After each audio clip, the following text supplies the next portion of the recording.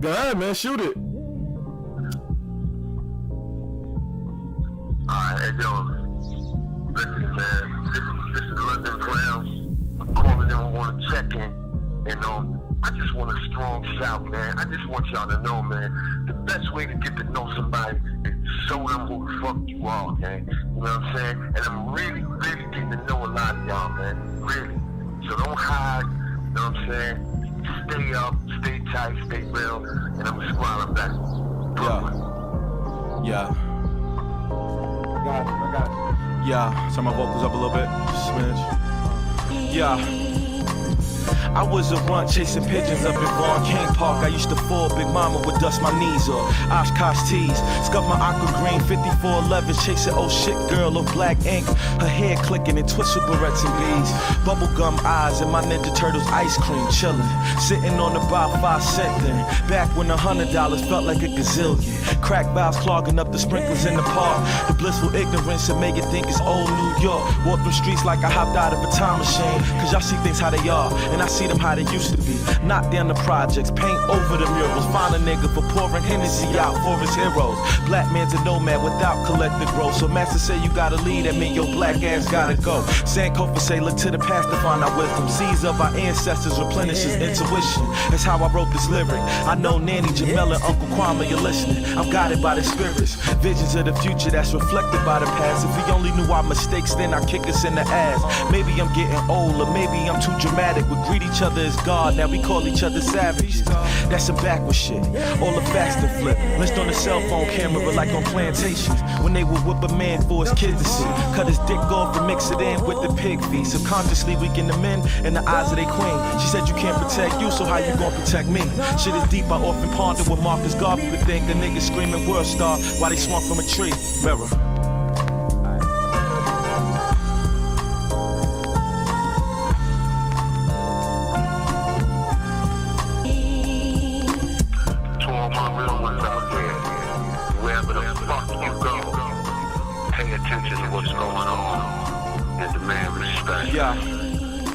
Uncles was all God-bodied. Had names like Infinite, True God, Saladin, and Born Knowledge. Bombing in the streets, wild kamikaze. Buck the heat, I would watch him like war wounds for drug beat. Twist the cap off his old English with his teeth. Isaac Hayes by the time I get the Phoenix on repeat. Uncle Pop, Coney Island legend, Bing Monster, Black Panther 97, went to war with the Aryans. Killed the chicken with his bare hands, plucked it and balked it. Defeat the famine, he was only 11 then. Man before his time, dunked the ball when he was barely 5'9". All city in 3 sports, but MVP with the 9. Rob the corner store, take the surveillance tape. We would watch it in my crib like NBA players on game days. Sunday when you got knocked, I remember how much I cried. You home now, I'm still writing this with tears in my eyes. Cause you my idol, no words define your legacy. You taught me to see the best in me. Swaggy like my Uncle Flex, articulate goon. How many gangsters in BK came through Big Bro game room? I was still your wallabies, they was too large for my feet. Guess leathers are icebergs like I worked at S&D. Knuckle game legendary from Allenwood to Danbury. Cheesecakes from scratch, flash cash cause it's necessary. See so much of you in Heron and Glow. And all our issues killing me, I just thought you should know. It was growing pains and I know there's nothing that you don't know. But I still gotta be me, gotta follow my soul. Scratch that, my Uncle Mark, my heart, the reason I started rapping. I was a baby, he would let me take vinyls and scratch him. Brownsville warrior, hustles, he ran through all of them. Plate in his head, bullet fragment still in his abdomen. A true survivor, few was lava. Koki, my little brother, forever I got him. I could go on and on, but my words too strong for this song. Thought I should look away, but I'm caught up staring too long in black mirrors. I want everybody to know this is King Sean Go.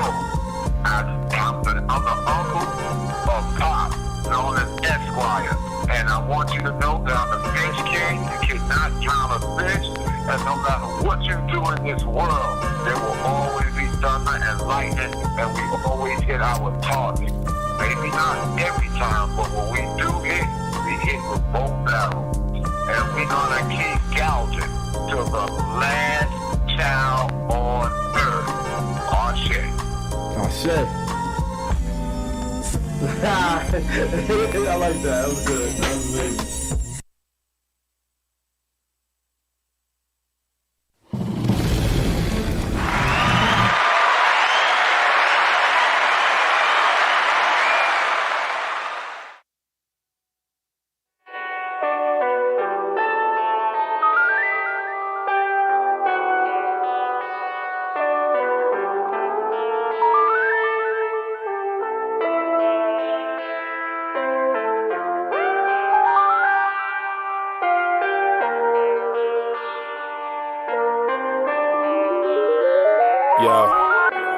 taking over. The sun is shining, the rain is over. The suffering is still happening, but the pain is over. I smell death, but the life in me overcame the odor. Became older, in over 3 years I remained sober. Out the cocoon, the buffoon, I howl at the moon, but the moon will remain the same, cause the game is to not be moved. Follow the sun, from the sun the darkness will run, but the darkness will chase the light. After light, the darkness will come. These are the cycles, they move in rhythms. The realisms of enlightenment, fighting life with a private knife is like a private fight on a private flight with the pilot light. The plane is crashing, whether you win the fight, you're gonna die tonight. In this dark world, let your blood be the guiding light. Let your blood nourish your perception till your mind is right. Once your mind is right, let your third eye guide your sight. Once your sight is right, the whole world is gonna be sounding like this and like that and like this and like that and like this and like that and like this and like that and like this and like that and like this and like that and like this and like that and like this and like that. Yo, feel like I'm in outer space, out of place in my inner space, riding down I-95 of my interstate. The mental road that I chose has like 1,000 toes. You can think 1,000 miles per hour when the mouth is closed. The sun will rise even after the longest night. You can be planning your day tomorrow, but you could be gone tonight. Spend the night snoring and then be gone in the morning. Tell your friend you'll see him soon and be gone by the afternoon. He walks around with his pants down and his chin up. Word around town, he's the man now, but don't give a fuck. Slinging everything for a chain in a heavy rain. The evil in which he saw was the evil that he became.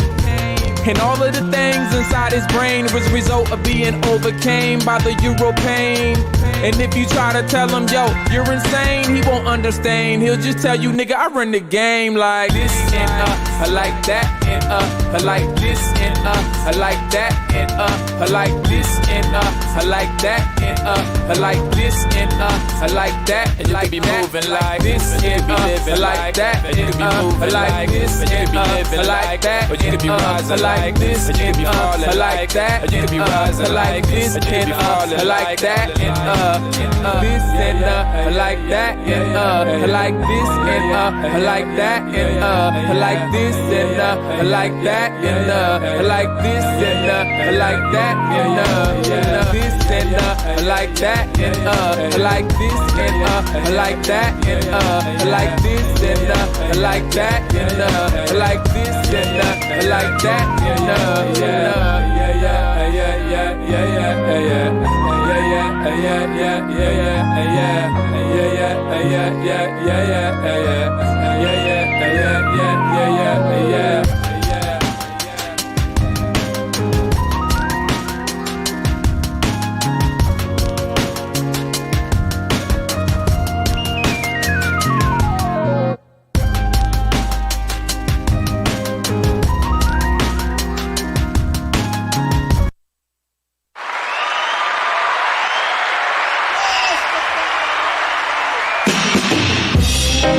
God bless, no man curse.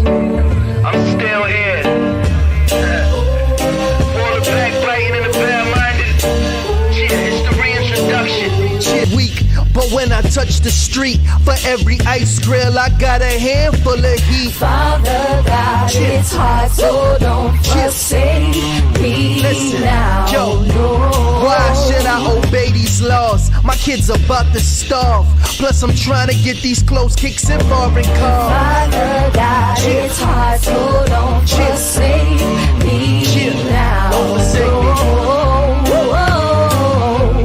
Don't forsake me now. Father God, I just want to thank you, Lord, for guiding me, protecting me, and keeping me.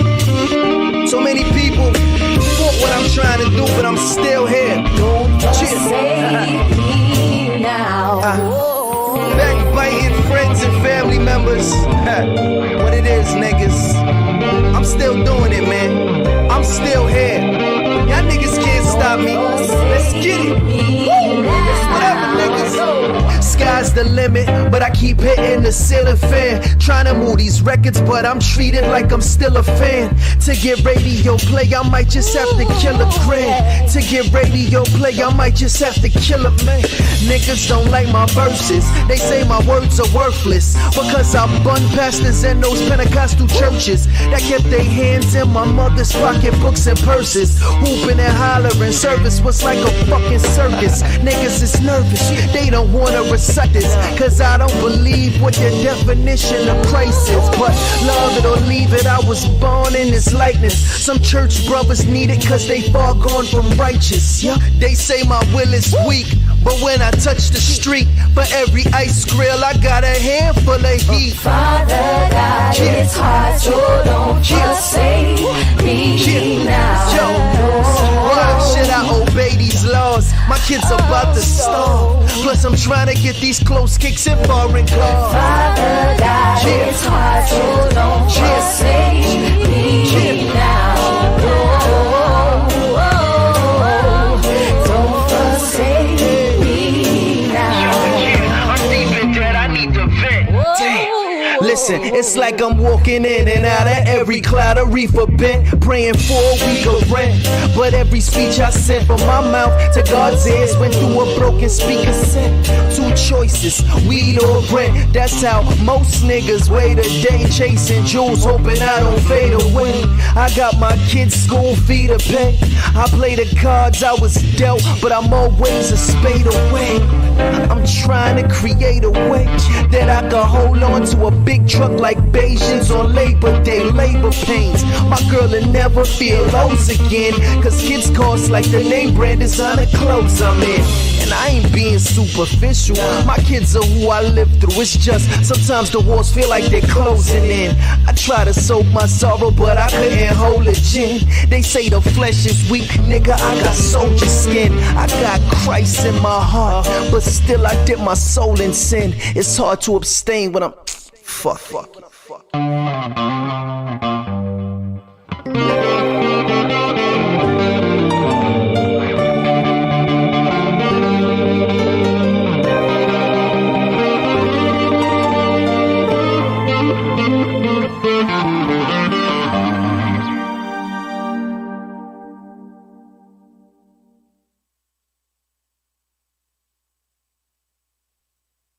Did you know that the average adult has 5 to 20 pounds?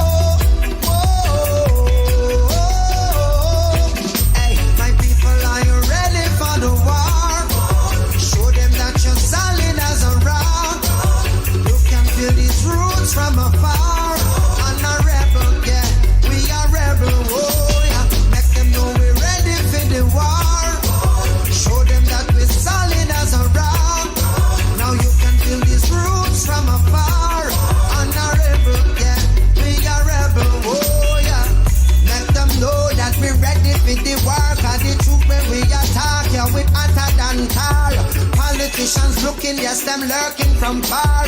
In a drum bar, me and them now go part. Turn it up now, yes, the pressure buck now. Shall we lead the people so my people don't give up now? Yes, the road is rough now, and the dirty time now. Make them know we're ready, are you ready for the war? Let them know we're ready for the war. Let them know we're solid as a rock. You can feel these roots from afar.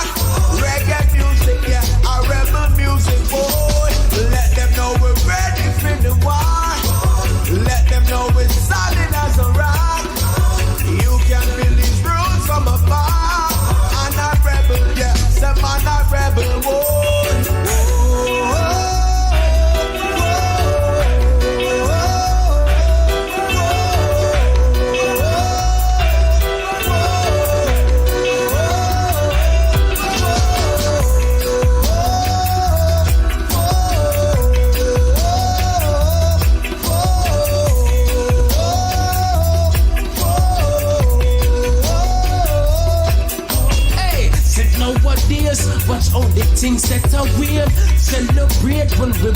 off the shackle chains. Can't contain how them think them coulda come in slave. Them shoulda play it safe and change them dirty ways. Looking at the mirror, I see scars on my back. Looking at the mirror, my reflections looking back. Wanna make myself proud, so me start attack. Jump over the stumbling blocks. So I'm telling you, making sure you're ready for the war. Let them know you're solid as a rock. You can feel these roots from afar.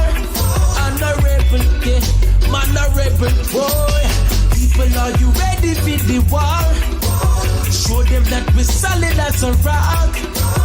You can feel these roots from afar. Honorable, yeah, honorable boy.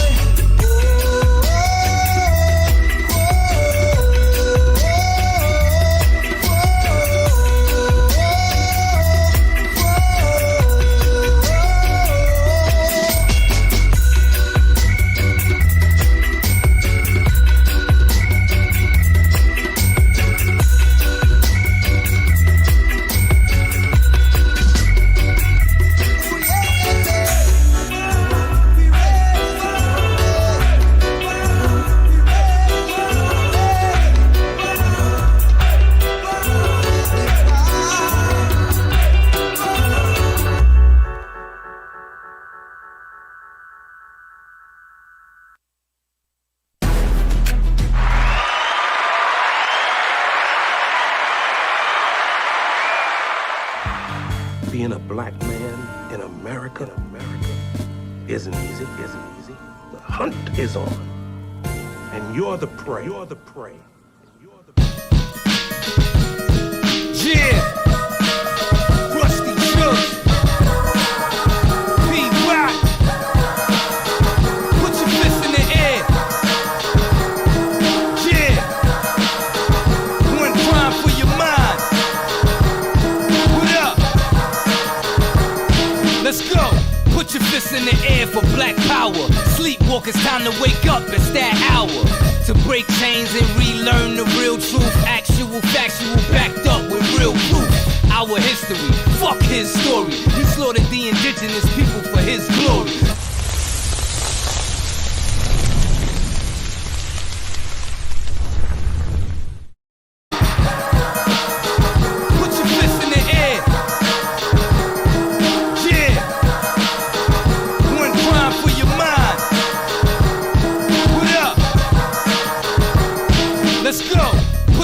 In the air for black power.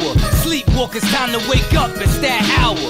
To break chains and relearn the real truth. Actual, factual, backed up with real proof. Our history, fuck his story. He slaughtered the indigenous people for his glory. So how's the oppressor gonna tell the oppressed how to speak about oppression? Speak to the Western. My skin is a weapon of white eyes. The black man exposing these white lies. Legalize being black in America. We still slaves, that's a fact in America. The black man take a knee, they all riot. The black man take a bullet, they all quiet. Poison in the water, poison in the food. Put poison in your mind through that motherfucking tube. Black people, the war is on and you're the prey. No time to pray, bang, I'm gon' spray. Black people, the war is on and you're the prey. No time to pray, bang, I'm gon' spray. What we gon' do? Fight back. What we gon' do? Fight back. What we gon' do? Fight back. When they hit, we strike back. What we gon' do? Fight back. What we gon' do? Fight back. When they hit, we strike back. When they hit, we strike back. What we gon' do? Fight back. Put your fists in the air for black power. Flags red, black, green in the air. It's that sour. Hemp plants cure 32 cancers. They killing us. Chemotherapy is not the answer. Fuck America KKK, they pushing that agenda hard as gay. When they say go back to Africa, it's funny, I swear, cause we the Native Americans who were already here. Yo, Columbus brought genocide, rape, and torture. Contrary from what your teachers in your textbooks torture. Terrence Butcher needed assistance. Instead, they took his existence in an instant. Hands in the air, they don't care, they squeezing. Black people is big game in this open season. But fuck that, when we unite, it's a rap form. I'ma bust more than a motherfucking rap form. Black people, the war is on and you're the prey. No time to pray, bang, I'm gon' spray. Black people, the war is on and you're the prey. No time to pray, bang, I'm gon' spray. What we gon' do? Fight back. What we gon' do? Fight back. What we gon' do? Fight back. When they hit, we strike back. What we gon' do? Fight back. What we gon' do? Fight back. When they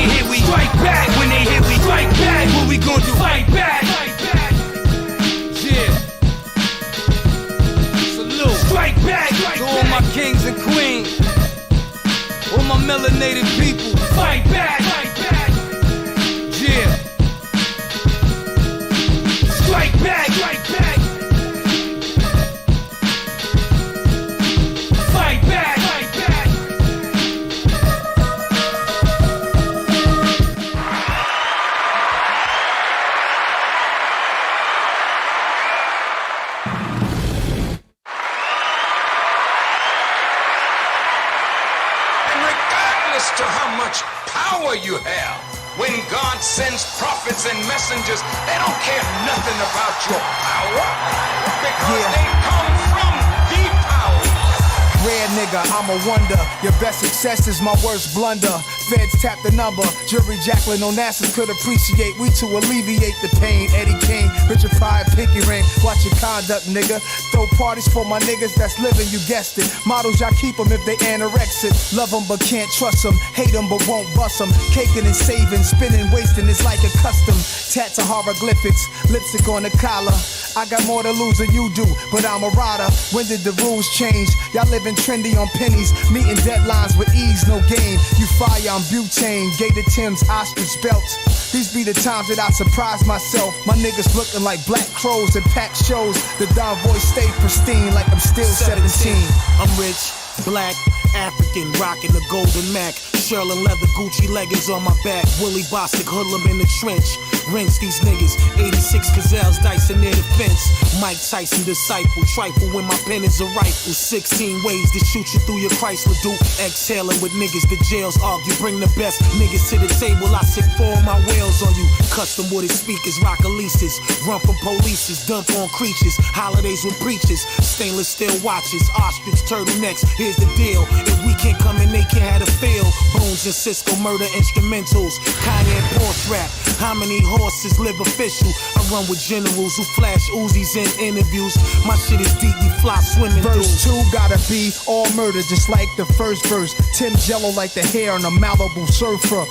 Yellow like my Harry Winston glistening arm B. Yellow like New York City piss stain concrete. Yo, who voted toasting in the wind? Las Vegas Otis, what you know? Leave it right here, we goats in the Lotus. Put a package on your head, be promoted. Keys in effect, paying these dumb fucking D's off in donuts. I hate to see you acting like a slave. To get an advance here and advance there because somebody else controls your destiny. Hey yo, I'm rich, black, umbrella, calico, Captain West Craven with a blade in the black. I'm hood ornaments, junkies win awards in my tournaments. My shit is listed like performance pits. You know we order hits, planes flying, niggas is sure to get ya. Whether in Costa Rica, Lisa, she sure to twist ya. Eating chow lo mein with chopsticks, Glocks with aim, watermelon chips, pop some pain for all the riches. Niggas forcing out they feelings, kid. Whether in hallways or the boats, now feel us, kid. Out in Alaska and the Astons, remember my passion. Hungry wolf who never eat in his castles. Bolivian connects, restless, yeah. Chef ambidextrous, quick to back you in like the Lexus shit. Hunted by the FBI, we gracious. More demonstrations, shit is tough, milk the carnation.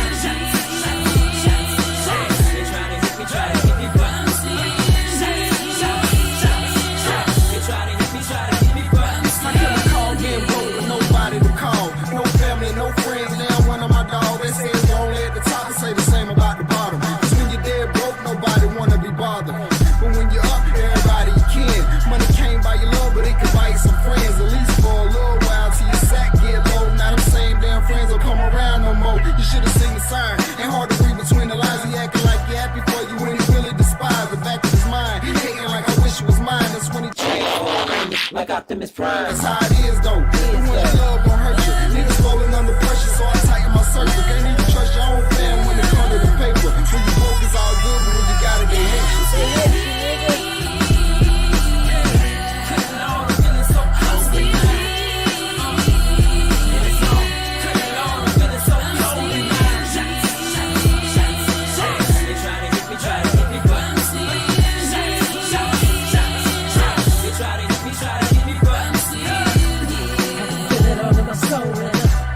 Feel it creeping up in my bones and I'm burned by my own ally. Couldn't Lord, I'm feeling so cold now. I can feel it all in my soul and I feel it creeping up in my bones and I'm burned by my own ally. Couldn't Lord, I'm feeling so cold now. Couldn't Lord, I'm feeling so cold now. Couldn't Lord, I'm feeling so cold now. They try to hit me, but I'm seeing. They try to hit me, but I'm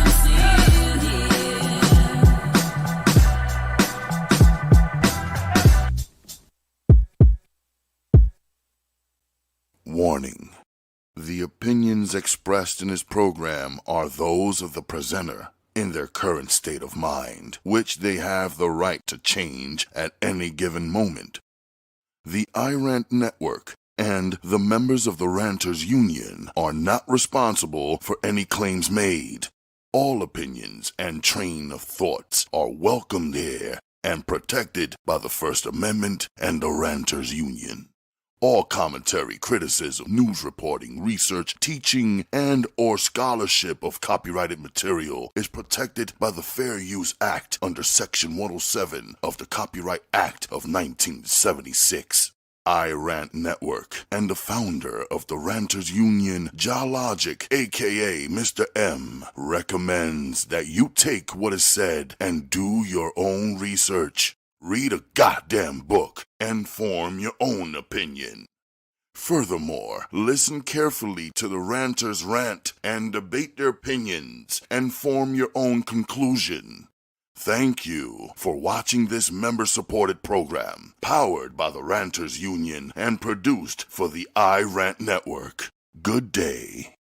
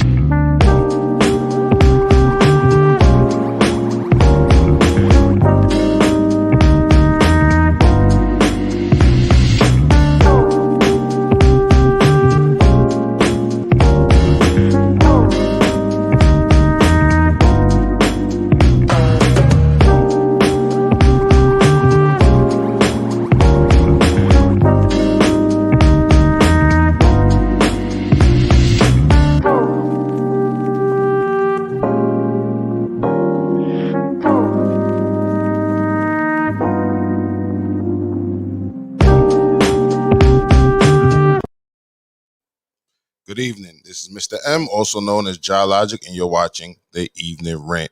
Salute to everybody who was in the chat already. I see you, Lord Vel, Ant Dog, Muhammad X. Shakur, my dude, Free Light, Atomic She Ill, aka Master, my cousin Master, The Rose Show, Aki Betha, Just One Love, Mills Lane, and if I'm missing anybody, forgive me, but I just wanted to give those shout out to all the people who was jamming with us in the beginning. You know what I'm saying? As we play some music today, there are a lot of news updates we want to get to. It's been a crazy week. However, we do want to talk about the young man, Kobe, the son of Arnold Daniel, who was shot by the Asian man.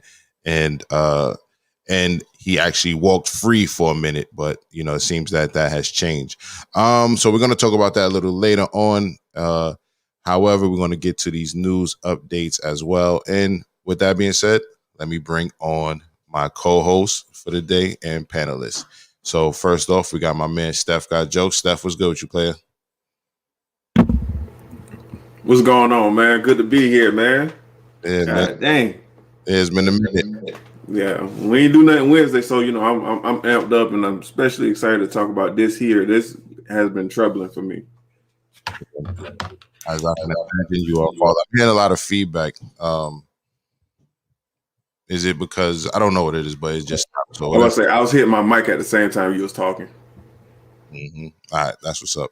And we have a few other panelists here as well, but not everyone is with us yet, but they will be joining us soon. But you know who stays ready? Your man, live from the trap house. Seems is going to be our, I don't know, our resident nigga on the couch. It seems that's what he's contempt with, bringing that look to the show. Yo, Game. what's gonna change, bro? I could be outside with the scenic view, but I got the NBA playoffs in the background on the couch chilling, so I don't be interrupting everybody with my ADD. So we definitely gonna pull up a Jamaican flag and some weed bag and some bottles of rum to make it a little more scenic for the next one. So this might be the last trap house view we get from Mighty Casey headquarters. I hope, because we actually have producers now. You know what I mean? So, also today we have Schoolboy. Schoolboy, what's up with you, player? What's happening? What's happening, man? I went out and got some new clothes. So this is my new shirt, and and I just wanted to show that off. You know what I'm saying? I want to go ahead and open up with that. You know what I mean? Since everybody leveling up. Yeah, I see you, Jimi Hendrix. Is that Jimi Hendrix? Hold on, nigga. You bugging. Oh yeah. I can't even read. My bad. Hilarious. Anyway, so we have some more people coming too, but we're going to officially start the show. It was a little sloppy of an intro to the show, so we're going to officially start it now. So for editing purposes. So with that being said, sit tight, and we're coming right back with this panel and a few other more panelists that might pull up for the evening rant. And you're sounding crazy loud. Let's get this right before we do it right. All right. Thank you. And Casey, tilt your camera already, because you can't hide the couch. So at this point, you just gotta embrace it. We don't want to see the whole couch. We want space up over your head. Right. There you go. Well, no. More. Yeah. Stop. All right. So let's start the show for real this time. Thank you for everybody who's watching. Just My Love says the best panel on YouTube. Thank you for that. And somebody is watching us in the group. That's what's up. You should come watch us on YouTube so we can see who you are. Shampy says, how's the family? How's everything? How's that family? How's everything? Excuse me. Everything is blessed. Good to see you, Shampy. All right, we're going to start the show for real this time. Let's get it. All right, hold on. All right.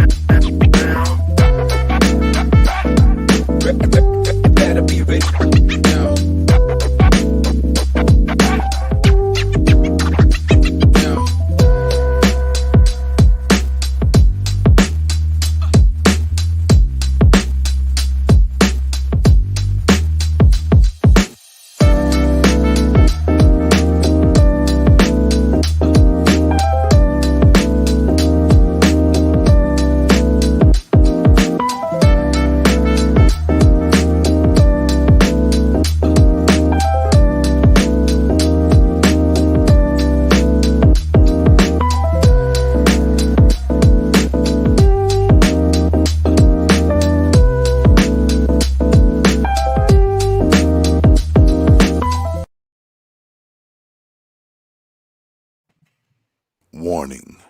The opinions expressed in this program are those of the presenter in their current state of mind, which they have the right to change at any given moment. The Rant Network and the members of the Ranters Union are not responsible for any claims made. All opinions and train of thoughts are welcomed here and protected by the First Amendment and the Ranters Union. All commentary, criticism, news reporting, research, teaching, and or scholarship of copyrighted material is protected by the Fair Use Act under Section 107 of the Copyright Act of 1976. Rant Network and the founder of the Ranters Union, Logic, aka Mr. M, recommends that you take what is said and do your own research. Read a goddamn book and form your own opinion. Furthermore, listen carefully to the Ranters rant and debate their opinions and form your own conclusion. Thank you for watching this member-supported program, powered by the Ranters Union and produced for the Rant Network. Good day. Good evening. My name is Mr. M, also known as Logic, and you're watching the Evening Rant. And with me, I have my panelists / co-host for the day, Steph Got Jokes, Casey Gain, and Schoolboy, or as I like to call him, Professor K. So we have some other panelists that probably will be pulling up a little later. However, we're going to get to some news updates. We're going to start the show with some news updates. And I labeled today's episode Bad Decisions because it seems that most of the things I was seeing in the news, particularly recently, just were horrible bad decisions, like over the top bad decisions. So, but with the first story I want to talk about, the first update I want to talk about, Pinellas County Sheriff is coming out of Steph's hometown, Florida. A man who escaped from prison in Pinellas County Jail in Florida. Cody John Duru, 25. We'll see him in a video hosting himself over jail walls and managed to scale the razor wiring atop the wall. Deputies repeatedly attempted to pull Jandoru off of the fence, but were unsuccessful. His escape was short-lived. Jandoru was captured just 10 minutes after his escape at a nearby business. Now, I'm not labeling this particular situation a horrible decision. I would say if you're in prison and you see it out, hey, man, do what you got to do. But most of the stories we're going to talk about after this are extremely horrible decisions. But this dude just kind of went for his. So let's check it out. This comes to us from Fox 13. All right. Sheriff says someone hasn't escaped from his jail in 25 years. Well, that changed 10 o'clock Wednesday morning when a guard stepped away for a brief moment. He immediately went over and he used the door handle, he used the awning, and he used the conduit that you can see there in the photograph to hoist himself up. 26 seconds was all it took for murder suspect Cody Jandro to get over the wall using his shirt to try and protect himself from the razor wire. He then scaled a second fence with more razor wire and led deputies on a chase before he was tased and tackled near a golf cart business. This started in the rec yard of a maximum security area where they are now reviewing and investigating their own security measures. This is the first time, I think, in like 25 years that we've had this happen.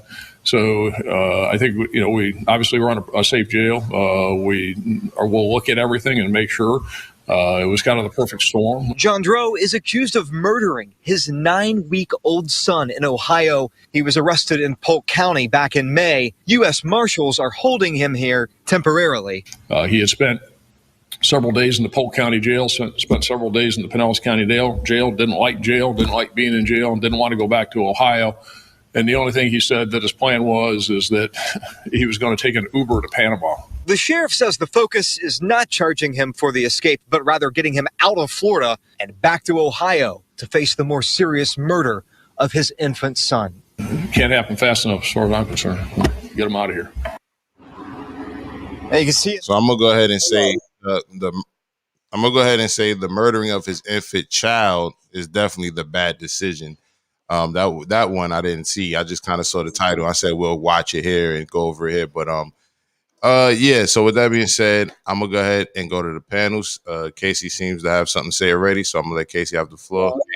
I'm just curious to find out more about how he killed his infant son and why and the details behind that.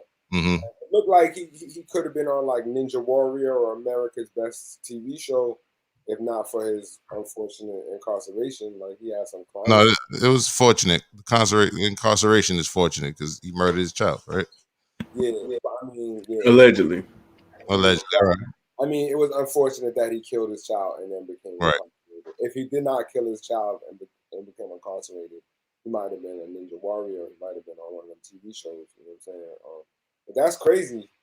I want like the jails part is expected. It's crazy no one else tried to do that when it looked so easy for so many years, and they give you shirts and stuff that you could avoid the barbed wire. You know what I mean? No one ever tried it when it didn't look that hard.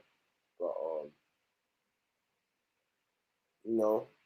salute to everyone trying to get out, man. But not salute to no child murderers. And salute to Lloyd Vale talking about him. He got to go work out. He don't want to miss this, brother. I seen your arms. Working out is way more important, sir. Go hit the gym. I'm like, why didn't the jail people beat him up and throw him on the shit first? Like, you're supposed to get pedophiles and you might as well beat up baby killers. That gotta be like the worst thing on the crimes you can commit. Yeah, but usually those guys they don't be trying to show their paperwork, and then when you're in jail, folks ain't really checking you for your paperwork like that. When he gets to Ohio, he gonna have to figure that shit out. And most people who kill infants aren't trying to kill that infant, right? And they're in there for some kind of negligence of some sort. But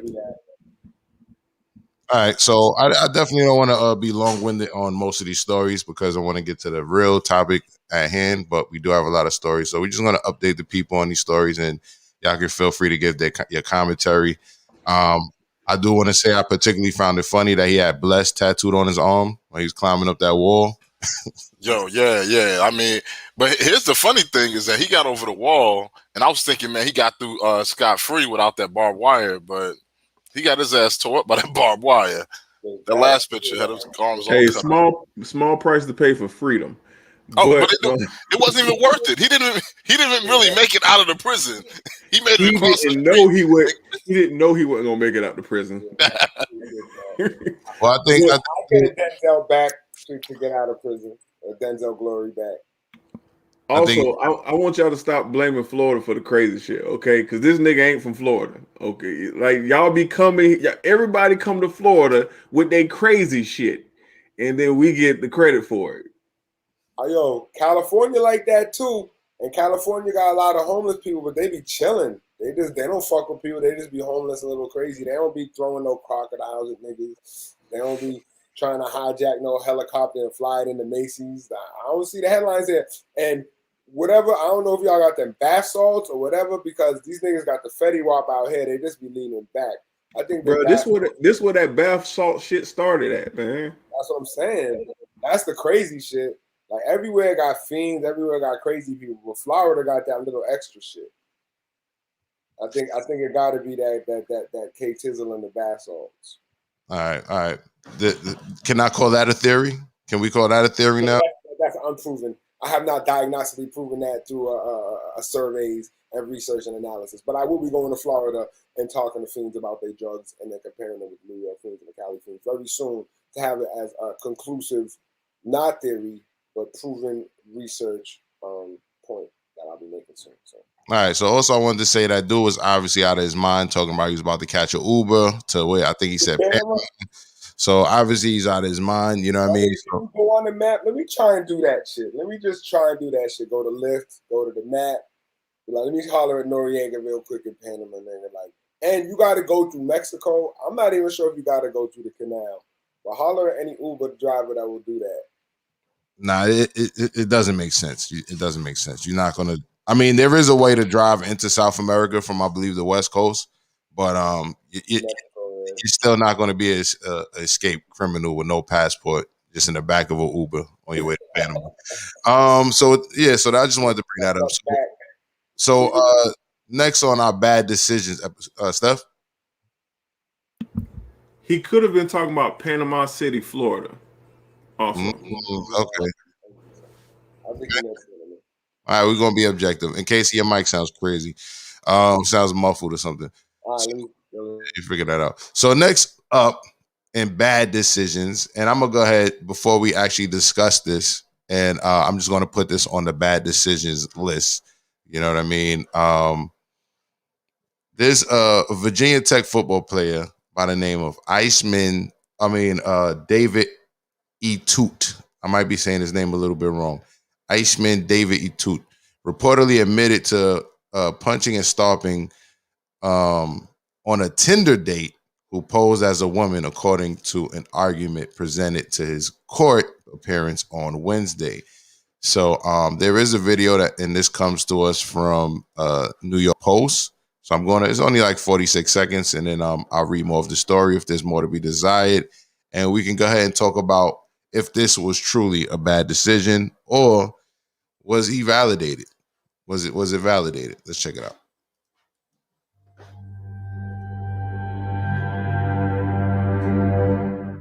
So basically, they're just putting the facts on the screen. And as I stated, he went on a Tinder date with someone who posed as a woman. But this is the man who posed as a woman online. So I'm going to go ahead and go on a limb and say when they say he posed as a woman, he probably just had a picture of a woman. So in person, I don't, think that this guy was pulling off any, drag queen business, anything like that. You know what I mean? I don't think he was cross-dressing, anything like that. I believe when he met up with the man, he just saw it was the man instead of the picture of the female on Tinder. I'm going to play the rest of the video. As it states right here, he met up with him. He punched Jerry Smith, 40 years old, 5 times in the face and stomped on him. All right.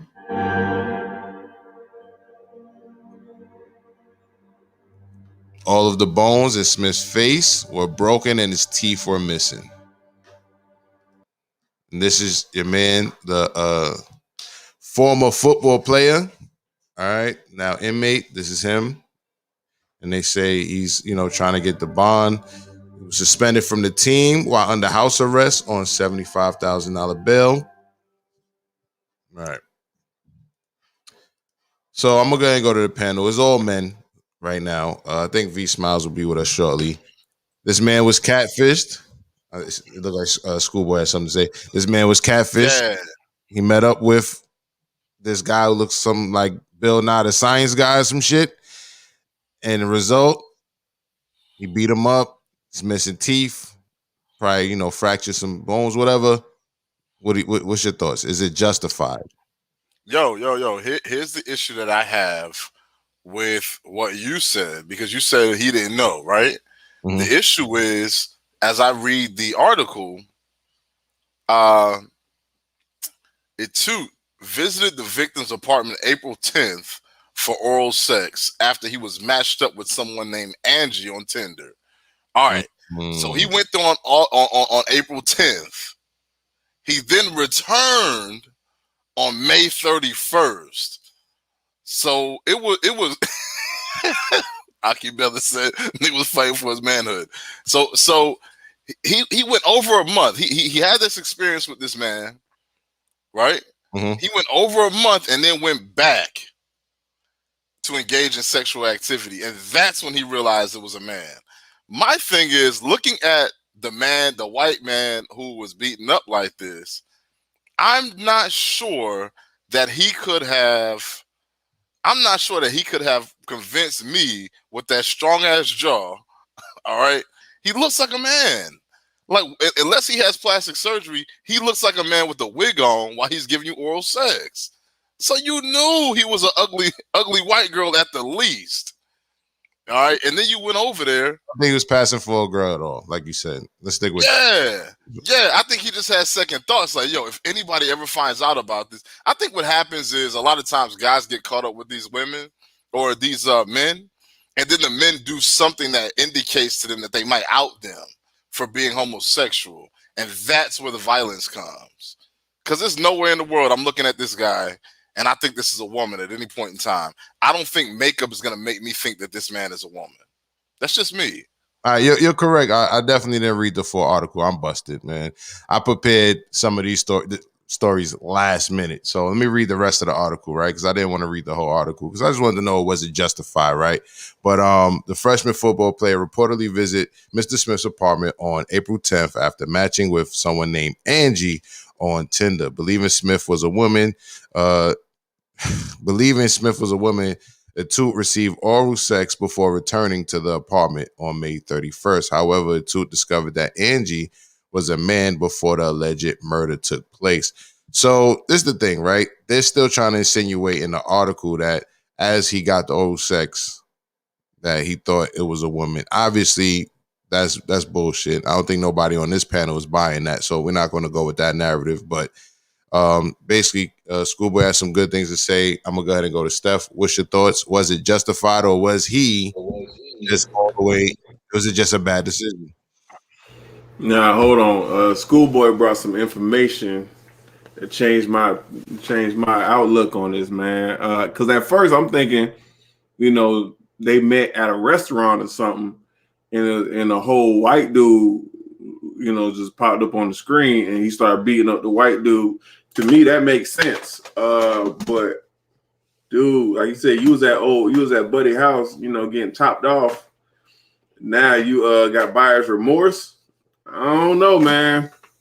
You probably should be in prison. You out here beating up people. Either you liked it, and you didn't like that you liked it.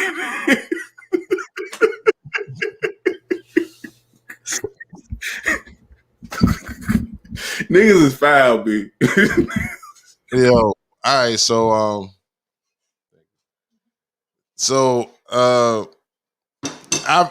I don't buy it that, obviously that was he thought that was a woman by any chance. But under the original, sentiment, right? That people were saying like the title itself just says allegedly kills Tinder Day who posed as a woman, right? So that you saying that if that was the case, he would have been justified for killing the guy. He actually killed the guy. That's what I'm saying.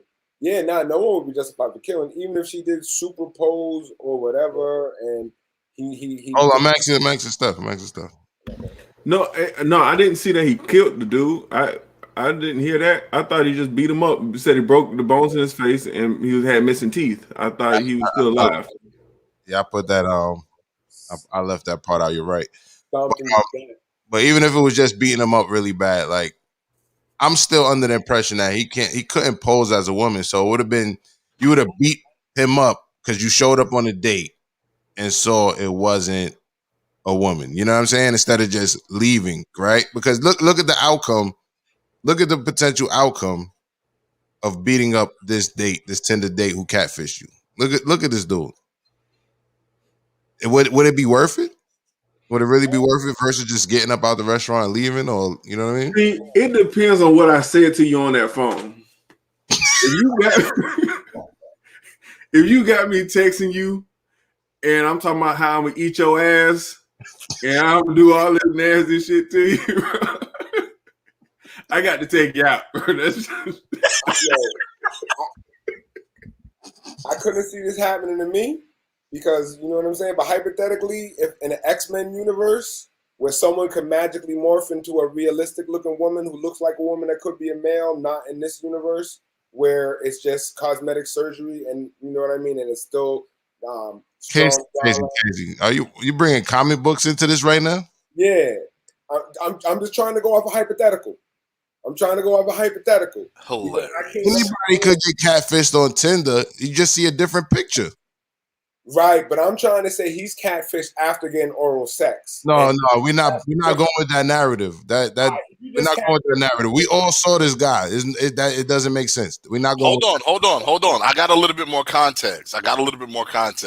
So I'm doing some more research over here, and someone said, the family spokesperson said, this man was maybe 112 pounds soaking wet. Ooh. I think that's the context. That if he wore a wig, he's a slender man. No. Stop it. Okay, all right. Well, I tried. No. if you put a male midget in a dress, nigga, that's still a male midget, nigga. It's still even if he's smaller, nigga. I don't care. No. Listen, with all that, listen, I appreciate everybody's feedback, but I really need to hear my man who just pulled up's feedback, our special guest panelist, J Doug. J Doug, good evening, sir. Oh, good evening. How is well? How is everyone? Friday night. Good to see you, man. Salute. What up, Doug? Feeling good. Got that old nigga nap in. All right. My boy? Are you familiar with the story? This young man right here met up with. I did see the headline. Okay. He was catfish, but he received oral sex from this man right here. Oh Lord. And came back on a later date and beat him to death. Yeah. You see, a lot of times, man, with these young guys, what they do is they be selling their booty and stuff to these men with money, just like these young women. And yeah, this is what happened. I don't even think they probably was in a full relationship. Probably was and had him a little trick situation. He was probably putting a couple $100 in his pocket to buy some weed. And old man said, "Hey, I'm not gonna give you no more money." And my old boy went off. Man, people got all type of weird little arrangements. I don't think this was just no Tinder date. Right. That was probably his sugar daddy. So you raised really good points. Casey, go ahead. I'm saying the dude was just a bartender. I don't know how rich he was. So you're saying the dude was paying this black football player to let him suck his dick. And you know what I'm saying? In that situation. Hey, white people all got getting the money from it, and then he just got sick of it. I don't know. When I look at a lot of these Mr. C situations, I think a lot of these people, know they're gay, and because of the climate we have in the black community, it's forced under. You know what I mean? They can't flaunt it, so they gotta hide it, and they gotta. Wait. You saying that people can't be gay in a black community?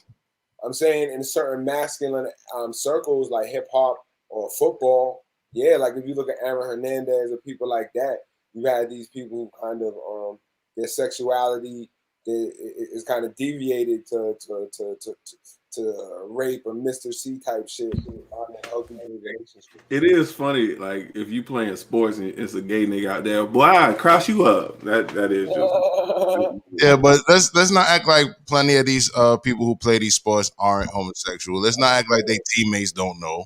You know what I mean? I was watching a podcast. What's them brothers' name that got the football?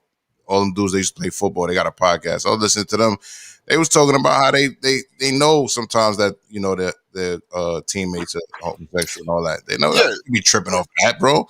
Yeah, no, definitely. They be faking the funk. It's only one person in the North American sports that has professional sports that's ever came out. I'm sorry, it's two. It's two people. So it's not like everybody's coming out, and I'm not saying the numbers say there's more gay people there. Mm-hmm. It's just they're not coming out. Well, I know. When I was playing high school football, we had a guy who was actually a twin who's homosexual, and I recently found out that the white girl who used to like me a lot in high school, her brother is his boyfriend. If that makes any sense. So yeah, we knew he was gay, and we would always make jokes about the fact that he was gay, like consistently. I mean, I'm not necessarily. All right, so y'all was joking to him, but were y'all beating him up? Oh no. Who? Right. I mean, I've always had a rule. Like I don't fight gay people, so yeah. It's just not my thing. Some of them, I've seen some gay people got hands, bro. Don't. That's the other thing about it. That's still a grown man, and more than us straight men who have that respect for that low level violence between us. Gay men have to be even more cognizant of that, because at any given moment, somebody want to beat their ass. So usually they can fight. Like, just generally speaking, they can fight, because I mean, I'm pretty sure that they end up in situations between each other where they're like, yeah, I'm not giving it up, and the other guy's like, oh yeah, you're giving it up.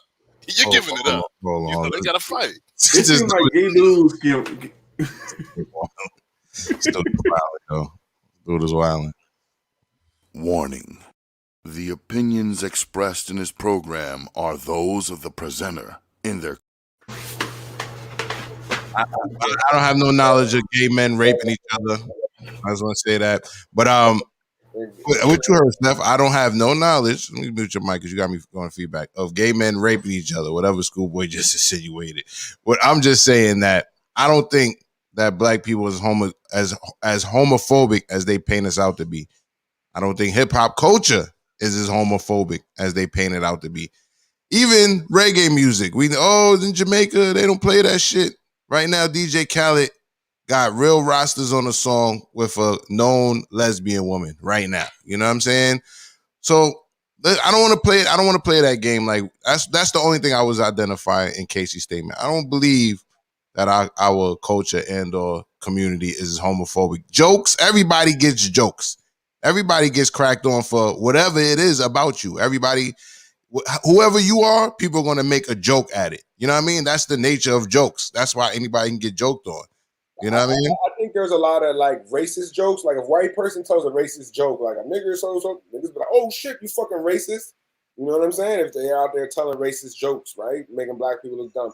So there is an element of truth in jokes that we can't hide. Yeah, but those same white people have so-called black people enslaved for how many years? So I don't recall ever having gay people enslaved.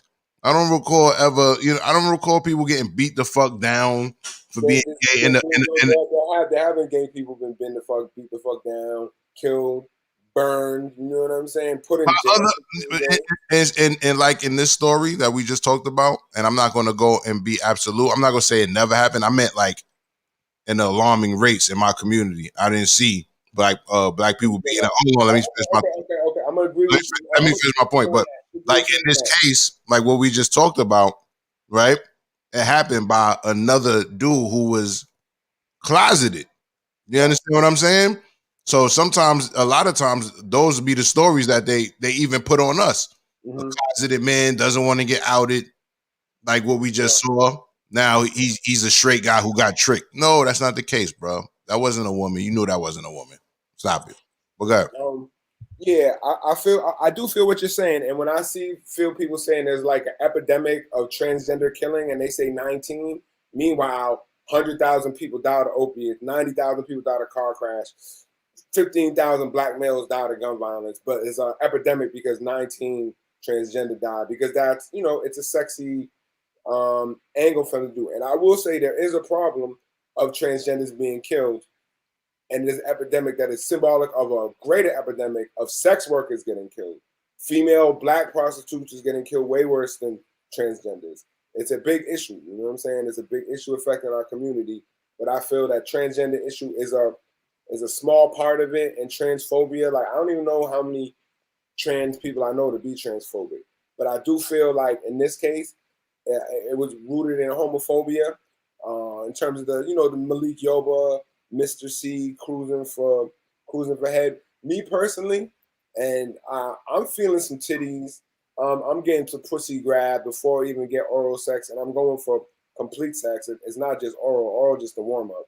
So he had to know something that he just getting head, unless she say she's always on her period. He had to know, and it's one of those things like you have to know, but you don't want to know, and you put it to his head, and he knew, and then I think it could have been one of those things he might have had. Anger management issues already. He could have been conflicted about his own sexuality. And when that combines with him being a 280-pound linebacker and a 112-pound white dude, you know what I'm saying? Unfortunately, like in other circumstances, he might not have been killed. But and that's why I could say no one ever deserves to die. Like nigga could have pretended to be fucking Halle Berry, had a Halle Berry costume on, let the whole team on the train on him, and then had AIDS. Then he might have deserved. Where is this going? Casey. Casey. No one deserves to die. That's it. Fair. Yo, I got a little bit more context, everybody. So, this guy's name, what is his name? I want to see a picture of him just like a woman. Hold on. Hold on. His name is E.C. Mimin. Long story short, I looked up the origin of his name, and it's actually Nigerian. So he's a Nigerian guy. His family's from Nigeria. He's got a really Africanized name. So he's probably like fresh. I'm not gonna say fresh off the boat, but maybe second generation, first generation here, right? So yeah, they don't play that like that in Nigeria, man. He knew full well when he went in there something's off. Has anybody else encountered? Let me say this. I'll talk personally. I have been in close contact with a person. When I say close contact, like we're in the same room, we're talking to each other. In that conversation, I immediately realized, oh, this person is not who they say they are. They're not who they're representing. The energy is masculine. They're, I feel like men and women actually like feel and smell different. So I can tell the difference. So he went up in that situation knowing full well that's a full-grown man. He knew that. And he knew he couldn't go back to his family, his African family, and talk about or be found out to be having sex with a man, because they don't play that in their culture. His dad was not going to let him live that down. That's not going to be cool. You know what I'm saying? So that's what happened, man. I really feel like the guy indicated in some kind of way that maybe this could be a situation where he could be outed, and he wasn't going to let that happen. And he lost his cool. You know what I mean? But somebody just made that comment. You can't fight no gay dude and get no win off of that. That's not the way this thing goes. If somebody's gay, you got to leave them alone. The only people who are fighting gay men are other gay men or men in the closet. Straight men don't do that. All right, so then we're in agreement that it shouldn't have happened. You shouldn't have fought him. J Doug, you have to say something before I move on? I just wanted to say that guy don't look like the transgender though. That guy look like one of them old school white closeted cross dressers. He don't really look like no new age transgender who's trying to be a woman. He look like I agree. Wear some heels at night and play with some little black boys, and he got a couple dollars to do it. And I know Chasey said he a bartender. Where he get the money? They white people got all type of set-asides, inheritance, and different things. They got money. That's what I mean. They could just bullshit at a bar and play with booty that night. What? And it's so many. It's an epidemic in the hood of them young niggas being undercover to get some money.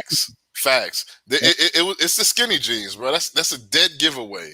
If a nigga walking around, somebody said this the other night. I was watching a show the other night, and the guy said, if your man is more concerned with fashion than he is with making money, he's probably homosexual. And I just have to agree with them. Because most straight men, like you know what I'm saying? Like I go to the store probably once a year and buy some new clothes. Because fuck what you think about my clothes. I got money in my pocket, right? A guy who's like, yeah, I gotta spend $300 on some jeans. Let me finish, Casey. I gotta spend $300 on some jeans. I gotta spend $200 on this shirt. I gotta look fresh. For who? Like, because women are fucking bummy looking ass niggas every single day. You don't have to wear no fashionable clothes to get poom poom. It's not the way it works. I would like to move on personally. Everybody good? Y'all got it all out your system? All right. Now we're gonna put a button on saying if it's an epidemic on transgenders getting attacked, they need to man up. I don't think that's the right choice of words, but yeah, good point. It's possible for them to do it though. Warning. The opinions expressed in this program are those of the presenter in their current state of mind, which they have the right to change at any given moment. The iRant Network and the members of the Ranters Union are not responsible for any claims made. All opinions and train of thoughts are welcomed here and protected by the First Amendment and the Ranters Union. All commentary, criticism, news reporting, research, teaching, and or scholarship of copyrighted material is protected by the Fair Use Act under Section 107 of the Copyright Act of 1976. All right. With all that being said, I want to go to our next story, our next bad decision. Welcome V Smiles into the fold for the next story. How you doing, V? Good to see you. And our next story. Hey, what's up? So our next story is about an MTA buses crashed into a brownstone and it hurt 16 people. So We actually have a video about this, so we're going to play it. We want to Let's get check to it that out. shocking new surveillance video from inside the MTA bus that slammed into that building in Brooklyn. You saw it here first on News 4. Let's show you it again. It did not take long to get the MTA's attention this afternoon. The agency says this raises questions about whether the driver was following basic safety rules. All of this as that bus remains inside that building more than 48 hours later. News 4's Paisy Chang live in Prospect Lefferts Gardens. Paisy. And Natalie, this bus is still in the side of this building. They haven't yet been able to move. What this video does show us, those are the moments before the crash. What you see is the driver getting out of his seat, coming back into the driver's seat, and that's when the bus loses control. The question is, why was the driver not able to stop? Video first obtained by News 4 from inside an MTA bus as it barreled through a Brooklyn neighborhood and into a brownstone. Whoa! Oh my gosh. The onboard camera shows the driver remove one bag from the floor of his seat. He gets up and gets back into the seat. He releases what is like an emergency brake and lurches forward, hitting the vehicle in front of him. Instead of stopping, he hits the vehicle again and seems to accelerate, furiously steering the bus as it veers into the other lane, crashing into a black pickup truck before hitting this building. Something gets stuck on the gas pedal. That was like making it like, and then he panicked and couldn't think enough to like change that. MTA union leaders asking the public to not rush judgment. This is a veteran operator with an exemplary record. You know, he's driven hundreds of thousands of miles without ever having an incident. And it's a shame that this happened. We got to find out exactly what happened. And we don't want people jumping to conclusions. JP Patafio says the driver is still in shock. He says he got out of his seat to change the route number on the bus. Patafio says the investigation will determine if there was a mechanical issue that prevented him from stopping the bus. Right now, he's still recovering. He's traumatized. He steered clear. I mean, there was no serious injuries or worse, and that's because he steered clear. The driver steered the bus into this building. The impact's so great, they can't even remove it yet for fear the building will collapse. Looks wild. There's, could be a number of reasons why it happened, Who knows? Maybe a malfunction with the bus or I don't know. Now, there were 13 passengers on board the bus at the time of the crash. None of them had any major injuries. We're live from Prospect Lefferts Garden. Paisy Chang, News 4 New York. Well, I wish I was one of the people on the bus. That's a fact. Yeah, I'm gonna go ahead and say if I was on that bus, there'd be at least one major injury. I just want to say, I just want to say salute to the representatives. Hey, shout out to Priscinda, what's going on? But I just want to say salute to the representative who came out to speak for this man. This is not this man's fault. There's a lot of vehicles that are given to employees to drive that are faulty vehicles. A lot of these vehicles have a lot of problems with them, and because a lot of companies are obsessed with making money and utilizing their employees and their buses as much as they can, they often overlook things. And I really, really feel like he probably did try to stop, but I think there was something else that happened with that bus that didn't allow him to. All right, what about what they were saying that he probably had another bag under the seat? What if it was something like that? I think if they would have found that, wouldn't that have been like, because he's a nigga. They want to try him. They want to make sure they pin this nigga to the wall. Like, I think that they did not find that because that wasn't there. Clearly, he picked the bag up. He put the bag on top. So, I think if there was something else to prove that, he was faulty in this, just like, I know they took that nigga to the fucking drug test room and they stood right next to that nigga immediately. Like, they didn't close the door, nothing. If I remember right, if this is the story that happened a while back, he denied it, didn't he? The guy in the bus? I didn't hear that. This is happening a while back, right? And the footage is just coming out. Yeah, I think it happened about a week ago. It's very slightly recent. But they actually removed the bus earlier today. It's 4 days after the crash. They just removed the bus earlier today. Okay, I'm thinking about something different. Virginia Slim says the owner of that brownstone just hit a payday. That's a fact. I believe Steph has something to say. Steph? Well, I seen Vanessa mention, I heard her mention something about faulty equipment, and they very much may well have, but as a driver, literally, it is your job not to operate that vehicle if it's faulty. Any faulty things, whether it's brake, pipe, air leaks, anything, you're not supposed to drive it. That is 100% on you. They'll tell you that every single time. All right. Yeah. And also like, and then it's hard. This is hard for drivers to do. Is refuse to drive. Like they'll be like, "Hey man, just work with it for today," and they will pressure you to do it. You have to say no. Like they literally pressure you to do it all the time. As a commercial driver in New York City, like it's very different. And I know it's easy to say like, oh, you have to say no to your, employer, but working in New York City and all of the responsibilities that come with that, a lot of people, especially the men that I worked with, I was at a place where it wasn't that many females, mostly men. They had families, they had to take care of them. These extra hours gave these people opportunities, especially the MTA. Like that is, they always say ATM, like that's what is known as in New York City.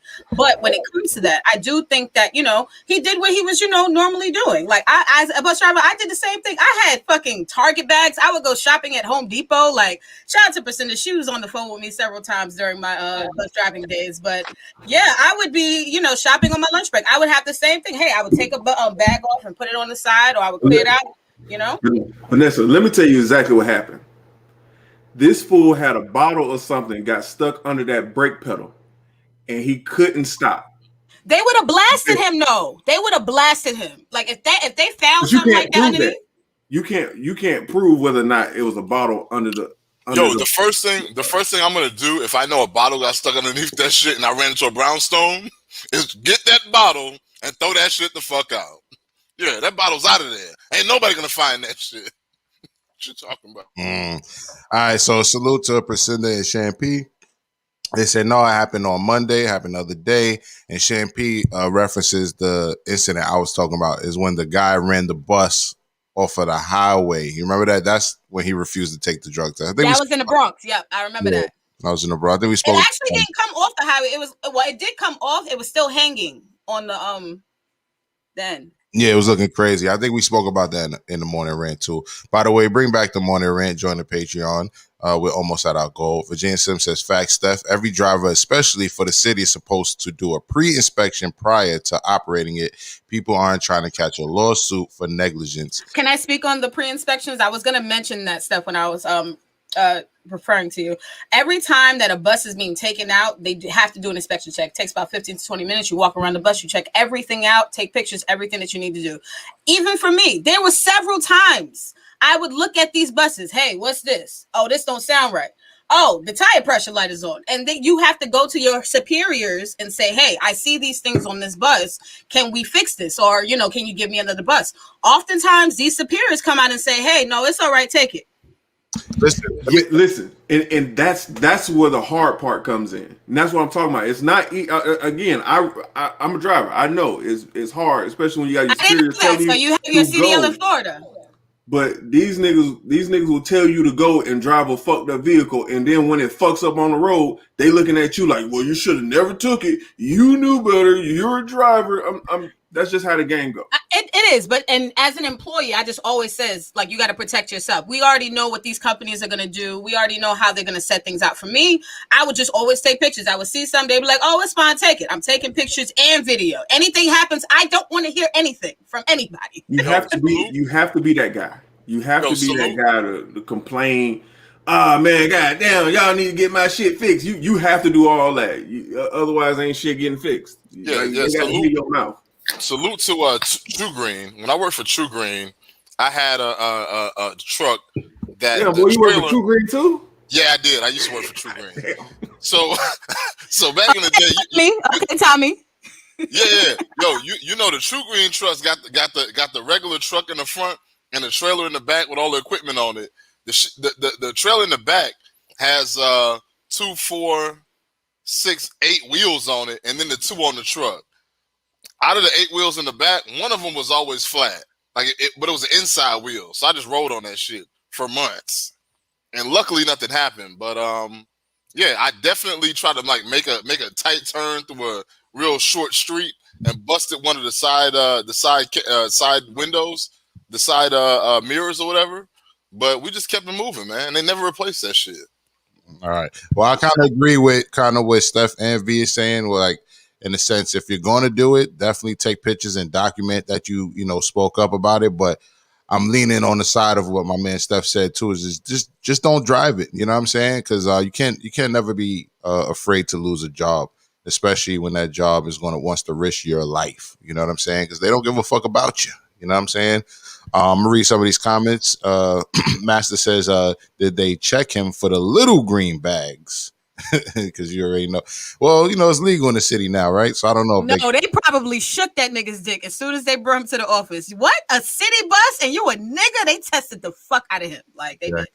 Presenda says they had a stressor ride driver pick me up smelling like gasoline. Oh shit. And Presenda is calling it stressor ride because that was the company I used to work for. So I used to drive those buses. So and she rode them. So these are testimonials.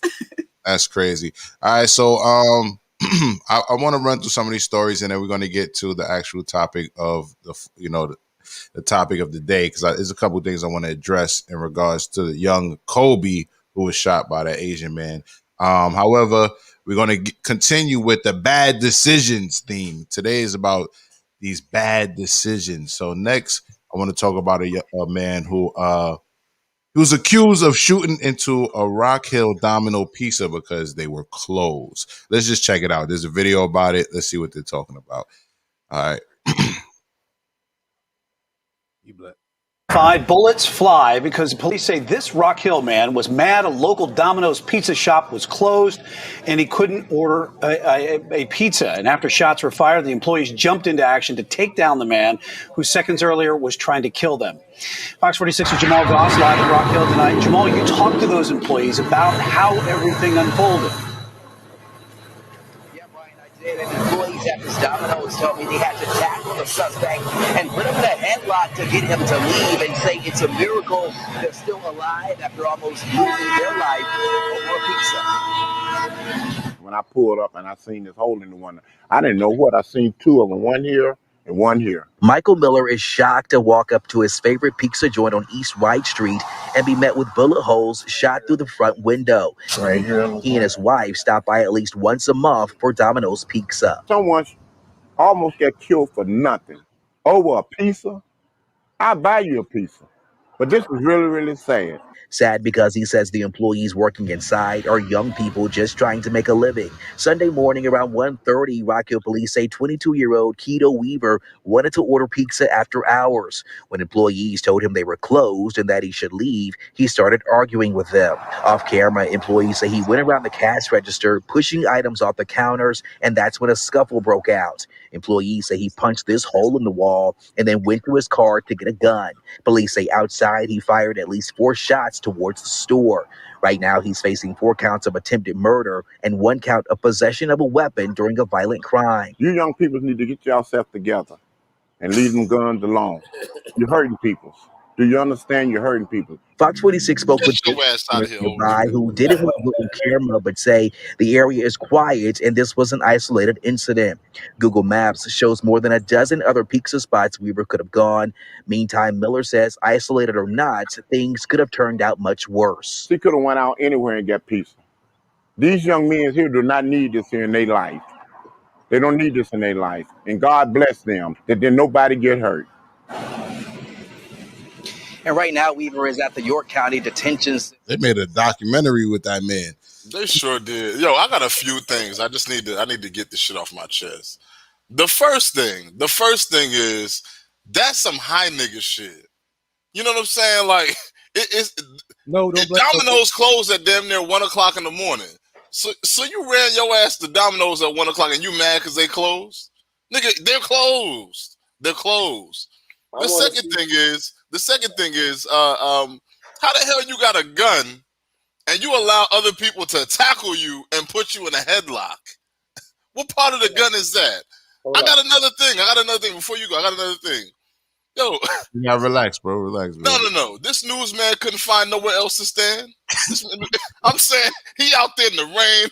It look like he about to blow. Hey, yo. And I'm not trying to hear thank you. Domino's is not that good. It's nobody's favorite pizza place. That old man sitting over there talking about these young people's got to stop. These young people's got nigga. No. What have you done for the young people in your community? They out there looking for pizza at 1 o'clock in the morning, shooting this shit up. What have you done to help this man so that doesn't happen to him in his life? All right, I'm done. I don't know if there's anything you can do with somebody to help somebody who's willing to shoot up a pizza spot for not having Domino's. I don't know if that's like his outside influences influencing him in that case. I think I know the father of that guy who did it. He actually tried to rob a McDowell's back in '88, and he was also tackled by some African gentleman who worked at the McDowell's by the name of Hakeem and Simi. So you know what I'm saying? So shout out to the new Hakeem and Simis who tackled this wild dude. But I feel like it's a general feeling, like I'm talking to my friends all over America. People are stressed out and they'll pull over guns over stupid reasons, over parking spots, over pizza, over road rage. Like we have a lot of people on edge, you know what I mean? A lot of people with mental health issues and firearms, and there's a lot of tension going on. So salute. I don't know why they interviewed that old man. Why they interview the young people who tackled him? I want to hear the story. And then I hit him like boom, boom, boom. And then bing, bing, he put up the hammer, boom. And I was like woof, woof, woof, boom, boom, boom. And then I took him and threw him out. And we good, nigga. I would like to see them interview Robert. Oh man, well, that's what's wrong with young people today, robbing the pizza stalls and exactly. Like I didn't want to hear from him that same old man hating on their generation. He probably was robbing pizza stores in his day. Now he want to be talking shit about the younger generation. Wow. I want to see the niggas. I want to see Hakeem and Simi and see how they took down this crazy nigga with his shotgun. I wanted. Did they use a mop? Did they take the mop stick out? How did they do it? All right, so I kind of forget what I was going to say before I was going to pass the mic, but I will say this. Kind of what I want to speak about later on in the show is why do we as Black people have to get blamed for everything that one Black person does? You know what I mean? Which is what that man kind of did. So we will definitely talk about that a little later if we can get to it. However, V has something to say in regards to this update. Go ahead. Okay. First of all, old man Gramps, okay, don't need no more goddamn pizza. There's diabetes and high blood pressure in the Black community, and they don't even need to be at that pizza shop at that age. Second of all, old man Gramps was not there, and I completely agree with you, Casey. We should be talking to Hakeem and Homeboy, who was out there taking niggas down. That's who I want to speak to. I want to speak to the nigga who seen what the fuck happened or who was in the midst of it. They tackled that man for minimum wage. Yes, too rich for my blood. But outside of that, though, I really think that it's nothing wrong with, and I know this sounds terrible. I don't really have a problem with the nigga shooting dominoes. I really don't. Because white people have done worse for less.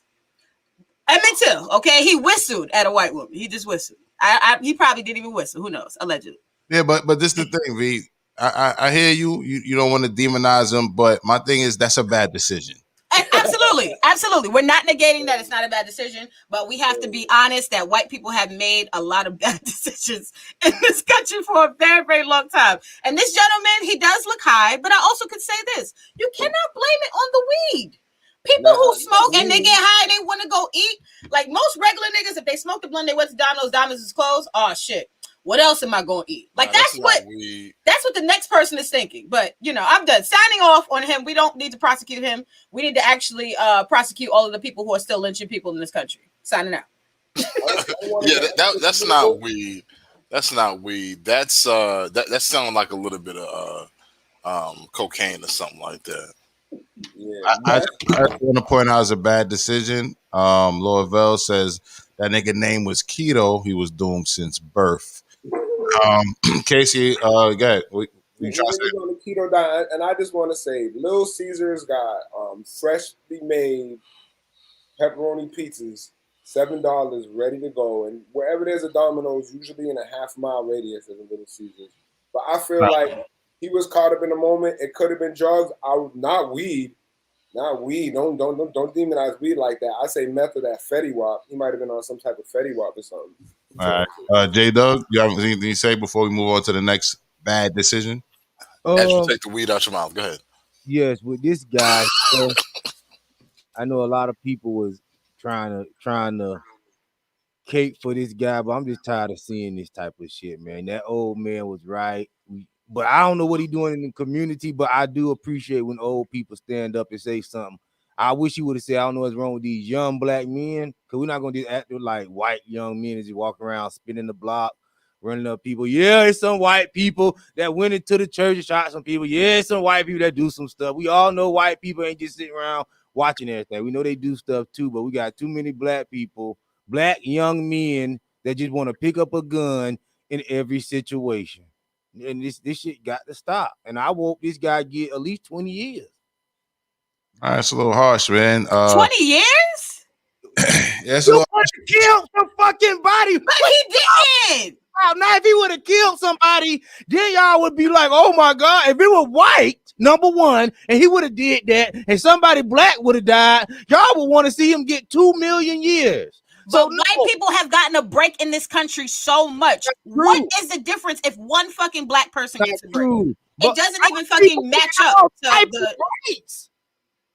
You think black people ain't getting no breaks in this country? No, they not getting no breaks. What you call it? Food stamps a break? When people have to sit up there and, you know, they have to be scrutinized just to get food, when they allow other people of other races to get way more in public funding? Like, come on, black people do not get a break in this country. Let's not do that. Black people go through the criminal justice system and get off all the time. Or don't go through the criminal justice because people don't snitch. No, I mean, listen. Y'all think everybody black. The Italians and white people get way more for snitching. These niggas don't go to jail. You got niggas who snitch and still got to do 10 years. I'll say this, right? I'll say this. You definitely can find scenarios where somebody gets off on something, right, of any race, right? However, in this country, and I've said it before, and this is factual, right? This country is in the top, I believe, 2 or 3. I really believe it's 2. As the largest population in prison, the largest percentage of its population in prison, right? This country. However, with us being a minority in this country, we still are the largest percentage in prison, right? So don't let that go over your head. That don't go to my head. That's not a problem for me if we're doing most of the crime. I don't. This is the thing. We don't do most of the crime. We're just most of the people in prison. Right. Listen, we may not do most of the crime, and white people may well do a lot of crime. They may do more crime than us. But why are we doing crime? Period. Listen, let's not. I don't want to jump from point to point. I get what you're saying. You're right, because this crime is still a bad decision. No, nigga, that's the deflection. I don't see that point. That's deflection. You deflected. Right. So you're going for. I don't want to go from point to point. What I want to point out is, right, when we talk about black people getting off in this country for crimes, that's a myth. I don't want no black people getting off for crimes. But you said that we overwhelmingly do. You said that we do most of the time. I say we do a lot of the time. I didn't say we do most of the time. I put word. I said we get off for crimes also in the criminal justice system. We get away with stuff also. I'm not talking about who or more. Y'all bring white people in it. I don't want white people getting off for crimes, and I don't want black people getting off for crimes either. I want everybody. You literally are the one that brought race into this whole conversation. I wish you would say something to the young black people. That was you. I said black. I didn't say white. Yes, because white people is not brought up race. Because white people is not young white male is not on hip hop songs rapping about spinning the block on other white males in their neighborhood. They on hip hop songs rapping about spinning the block on other black males in their song, but they're not in their suburb area killing each other over dope, over drugs, over songs, over rap, over beef. So stop it. Right, but this wasn't that case. This was obviously. I said I'm glad that the old man stood up and said something, and I wish he would have said something for a Pacific Collective. That's all I said. Right. Also demonizing us. That's not demonizing. I tell you, hold on. Happening. Hold on. Y'all not gonna talk over each other or me. Right. Also demonizing young black men. That's right. Because we're talking about one particular guy with mental problems, obviously, who made a bad decision shooting at a Domino's. This is not no rap beef. This is not no drug beef. This is no gang beef. This is a motherfucker who thought it was logical or made sense to shoot at a Domino's for being closed after business hours. Well, that's the same. Let me finish my point. There's no rap songs about that. You get no points for that. There's no niggas saying free my nigga the Domino shooter. That don't have nothing to do with young black men. That's him. Let me tell you this. If that's mental illness, that's the same mental illness that drive these young black men to rap about rap songs, talk about killing people. That's the same mental illness that makes you go kill somebody over some dope. That same mental illness, that same lack of appreciation for other people's life. It's the same fucking spirit, same fucking thing. And it need to be addressed the same fucking way. Yo, so like they said, America is the #1 most incarcerated population. Even though we don't have 4 billion people like China or 2 billion people like India, we only have 300 million. We still have the most people incarcerated, regardless of percentage. And a lot of these people is black males. And my issue is with the nonviolent drug offenders. And you know what I mean? And that's what kind of creates a cycle of violence. Because these young kids come in, they might not be bad kids at all. Then they come in, they got to join gangs, they come out and they're violent. But I agree with J. Doug in that we need to really condemn the violence, because when we talk about police violence, we look at white people, we say silence is violence. But within the own killings in our community, where we're just so vocal about police killings, but we're silent about the killings in our own community, that silence is violence as well. You know what I'm saying? So I do feel, if you do look at the statistics, young black males is killing each other at a crazy rate. A crazy proportionate rate. You know what I mean? And I'm not trying to demonize no one like that. I'm just trying to point out a problem that we need to solve. And this is Americans killing each other. But that's not the way America. When they say they on demon time.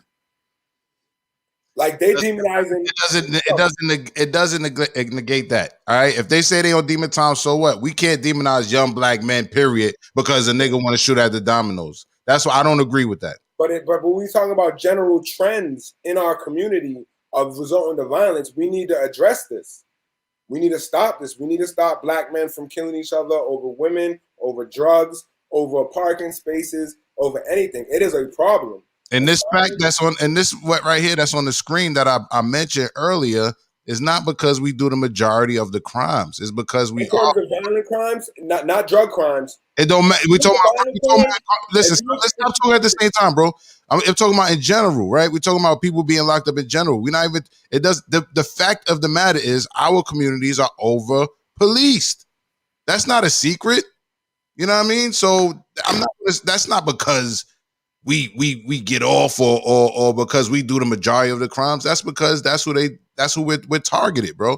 Well, I want V to talk because she's been trying to talk for a minute. And then but no, I just was going to agree with you exactly. I was just going to get to that. They're definitely targeted, and even J. Doug, I get what you're saying. It is absolutely a mental illness. That is not mentally sane to go and commit a heinous act like that. That's not okay. But I do think like when they handle mental illness in this country, it really depends on your race. With mental illness in the black community, it's normally shuffled into the the prison system versus mental illness, and other communities they're shuffled into retreats and all types of rehabilitation centers and these types of things. So I think that has to be handled differently. That's crazy she said that, because I know some white people who had some luxurious vacations because they was on drugs, and I know some black people who went to fucking jail. But J. Doug, you want to say what you got to say?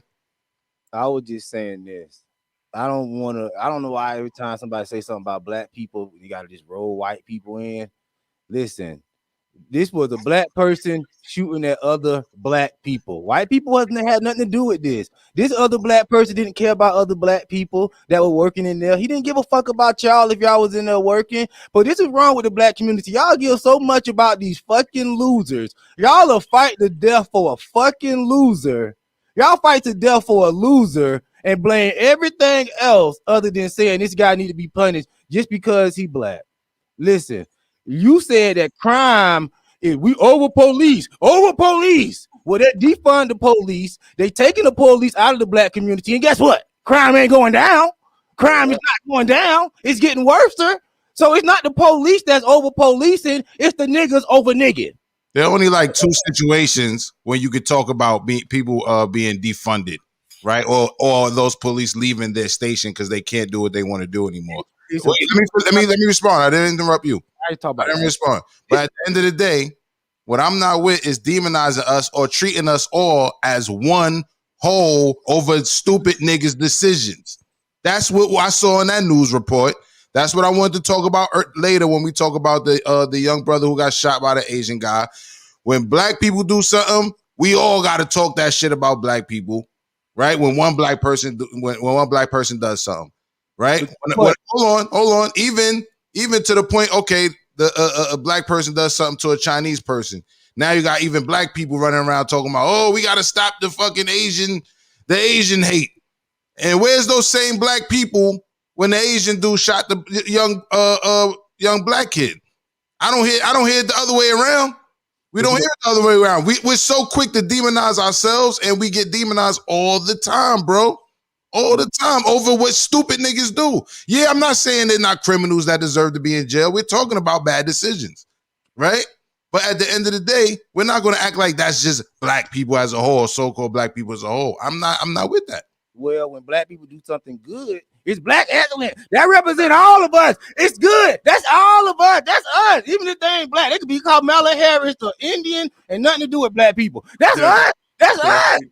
I never jumped on that train, but go ahead. No, that's just one person. That's him. He's an individual now, and that's on him. If somebody get killed by the police, oh my God, that's us. I feel his pain. That's all of us. That's the whole community. But as soon as one person do something bad, stupid, oh no, that's that nigga. That's him by himself. He a lone ranger. We don't even know him as a black community. So why when it's something good and something that work in black people favor, it's all inclusive. But when it's bad, oh please don't judge all of us on that. Every community does that. Every community does it. Hold on, y'all. I'll answer both questions before we go off on a tangent, and then Steph want to say something, right? One, obviously, if we're all getting blamed for what's being bad about one person, if we're all getting blamed for the bad, of course, natural reaction is to take claim of the good. That's number one. And then number two, if somebody gets shot by the police, the reason why most black people are going to say, oh, that I can relate to that, or I feel for that, or I give a fuck, is because they didn't get shot for what they was doing. They got shot for being black. When is the case of someone getting shot for being black? That means that could have happened to any one of us because of what we look like. That's why I will take claim to that. Steph, hold on. Steph has something to say. But no, I'm saying. But listen, let me finish what I gotta say. It's not gonna take up too much time. But when you're not objective about this situation, when you say I don't care what he did, he black, I feel him.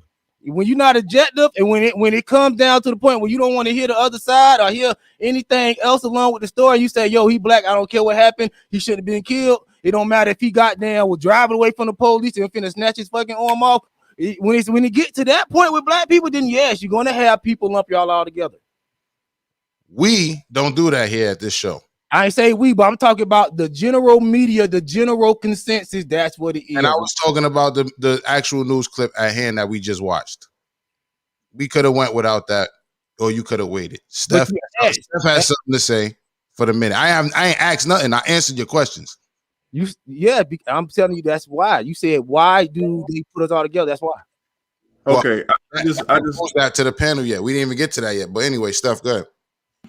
No, I find it very, very convenient that conservatives always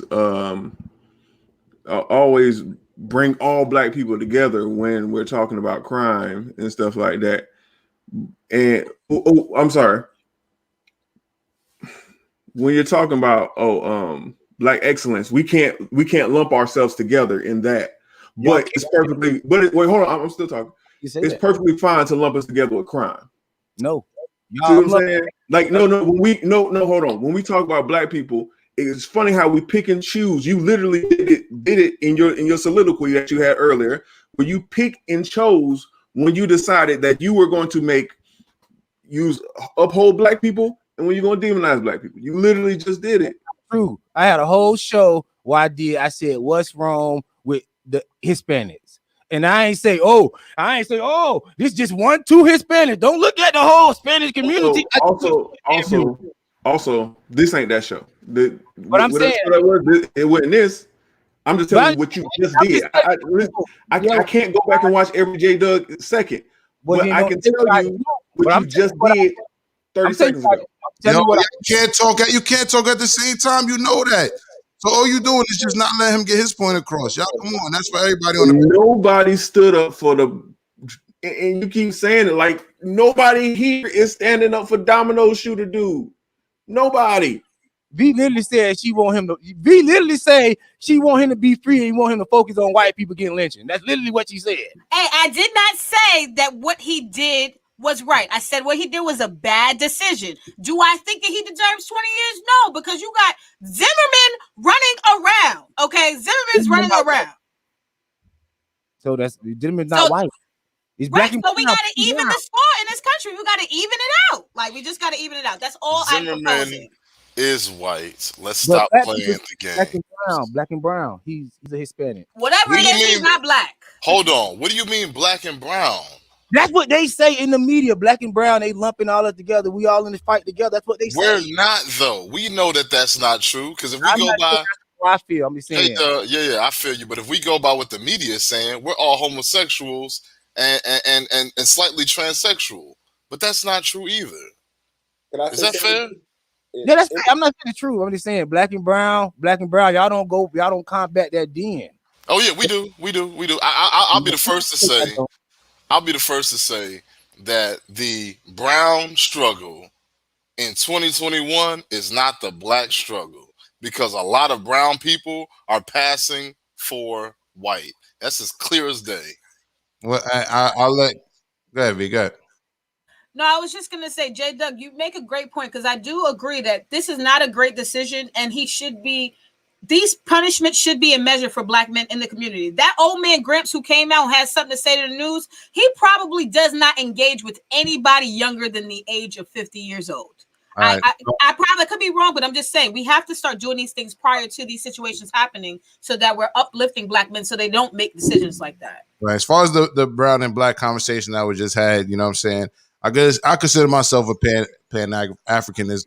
And, you know, I think it's up to the person, you know what I'm saying, to tell you who they are and all that. So with that being said, if you're someone who's Hispanic and you believe in your Afro-Caribbean roots or Afro-Latino roots or whatever, to me, I accept that, you know what I'm saying? But if you're somebody who's Hispanic who chooses to pass as white and go hard to pass as white, then you're white, you know what I'm saying? But so in that regard, Zimmerman to me is a white guy, you know what I mean? But Casey, good. Zimmerman is also Cuban, and if people know the history of Cuba, a lot of the Cuban refugees really identify with the right-wing white people. They don't identify with black people at all. You know what I mean? They might be as racist as white people towards black people. Which is a good example, but I've met some of them before too, which is a good example. They definitely pass as white. They you know, their circles that they roll in and all of that. But at the same time, in Cuba has a large African population, has a large Cuban African population, right? So that in that regards, it's based on what side that person choose, you know what I mean, to take. I do want to move on because in terms of like I feel there's a thin line. Like we can't demonize our youth, but we can't not acknowledge that there is a problem of violence within our youth too. You know what I'm saying? And I feel like, you know, if we do have this focus for Black Lives Matter and our youth are killing each other, you know what I mean, and silence is violence, we should at least speak out. I'm not talking about on a conservative level. I'm not talking about anything. I'm talking about the same level of support we give to Black Lives Matter, we need to give to the interrupters and the violence planners and the people who are actually doing the work. Because it's a kind of myth that there aren't no black people fighting against urban crime violence or the death of young black males. Because there are a lot of people, but they just don't get the media attention that these kind of BLM Al Sharpton people do. So, all right, that's a good point, and I want to wrap this kind of conversation up so we can move on. Anyway, Master says it's a lot of shootings is because there's no community punishment. So what he's saying is that as a community, we don't stand up against the people in our community. And I said we don't snitch.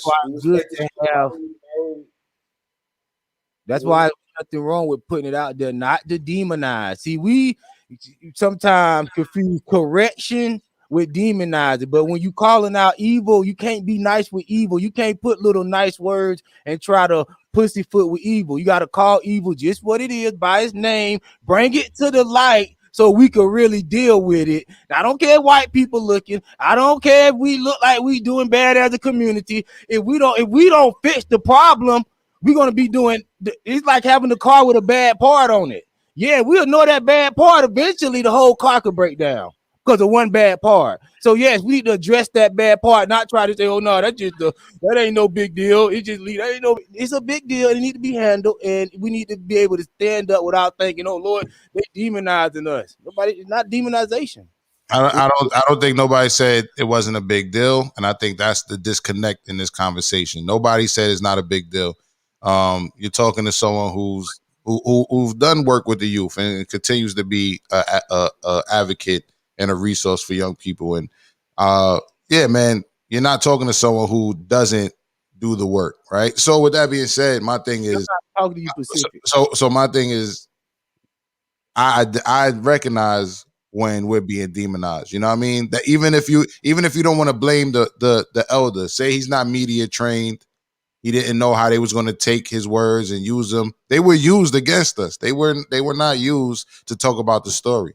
They used that soundbite to make it seem like this is just what black people do. Young black people shoot up dominoes for being closed. You know what I mean? That's how they used it, bro. I'm talking about the context of that clip. Yes, but that in that situation, why I brought that where it was, because that relates to a lot of the other stuff. Like I say, you want to call him shooting into a closed domino mental illness. I want to call everything else that's going on, that's craziness in our community, that's a mental illness too. So we need to lump all these mental ill people in our community and figure out what's going on with their mentally ill ass, why they being so damn violent. That's it. All right. Lord Bell says, J Doug, have some discipline, please. I don't know if that was from earlier. We was over talking some people. Master says, community punishment is the right decision. Let us fix our own problems without the other man involved. And let us sentence dude Hammurabi style. And Jersey Jez says, my Cuban step fam think they are white. Yes, I've met a lot of Cubans that think they're white. Therefore, they think they are, they pass, they travel in certain circles, and some even change names, and that's it. The Bible says, as a man thinketh. As a man thinketh, so shall he be. Bill Bigsby says, is bro drinking a Bud Ice? He answers that question for you. Presenda says, not the Miami Cubans I know, blonde, blue eyes, Africans. Well, salute to them. You know what I mean? And Smile says wrong is wrong. So next up, another bad decision from this young lady here. All right. 29-year-old Milwaukee woman is accused of setting her husband on fire as he slept. To honesty, Marie Smith is facing charges of arson and building mayhem, domestic abuse, and first-degree recklessly endangering safety. On June 2nd, officials were called into a home around 4 a.m. and found a 29-year-old man who was taken to the hospital with severe injuries. Police says the incident was domestic violence related. So basically, as the story goes on, they talk about how Smith reportedly admitted to setting her husband on fire, but said she wasn't trying to kill him. She also claimed to have a mental health issues and took prescriptions, medications around 2 a.m. the night of the incident. She has been arrested and charged with arson of the building, first degree. Well, I read the cases already. Also, I just want to point out that she suspected him of poisoning her chicken wings. So she suspected him of poisoning her chicken wings, and later on she set the man on fire. So that would be a bad decision. I don't know if we need a whole bunch of commentary on all of these stories, but if anybody has something to say, now would be the time. All right. I just have to say, I think that honestly, he gave her something. Like, I don't want to blame the nigga, but I have to find out the cause of this. Like, what did he do for her to come home and like 4 a.m? That means she went to bed with him. That means she slept. And then that means she got up in the middle of the night to go burn that house. It's not funny because that man could have died. You know what I'm saying? Like, and that's not okay. But it's kind of crazy how people, they go to defense in relationships and they get to that point, and there's always a cause for that. So I just wonder. I think like he gave her something or he gave her something. Like that's the only thing I can think about. Let me hold on. I'll go to you right next. I just want to read this part in regards to give a little more context. Williams told authorities his wife had been acting strangely for the past 3 weeks or 4 months, and noticed she was taking more of her medication than was prescribed. On the night of the incident, he claimed Smith was pacing around the house without speaking to him. After the couple got into an argument, he told her he planned on moving out and ending their 8-year relationship. Schoolboy.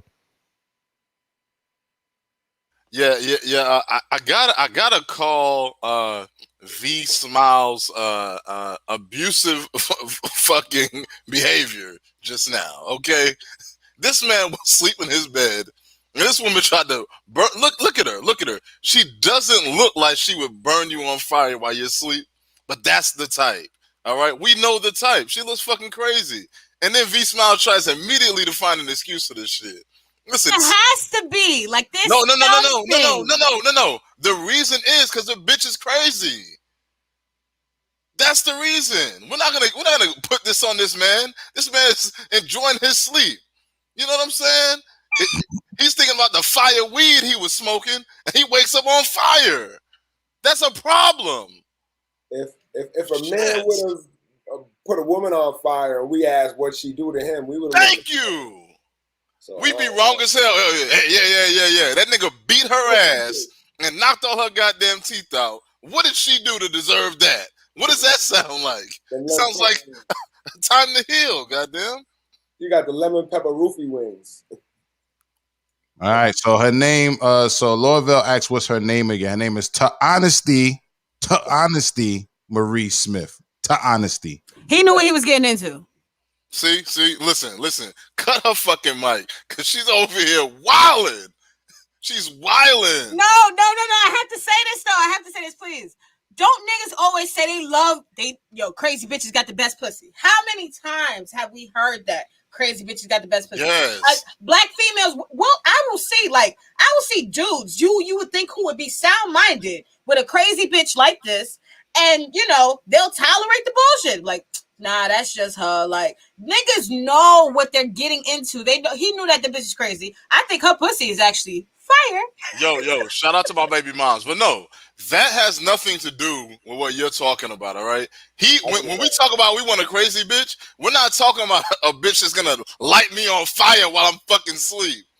I'm talking about the bitch that'll show up to my job, talking about who you in there talking to. You know what I'm saying? That's the crazy shit I want to deal with, if anything. And honestly, I don't want to deal with that. But I'm not trying to deal with being lit on fire in the middle of the night while this bitch been walking around the house for the last 3 weeks, not talking to me and talking to herself. No, that ain't kind of crazy. I think he had to know she was crazy for 8 years. The fire don't start off. Like, she had to put a knife at him, do some crazy shit before setting him on fire. That's an escalation. So he tolerated all the other crazy stuff. Maybe she was passionate in bed because she was crazy, was translated to good sex for him or good pussy or whatever. But he was with her for 8 years, and she didn't just become crazy overnight. She was doing crazy shit for him. He was tolerating it. Fellas, see one warning sign, bro. The females you are with who sleep with you have the potential to really hurt you while you are defenseless. So J Doug, before we move on, I want to hear from J Doug. No, I just want people to start registering as mentally ill before they do something crazy. All this, I'm gonna do something wild and crazy, and now I'm mentally ill, and you don't got no record of being mentally ill. No, that don't go. You better have a track record. I go sign up so we know. Okay, you do something crazy and let people know. Cause this just getting out of hand. Because before black people didn't know what mental illness was about 10 years ago, you were just dead fucking wrong, and you knew you was wrong. All right, so I'm just going to assume that J Doug is speaking about black people because that's all he is acknowledging, and that not just saying that. No, I know that's all people. I'm sorry, all people. Before you do something crazy, you have to register as mental illness. All people, because I'm tired of just being a go-to excuse for all, not just black. Okay. Do you think that mentally ill people are going to willingly register themselves? Either that or have a track record of doing light work, crazy stuff. Don't just go out and just do the extreme and then, I'm crazy. No. Yeah. Well, in her case, she was. Hold on, Case. In her case, she was already on meds. Okay. So, that's on him then, because you mess with a woman and you know she on meds for being on that crazy shit. That's on you. Nah, thank you. That's on him. That's him. Because you that desperate to get some pussy and she ain't even all that fine, bro. Nah, that's you. You put your life in danger. All right. Casey, last words before I move on. I'm trying to move on.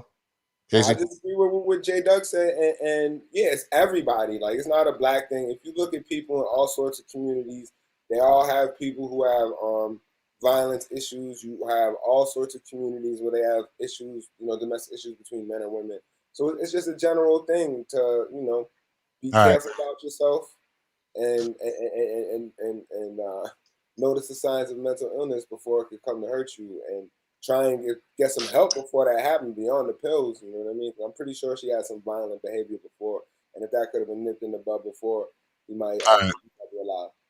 All right. Presenter says she looked like she set a nigga on fire. What the fuck? For real, dude? And Mills Lane says, chicken fire, prescription drugs, alleged poison, and domestic violence 2021 to honesty.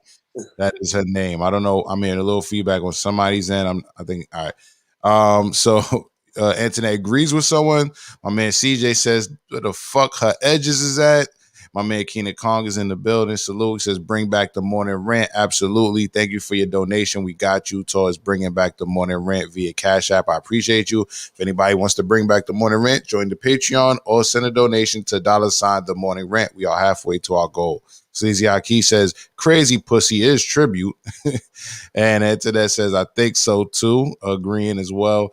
Champagne says 8 years and he finally knocked that last screw loose. That might be it. And Presenda says, oh shit, Tahonesty. Yeah, the names. We've heard Tahonesty. We got up here Don Trell. I forgot the guy's name from earlier. We're going to make a list of the craziest names that came across our desk. Laurel says, first keto. There we go. Now Tahonesty. We need to start naming our kids from the Akluban. This is madness. And I think I said that wrong. You can put it phonetically in the chat for me. Antoinette's laughing. The road shows. It says crazy is crazy. Schoolboy. CJ is laughing. He also says salute to the panel. Salute to my guy CJ. The road show says, well, she was on prescription, so she was documented. Exactly. Next, Casey, was it? You had something to say? I want to go into the next. I want to see, in terms of all the celebrity boxing, I think we need to have a Tahonesty Sharkeisha fight. You know what I'm saying? Okay. Sharkeisha was the one who got beat up. So no, Sharkeisha wasn't the one who got beat up. She the one who punched the shit out of that girl. Oh yeah, it says Sharkeisha. No, right? Okay, all right. So check it out. So next, I want to talk about this next story is it's about child support. You know what I mean? And father owed a certain amount. Well, let me read the article before I play the video. Virginia family was shocked when the teen's estranged family delivered his final $800 in child support payments, and he did so in change. So let's check out. We're going to see the video right here, and this comes to us from CBS 6. Shocking delivery on their lawn last month. Crime Insider John Burkett explains why 80,000 pennies were put on their lawn and how they're using the money to help those in need. What looked like a landscaping trailer dropped a pile of pennies in front of a Wyndham mailbox last month. A Deep Run graduate says it's been hard trying to make sense of it. If a penny is worth 1,000 words. I just turned 18. Certainly 80,000 of the coins will help Avery Sanford tell her side of the story. When I was in the middle of class, my dad came by. He had rented a trailer. The Deep Run senior will spend the summer at home before venturing to Virginia Tech for her freshman year. He pulled up in front of our house, turned the trailer on, so it dumped out all of the pennies in the street in front of our house. And my mom walked outside while it was happening. She didn't recognize him at first, and she asked, "What are you dumping on my lawn?" And he said, "It's your final child support payment." And that's when she realized who it was. Never thinking she'd have to use a snow shovel in the summer to scoop up some domestic drama. It's not just her that he'd be trying to embarrass. It's also me. It's also my sister.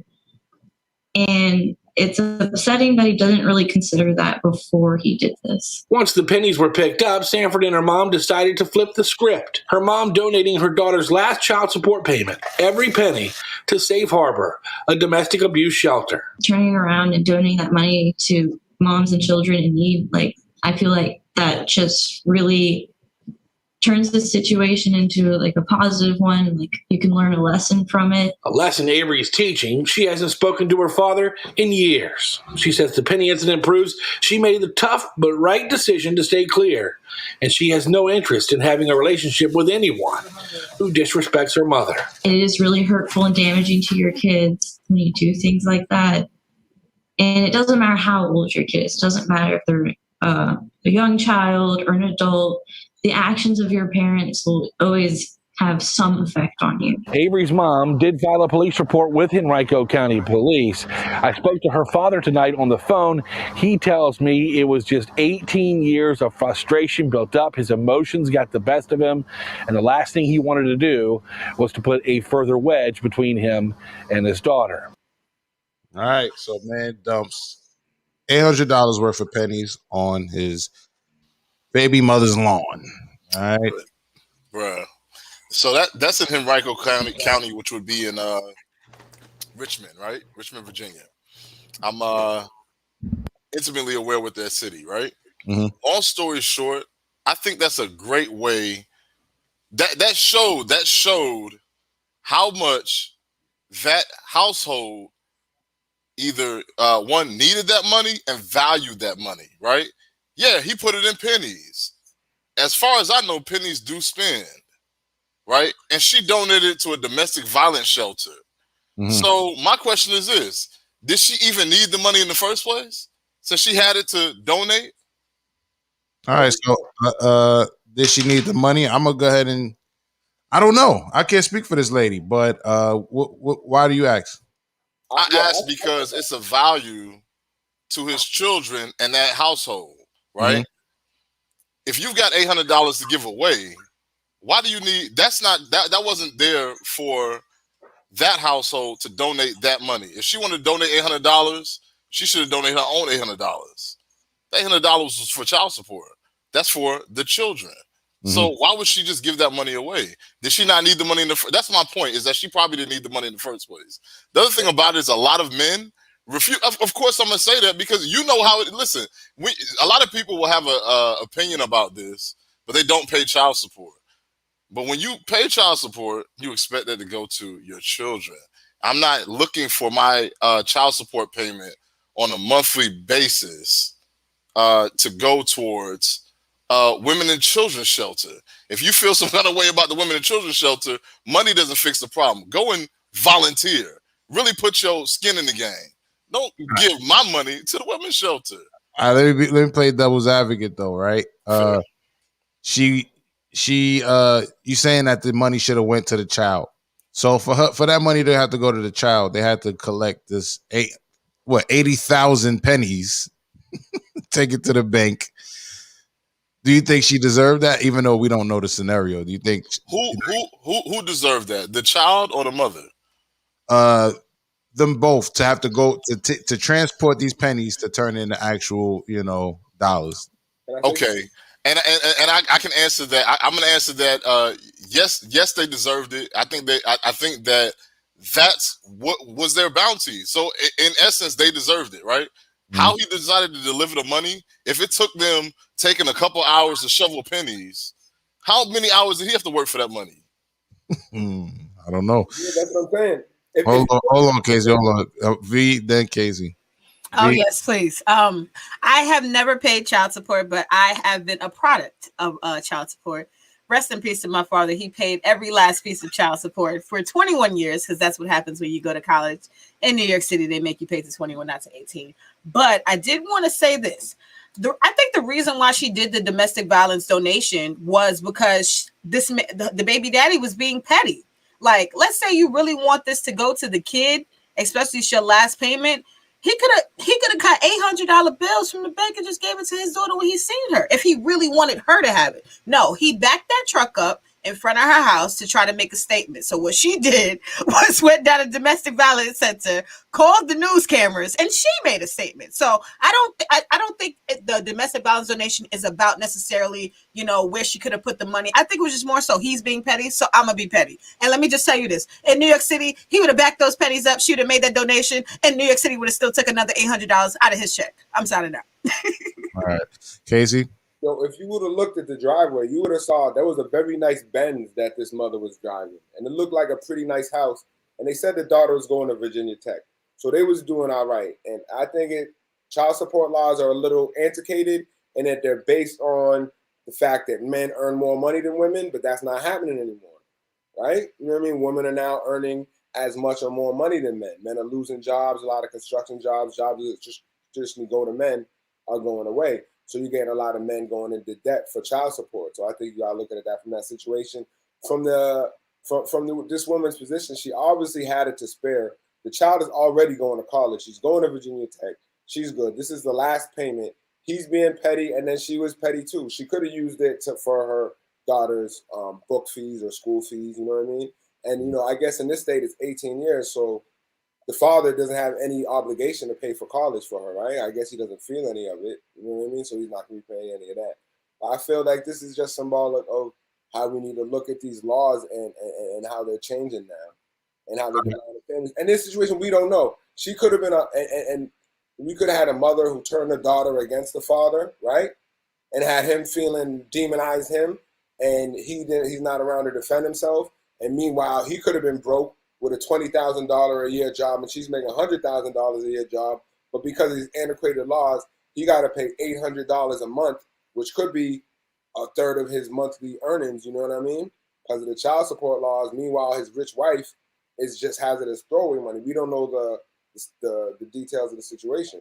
So I think that's a clear, like you said, that I was going to say that it's a clear indication of how the relationship has transpired between the mother and the daughter and the baby father. Because for him to back that truck up in that type of way, in a disrespectful manner, that means that, like you said, Casey, that mother turned the daughter around.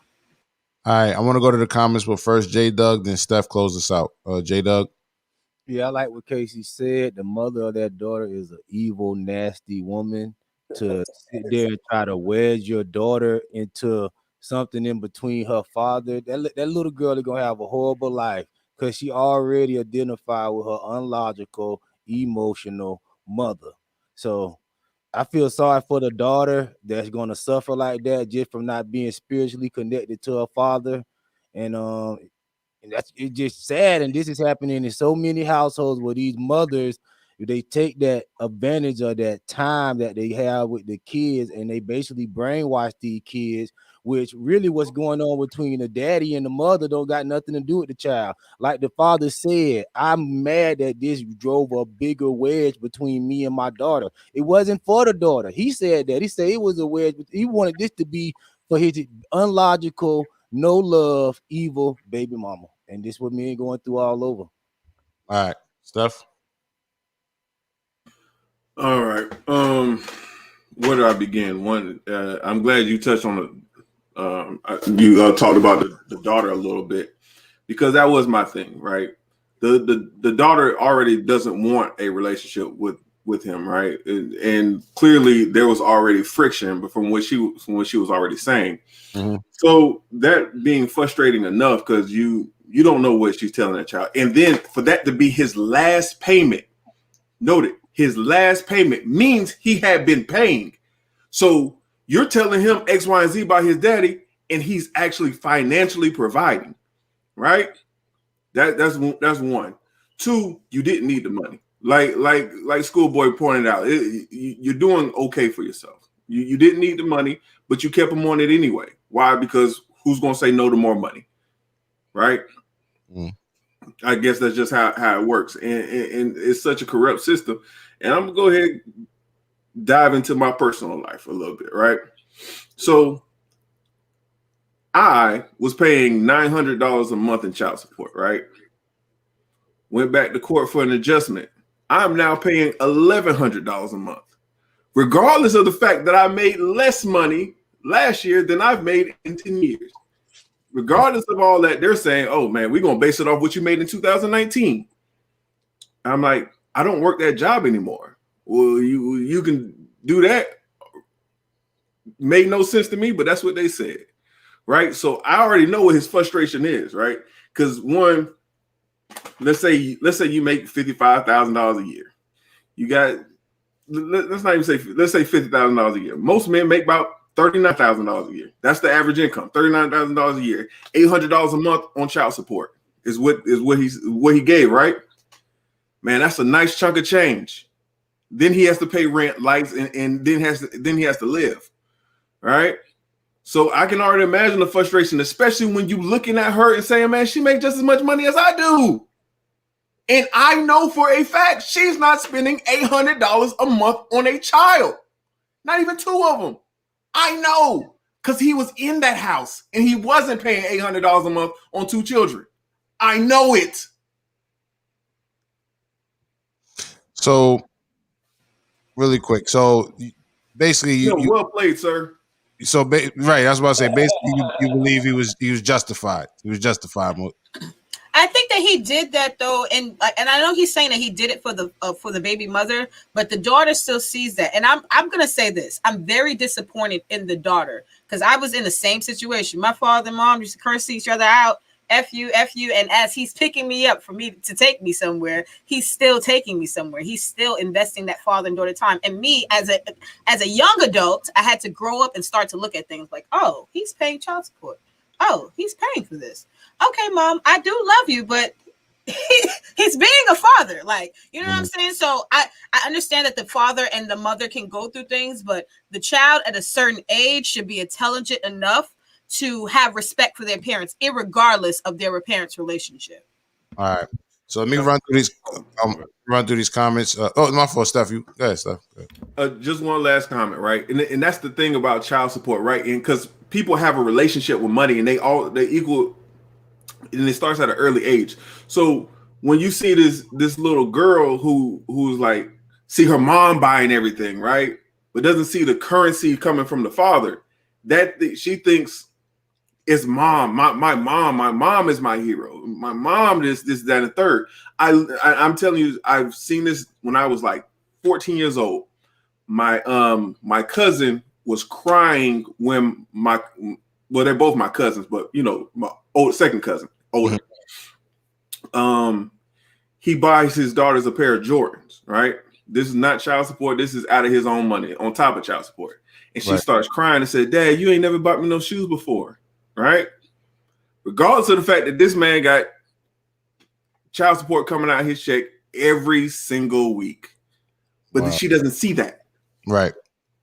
I just want to make a quick joke. Rest in peace to my father, but he made it very clear that he was paying child support. Steph, you paid $1,100. I think you might have to move up to New York because my father was paying $716. But and I guess it was at a different time, but he would always call me 716. Like that would be my number. Like he would play around like 716, come over here. Like I knew, well, I was very aware of, the situation. I think sometimes enlightening kids on what's going on, that makes a difference. So I was well aware my father was paying child support. Yeah. God bless your father, by the way. Yes, salute to that man. Rest in peace. I want to say, but to Steph's point, out of sight, out of mind, right? So let me read these, so they don't see it, they don't believe it, right? Especially in this generation, right? This generation, the father gonna have to put that shit on Instagram for them to believe that shit happened. But Smile says he wasted pennies. Child support don't work like that. She also said petty level on 100. And Presenta said thank you to V Smiles. Sleazy Aki, my nigga, our co-producer, says my nigga went out like a no limit soldier. Thought I told you. Lorvell says she could take those pennies to Kroger and put them in a coin machine and get back dollars, said by Lorvell. Our associate producer, Mr. Jones, is shaking my damn head and laughing out loud. Salute to you, and thank you again, Mr. Jones, for getting us that exclusive interview with Young Hump last week. That was amazing. Thank you again, brother. Kennedy also says, talk to these motherfuckers, schoolboy. And Sleazy Aki says, I can see my baby mom's doing this. Hilarious. Kennedy says, salute to the panel. Salute to you, my guy. Presenta says, schoolboy, I agree. However, he doesn't care about his daughter's feelings at all. Hate mama, okay. Love your baby. Hashtag dirtbag. So I think they spoke to that already. You know what I mean? I think it's not that clear cut, but at the same time, that was a public statement for his daughter to see as well. But I don't think he could, in his defense to play, I don't think he could help himself. It was all pent up aggression. It was petty, but I thought he probably thought it was calculated and, the best he can do, the best worst he can do, I guess. I don't know. Mr. Jones says, like the man said, it's a hard thing that just don't make no sense. Yeah, and Shampy says obviously he didn't value his hours because he gave it to her in pennies, and Presenta says, Sleazy, I can't. Good vibes. She's also laughing. Jersey Jen says, I wish my baby daddy would leave pennies on my lawn and embarrass me. Go to court. Cash can be considered a gift. I would have been like, you still owe me $800. And Lavelle says, you have to. Can I say something? Mm-hmm. No, it's not. Cash in the judge. I was just in court. He literally described child support as cash in hand. Okay, a gift is if I pay a bill for you, buy some clothes, pay daycare. Those are gifts. Currency in hand is child support.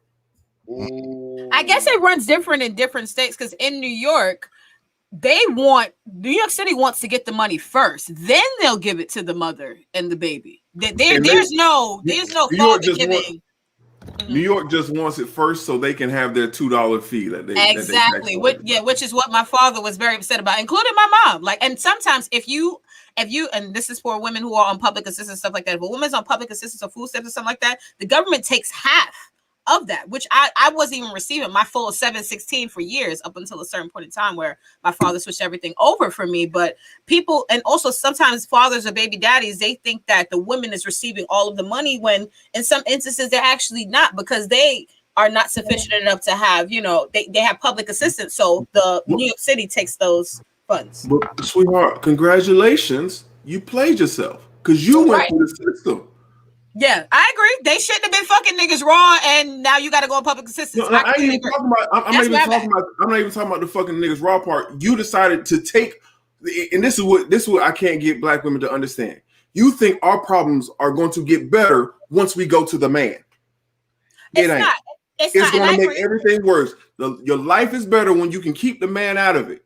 I can't say all of that completely. I agree with that, but I do understand that it is important to keep the man out of certain things in regards to your business. But there's a lot of black people who they don't have it like that, and there's some young black women who do need. They might not need public assistance to pay for their house, but they could use food stamps. Food is something that's necessary, and even for something merely as food stamps, they want to say, "Hey, do you have? Does this child have a father?"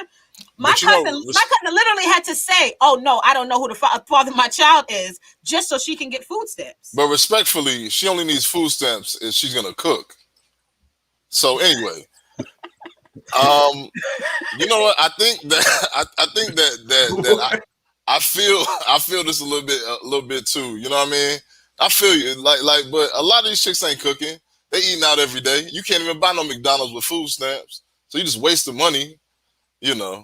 And take the money, man. They making it a bigger deal than it needs to be. He's wasting money. He embarrassed me. By doing what? Playing a prank on you? Relax. Yeah, I don't agree with the news story. I don't agree with you guys calling news cameras to do all this. All right. That's being Karen. Yeah. All right. Casey, be short, but I'm gonna let you say what you had to say. You had your hand raised. Trying to think of even what I had to say. I feel like in terms of the issue of support, even with cash, and this is an issue sometimes I know that friends and fathers have, is you might even give a woman cash, and then she'll be like, you ain't even give me that cash when it comes to the child support. So that's why a lot of people might want to have it as a check rather than cash. But I do believe that Steph was right in terms of cash in hand is cash in hand. But that's only if you have an honest partner. You know what I mean? If yeah. You know, it's an honest partner or someone you pay bills and you might assume you're doing stuff with. And that's keeping the man out of it. Because, and a lot of women, there's people who go to jail because of child support. You know what I'm saying? And does that baby mother really want her father of her child in jail because she brought the man into this shit? Rather than trying to have we gotta wrap it up though. Sorry to cut you short. We gotta wrap it up. Kennedy says Steph preaching the gospel. He on point, and everything he's saying is how I feel. Laura Vell says you have to pay child support for 21 years in NYC. Fuck that. That child is grown at 21.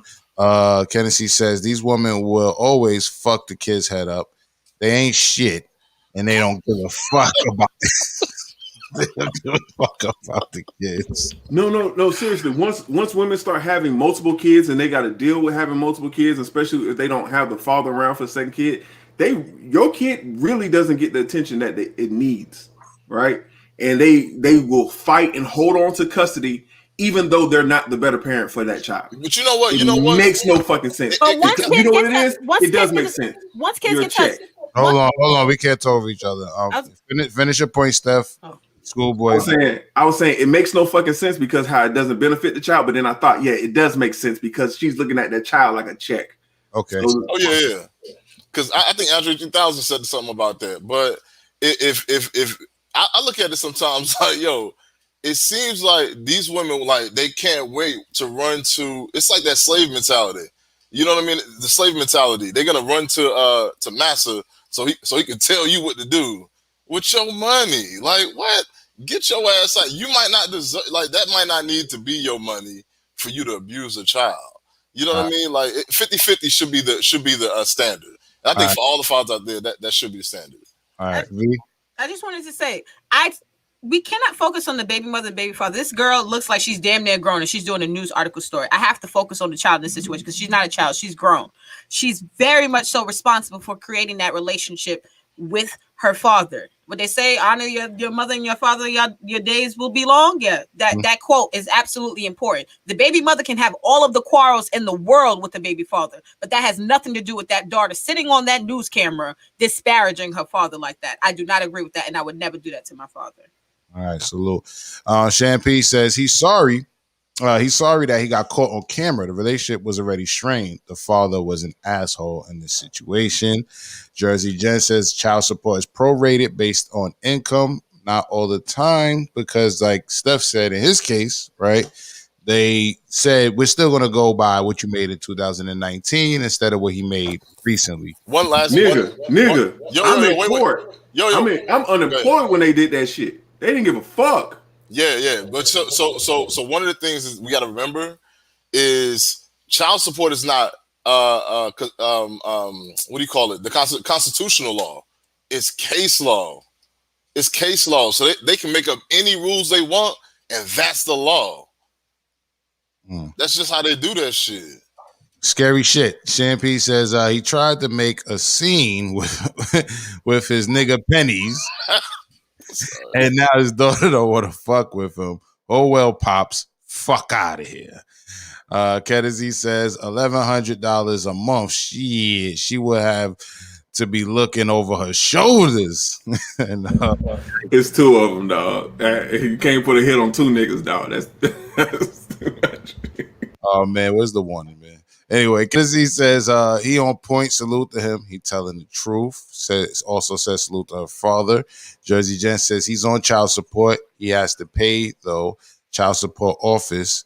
Cash is a gift. I know for a fact. And maybe all right. Well, maybe is different in different states, like V said. Priscilla was laughing at Jersey. Kennedy says Steph preaching. I read that already. Lovell says why can't we just be grown and agree to take care of the children and leave the government out? That is the ideal situation. Salute to the person in our Facebook group. I can't see who exactly it is right now, but if you come to YouTube, join the chat with the rest of us. They say salute. Salute to the people on the Ranters Union on Facebook. Sleazy Aki says toxic situation. The man is tribute.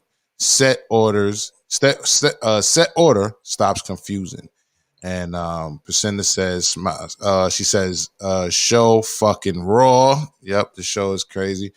Jersey Jet says, disclaimer, he pays only half of what he should based on his income for years, but I'm not going to court because I don't want to be bothered, but don't leave pennies on my lawn, then I will go to court.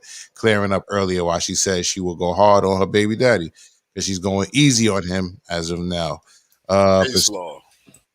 Priscilla says, not fucking with you, schoolboy.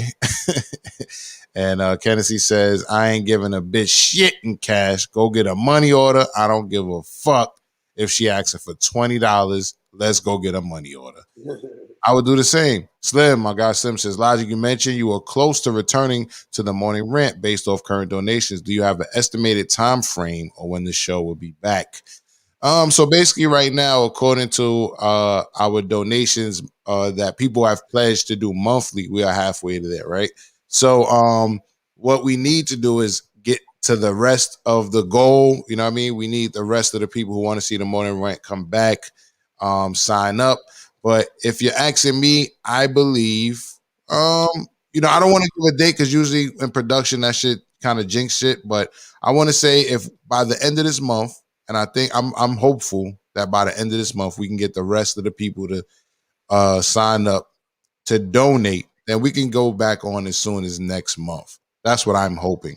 And if not, because what I don't want to do is take the money we do have and only do like a few mornings, right? Because I think us coming on every morning was really special. And every weekday morning, and a great way to start the day. So what I don't want to do is tease people with, you know, a Monday and a Tuesday and, you know, this or that. So, but what I am doing is we're still using the money to pay all panelists their honorarium, right? And the money that we're not using is being rolled over. So we might meet the goal that way, right? Because we're not obviously doing 3 shows a week right now. We might bulk it up to 2.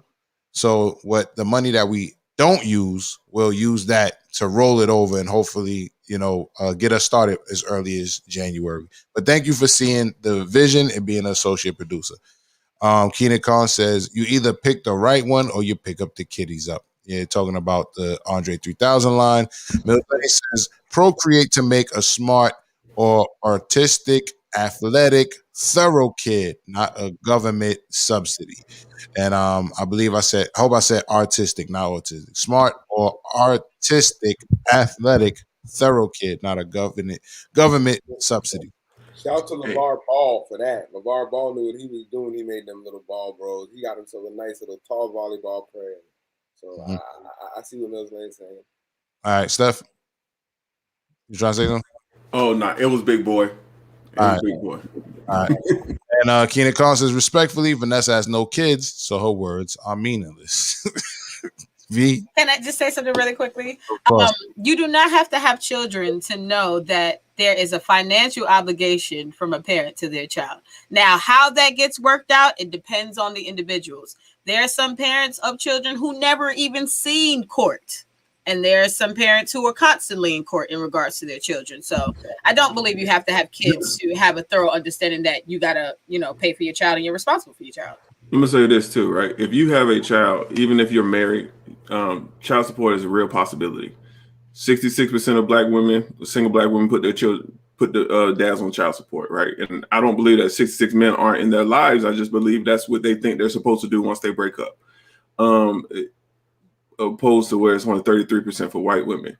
But the divorce rate is still very high, around the 50% margin. So even, like I said, even if you marry, you still real chance you might see child support. All right. Jersey Jen says men need to move to Maryland because my ex-husband wasn't working for years willingly, so he didn't have to pay shit for 2 kids. Interesting. Priscilla says, at the Ranters Union, I've loved these 2-hour panels. Salute to the panel. That's what's up.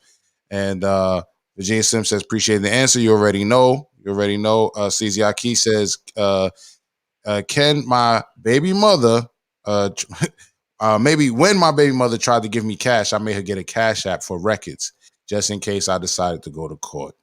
Yeah, there you go. So, V, I'm not sure if we're going to be able to get to the topic that we wanted to get to. However, V, you want to introduce the thought topic that you had? Yes, I surely can. All right, so coming up next is the thought topics before we get up out of here and start with Trash Bars, hosted by Steph. I believe we have DJ Rashawn in the building, and CJ should be back. And with that being said, let's get to our thought topic.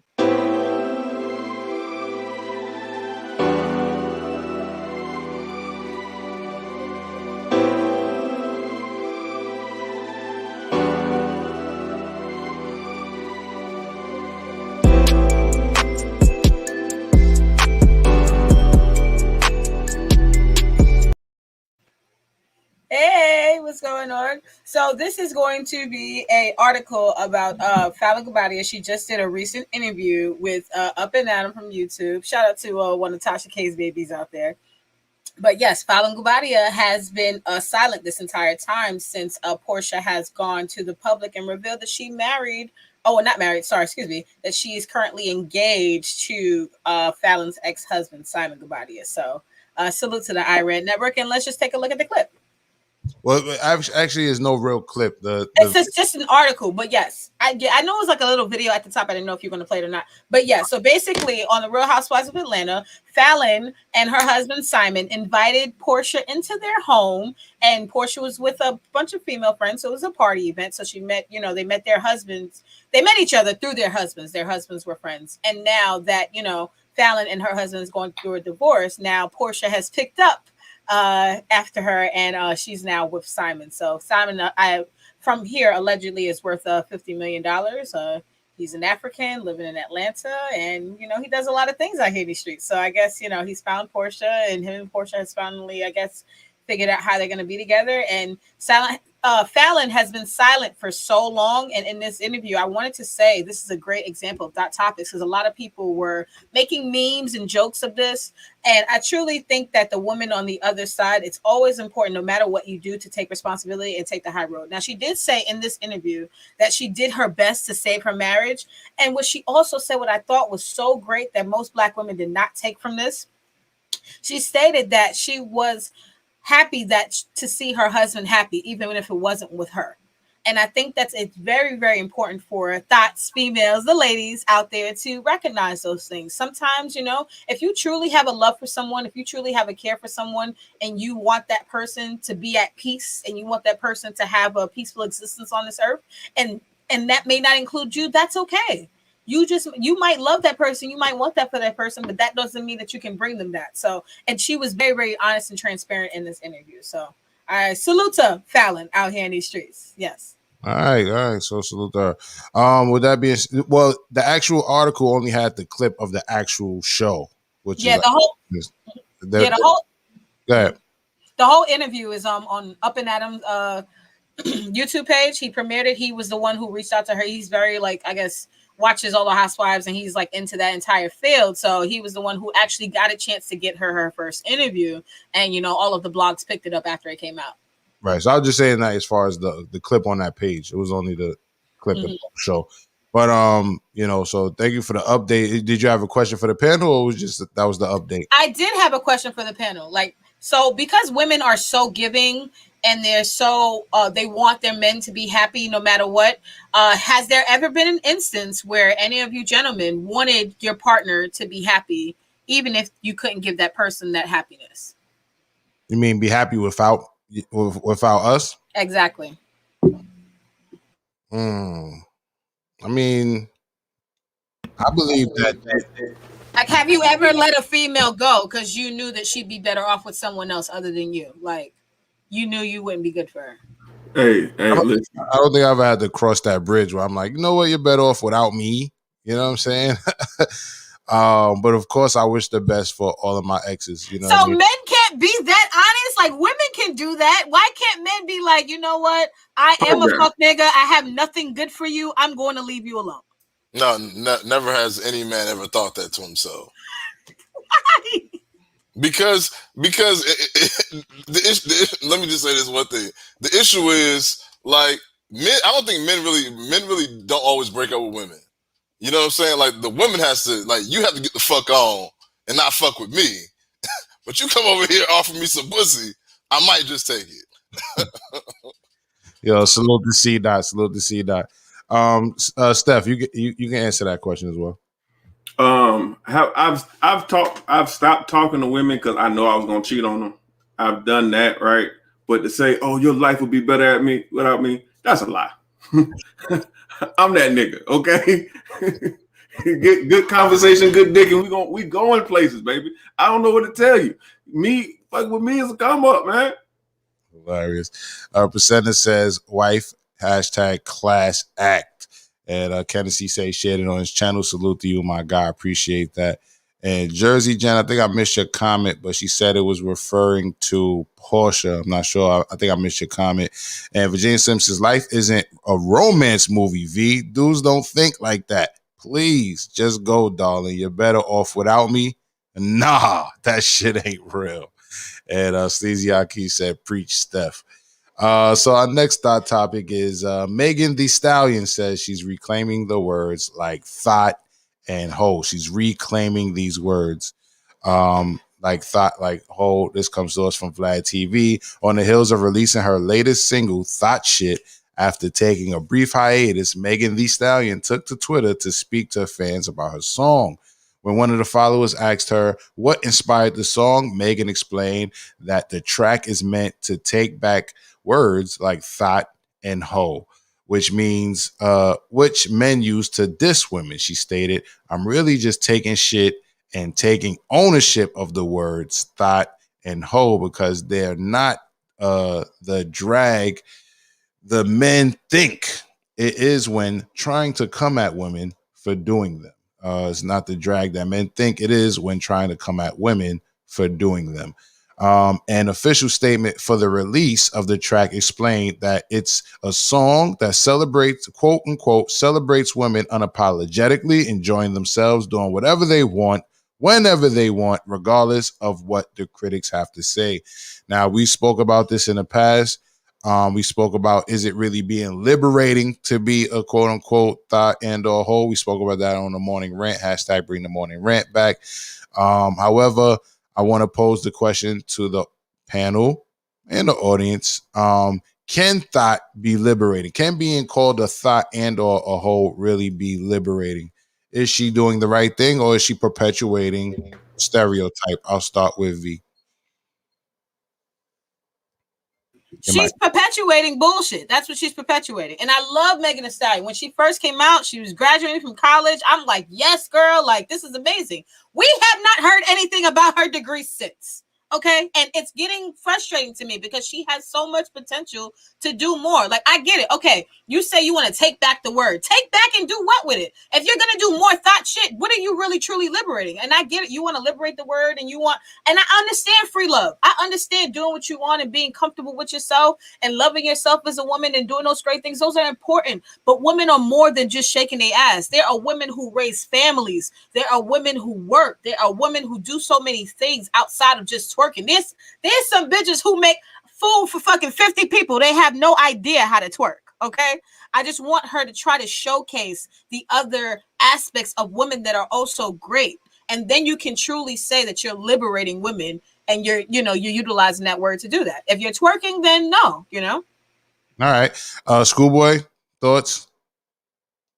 I think we lost Schoolboy. He looks a little frozen there. So, Steph, your thoughts? So, no. Oh, okay, good. Schoolboy, good. Okay. Oh, okay. I was about to say that I was looking up where she went to school and what she went to school for. She went to school for healthcare administration. So, yeah, if she was gonna make money one way or another, she's gonna make money one way or another. A lot of people are making a lot of money in healthcare administration. So, but I guess she's a full-time student at Texas Southern University studying health administration before big old freak broke out.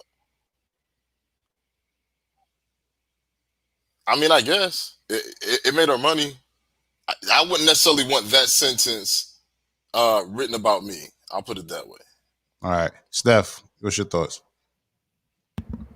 I mean, I think someone used the word liberating. I'm not sure if it's that, but I get the sense where it's like you want to take the sting out of the word. Like people try to use it to hurt you and harm you, and you just take it as it is. If that's the life you're leading, that you should be free to live that life, right? If you want to have sex with 5 different men, I mean that's your life.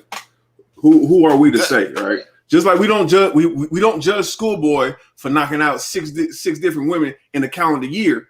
So why are we judging women for the same thing? But Schoolboy does other things. Schoolboy has, he's a graduate.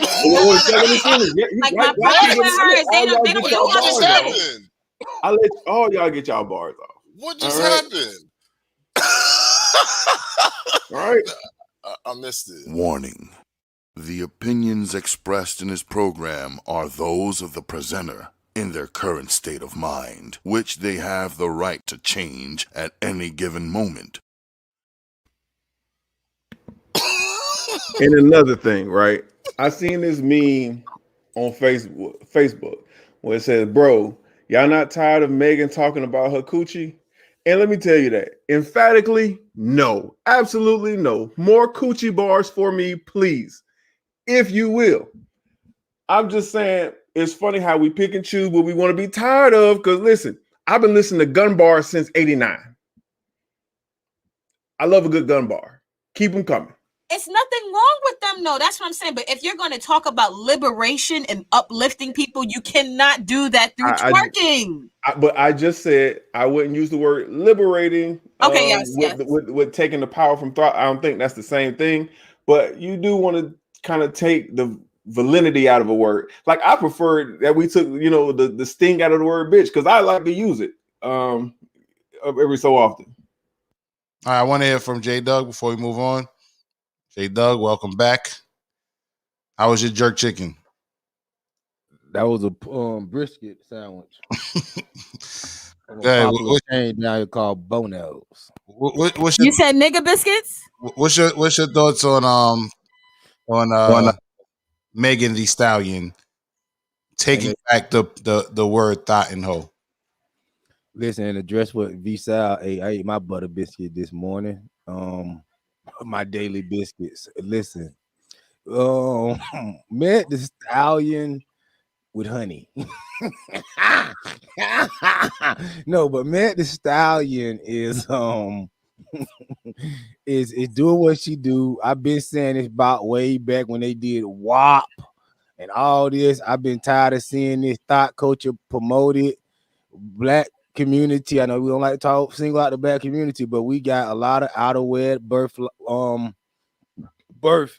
in our community results. So women thinking, okay, it's okay to thought around when they get older in age. They see, the decisions I made when I was younger wasn't the best decisions for me as a woman. Hey, stop talking. Stop talking out loud. I want to cut off the truth. And they figure out these was not the best decisions. They end up with cancer of the cervix, if I'm saying that right, and all type of stuff. So y'all know subvert, what that word is? School boy, you don't always have to have medical effects. You can have psychological effects too. Cervix, but go ahead. Yeah, they get cervix counsel for doing all that thought, and we can talk about the thought and we can talk about liberate, but let's tell the truth about the situation. These women end up lonely. They end up with bad reputation to what men of value do not want to take these women on as upgrading them for as lifestyle. So we just tell the truth to the women and the young girls and let them make real life decisions and just tell them, it's okay to be a thought. That's what it is.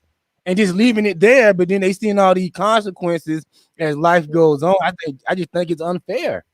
That's not always necessarily true. There's a lot of, especially maybe it's a younger mindset of dudes out here who don't care how many bodies, who don't care what the past is. There's some younger dudes, hey, they picking their bitches up from the strip club knowing that she was in the champagne room. So I mean, I think all of that's real. You know what I mean? If you meet somebody a certain way and you're comfortable with it, I definitely think there's men who could handle their women living a certain lifestyle because they live a certain lifestyle. You know what I mean?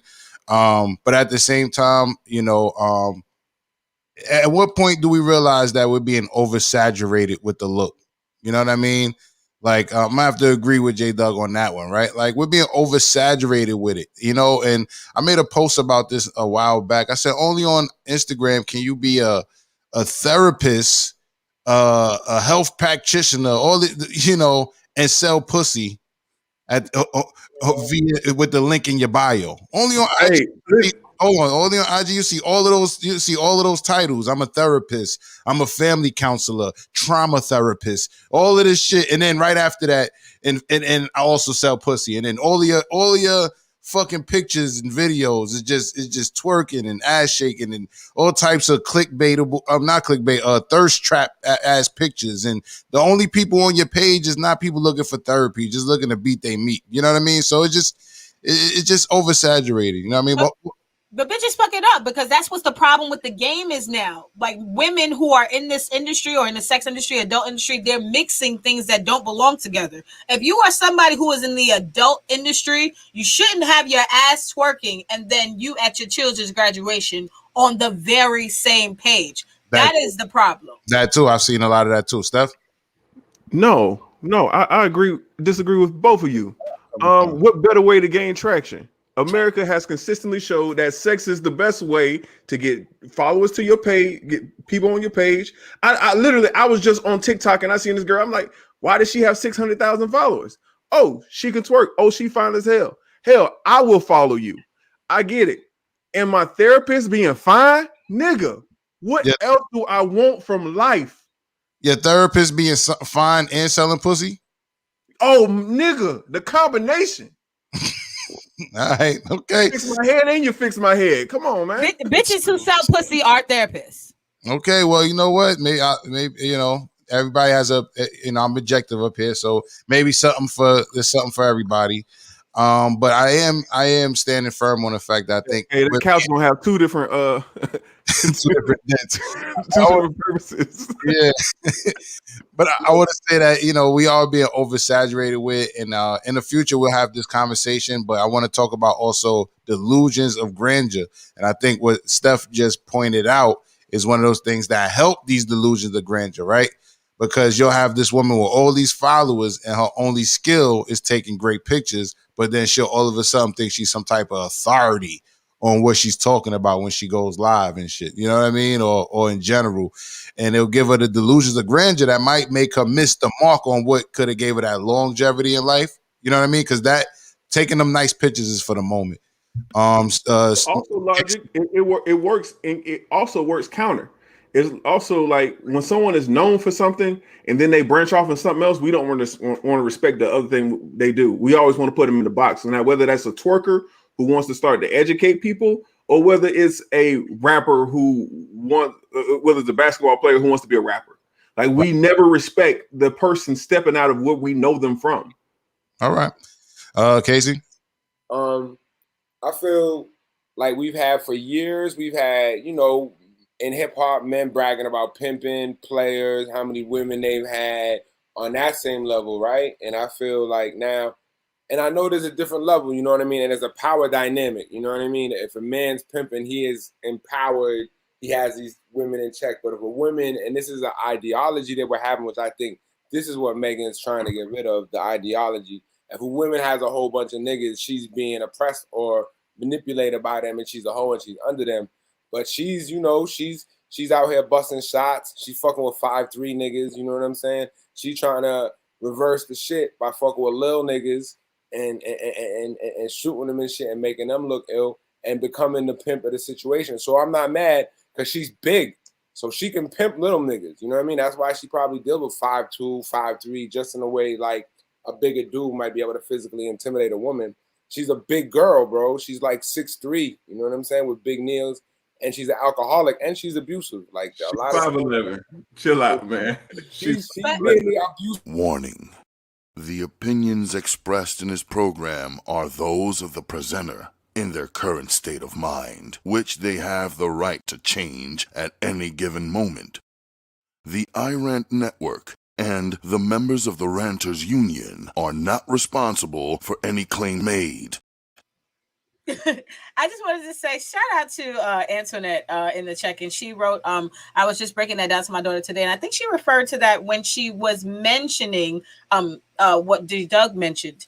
Really, when it comes to talking to the younger females, they're looking up and they're seeing everybody over sexualized, but they're not realizing you need other skills to survive in this society. You can't just think that you putting videos and pictures and getting followers on IG. It can work for you. You can make money. It's not impossible, but I feel like we're losing so many young people to, you know, being just an entertainment versus being doctors, being lawyers, all of these other things. And I think women, and especially in our culture, need to start doing that. They need to start utilizing these other professions and stepping away from the social media. You know, like I just don't think that, you know, a lot of women have any other options because, you know, you got shout out to Steph, but you got niggas to Steph like, oh, she, you know, she's twerking, like, you know. And what about the girl who is the RN who was at the fucking hospital taking niggas' blood till like 9:00 at night? Like, what does she get? No, she gets off of work and she goes home by herself and she go to bed by herself while the niggas is looking and taking the bitch out who fucking twerking to every motherfucking restaurant in town. But the bitch who just got off of work, she by herself, and that nigga at the club. Can I say something? Yeah, man, God. CNAs and RNs be taking off. Okay, they get it in, they be fucking. Don't be sitting up there trying to paint this pretty picture.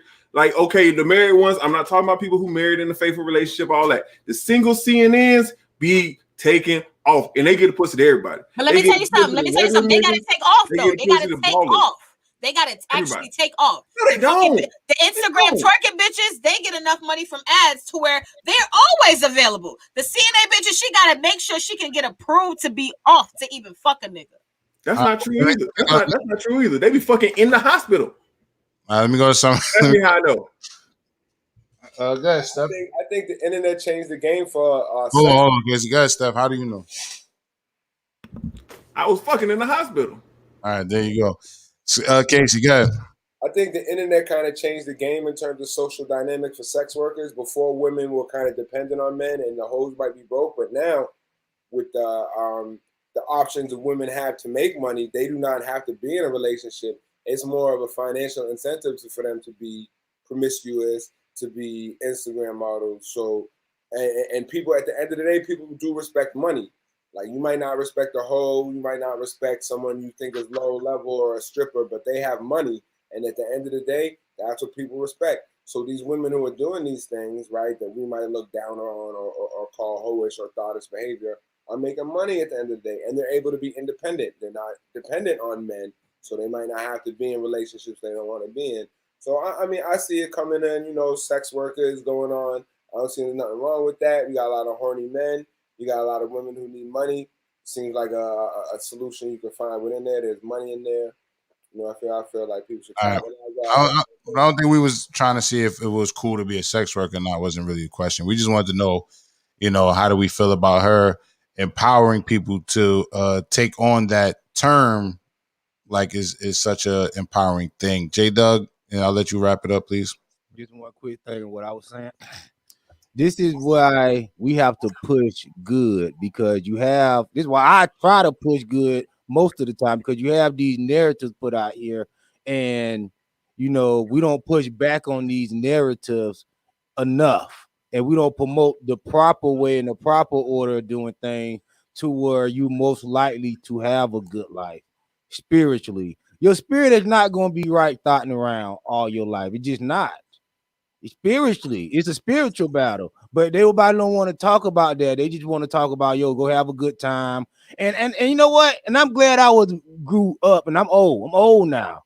But I'm glad I grew up when I did, because I remember a time where people didn't try to influence you to do wrong. Even if they was doing wrong with their life, they would influence you like, yo, don't do what I do. You know what I mean? Go to college, young man, do the right thing. Boom, boom, boom. You literally have evil in people nowadays who just want you to know they're doing wrong and just want to try to push other people to go along with it. It's just wicked to me. That's how I look at it. I don't see it no other way than wicked. Because even if that's how you want to live, do live that way, but keep it personal. But don't try to influence other people to come in that hell. Because you know why? Because people suffer on a spiritual level, and they want to drive people in. The devil is all about getting souls. That's what he's about. So that's all it's about, spiritual battle.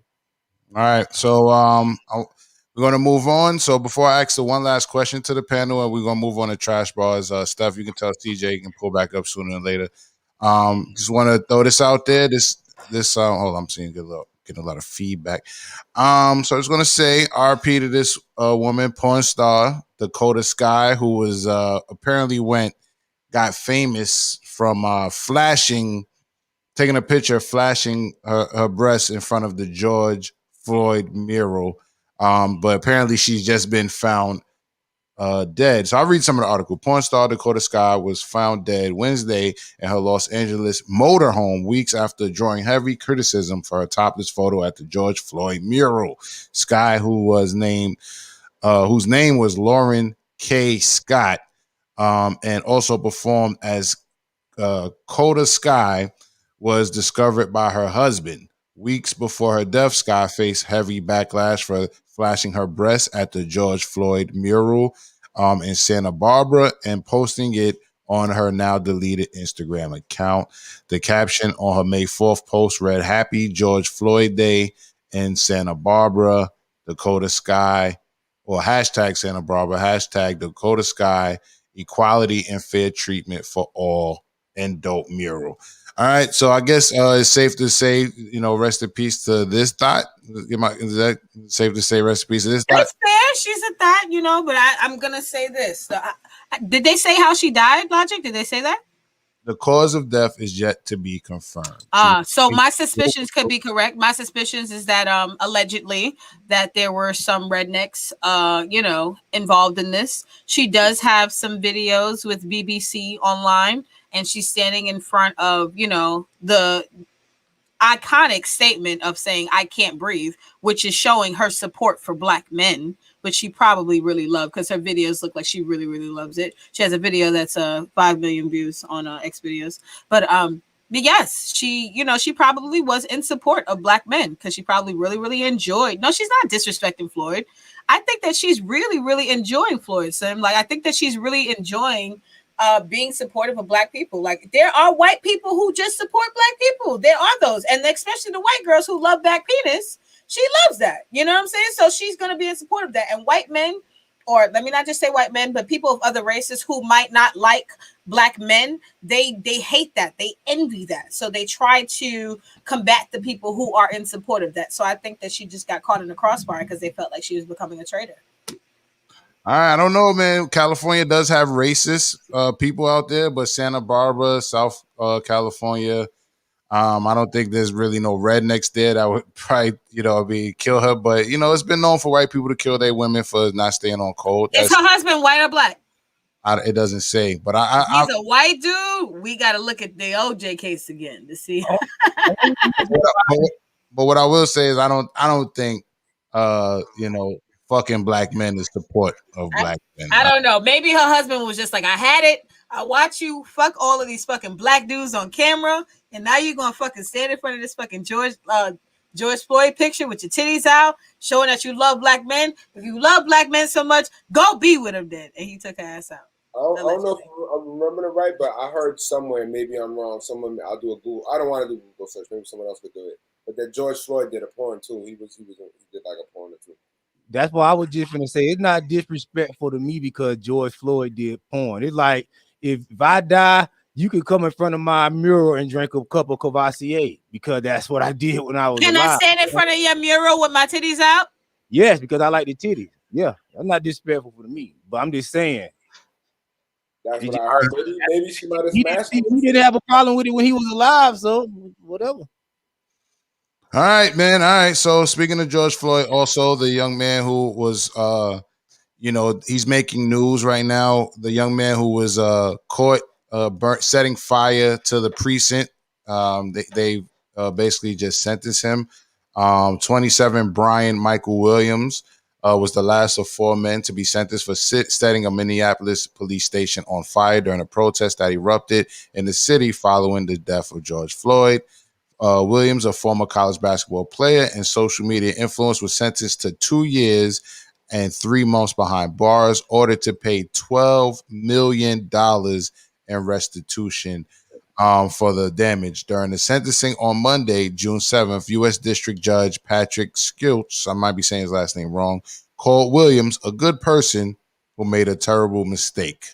He called him that after sentencing him to $12 million in restitution. So right now he's making headlines for the judge basically calling him a good person, but people are seeming to forget the part that he has to pay $12 million, which means this man probably will never be financially stable for the rest of his life because they will be always taxing him for $12 million debt holding over his head. CJ, sit tight. We get with you right now. So really quick, I just want to say, well, not really quick, but this is the last conversation we want to have on this particular panel. I I want to say thank the creator that young Kobe, 6 years old, the young man who was shot by Ryan Lay Nugan, or let's just say Ryan the dickhead. You guys should be familiar with this story. I want to say thank the creator that he survived first and foremost. As you may know, that story made waves mainly because the guy was let go on a $10,000 bail, and but he was recently rearrested and given a $100,000 bail. And a lot of people, when they talk about this story, they don't mention the child's name or his father. His father's name was, I believe, Arnold Daniel. So I want to definitely give them, I want to say their names when doing the story. Once again, it was Ryan Lay Nugan who shot him. He was mad at them playing in front of his home. He threatened them with a sledgehammer, went inside, and then shot from inside his home and shot the young man, the 6-year-old young Kobe. And like I say, he was given a $10,000 bail at first. And then after the lawyers challenged that decision, they rearrested him and gave him a $100,000 bail. So with that being said, I want to talk about, well, my question to the panel is, why is it when one black person knocks out a Chinese person, every black person has to change their profile and apologize for it? We love Asians, we love Chinese people, etc. However, I don't see it happening the other way around. Why when this Asian man shoots a young black kid, they're not Asian people separating themselves? They're not Asian people apologizing for this Asian dude. Why is it that it seems that only our people have to apologize and or be grouped in with everything negative that someone that, may be of the same background of us does? Starting with you, V. You know what, Logic? That's a great question that you pose. Nobody is speaking up. None of the Asians is speaking up. I heard a couple Asians come out with the Asian hate thing. And then there was one female, I keep forgetting her name, but I believe she had a show on Comedy Central. And she was also on Wild 'N Out. And she stood up and she was just like, hey, these Asians are lying. Black people have, supported, Asians in this country. But when it comes to this instance, she hasn't even said nothing. So it's just like the fact that this little boy gets shot, this is child endangerment, whether he's black, white, blue, or purple. He's a 6-year-old boy and he got shot by a grown adult who can make decisions. That's an extremely big problem. That's not okay.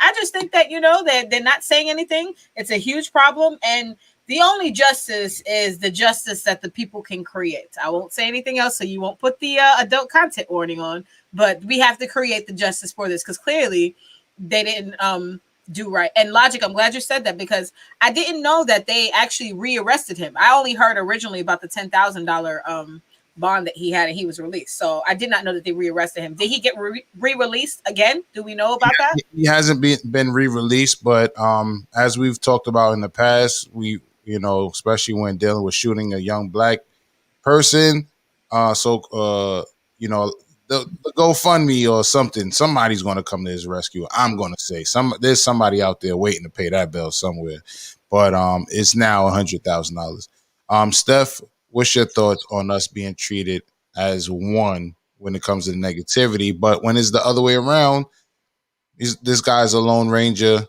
Nobody has to apologize for him. What's your thoughts? This is why I called bullshit on the Asian hate thing a long time ago. So I call it bullshit on it. No one is going. No one.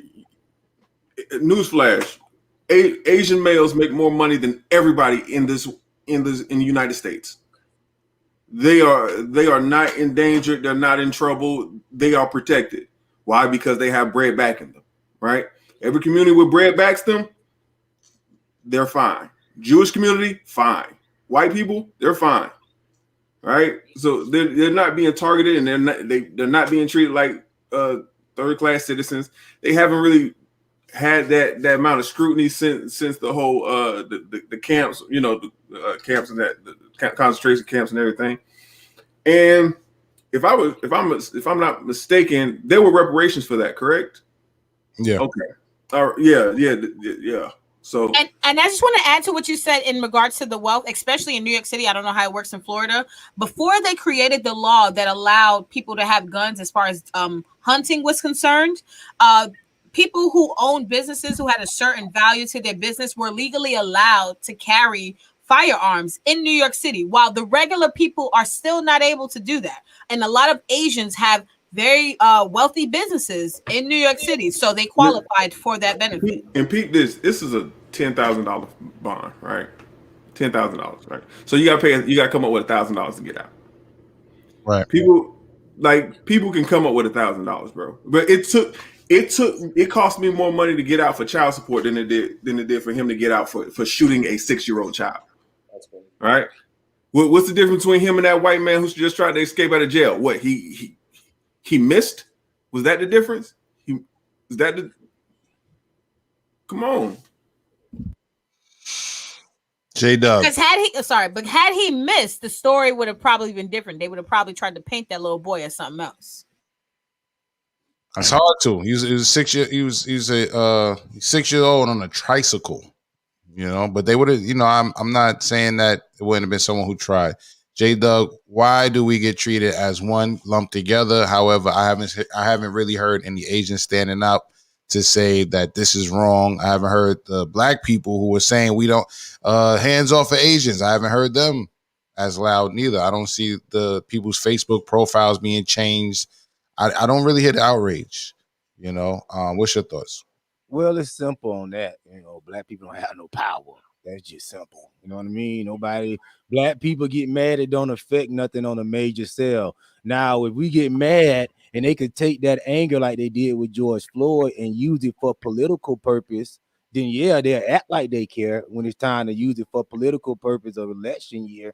But the truth of the matter is we don't have no power in the voting or nothing like that. It's just people use whatever little bit we got. But what was the little boy name? Kobe. Kobe what? They didn't say his last name, but his father's last name is Daniel. Because they looked at Hispanic to me. They didn't even look black. Well, the father was looking about the same complexion as you, but go ahead. Okay. Well, somebody Hispanic. But with this guy, it's the same thing I said with the other stories. This is why I don't care what color you is. All this, I'm mentally ill, because guess what this guy can say? He's mentally ill. So just like y'all gave the pass for the black woman who killed the black man, and she was mentally ill, and the guy who shot in Domino's and didn't have a care about people's lives that was in Domino's, he was mentally ill. Well, a mentally ill Asian man could shoot at a boy and get off perfectly fine. If he could get off, if all those other people could get off far as saying mental illness, this is what this leads to.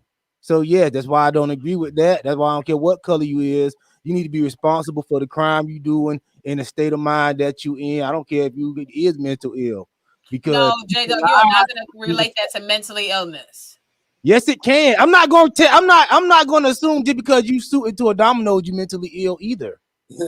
I'm saying this. I'm not saying that. I'm using y'all logic. So if that's y'all logic, if they're mentally ill, the lady who killed that man was mentally ill, then I can see, if I'm looking through the eyes of y'all lenses, not looking at the color. I don't care. Black people this, black people that. I'm just looking at what it is. I'm gonna just look at it as this guy mental illness and he did another stupid mistake, just like the other two black people that y'all showed. It's not about being mentally ill, though. What it's about is about being a community and black people standing up for each other. Allegedly, this guy might have to go missing. Some people might have to go missing in order for changes to happen. But we know that's not going to happen unless a black person violate another black person. But I answered that question. All right, but I would just say this: as far as our lenses go, I don't think we all stood on the same point. I don't think we all agreed necessarily, all said the same thing. But as regards to other people being mentally ill and they all should be treated the same way, that doesn't even happen, right? I know personally, I got a homie in the chat who can vouch for me right now. He can put the details as I start to say the story. We know of a white girl in Queens who came home in a few years for murder because she was mentally ill. You know what I mean? We seen not too long ago, a couple years ago, where the guy was working with a mentally ill client who had a toy in his hand and the police shot his caseworker. You know what I mean? So, we're not going to play the thing where they all mentally ill, they all should get off and all that. Listen, man, if they put if they have a special law for black people, I'm then saying that we should have one. What I'm saying is there is an imbalance in our justice system. Wait. What I'm saying. You just said we shouldn't have we can't have a special law for black people, but we just put in a special law for Asians. Listen, make it make sense. Listen, we can't have special laws when it comes to how we determine whether people are mentally ill. Okay, that's what I'm saying. We can't base mental illness off color. Mental illness. But they do it already, though. They already doing it. That's right. I'm saying we can't do that. I'm saying we can't. I'm not saying what we're doing. I'm saying we can't do that. I'm saying that we need to be treating. If we're going to treat the mentally ill like the mentally ill, I want it to be not based on what the color is. I'm not saying, well, white people doing it already. Okay, they may very well be, but I'm saying that's not right either. Y'all, what's the problem with me saying that's not right either? I'm just saying we need to treat all the mentally ill patients the same, or we need to hold all of them accountable. So if you black and you claim mentally illness, we're gonna hold you accountable like you insane, just like everybody, white people, Asian people, everybody gonna take responsibility for their crime, or we're gonna treat when Asian people do something that white people perceive to be racist, because guess what? A white person could have been in Domino's and say, yo, I think he did that because white people was in there. We don't know the color of the people. And you know what? The family of this little boy could say the same thing. We think I think that.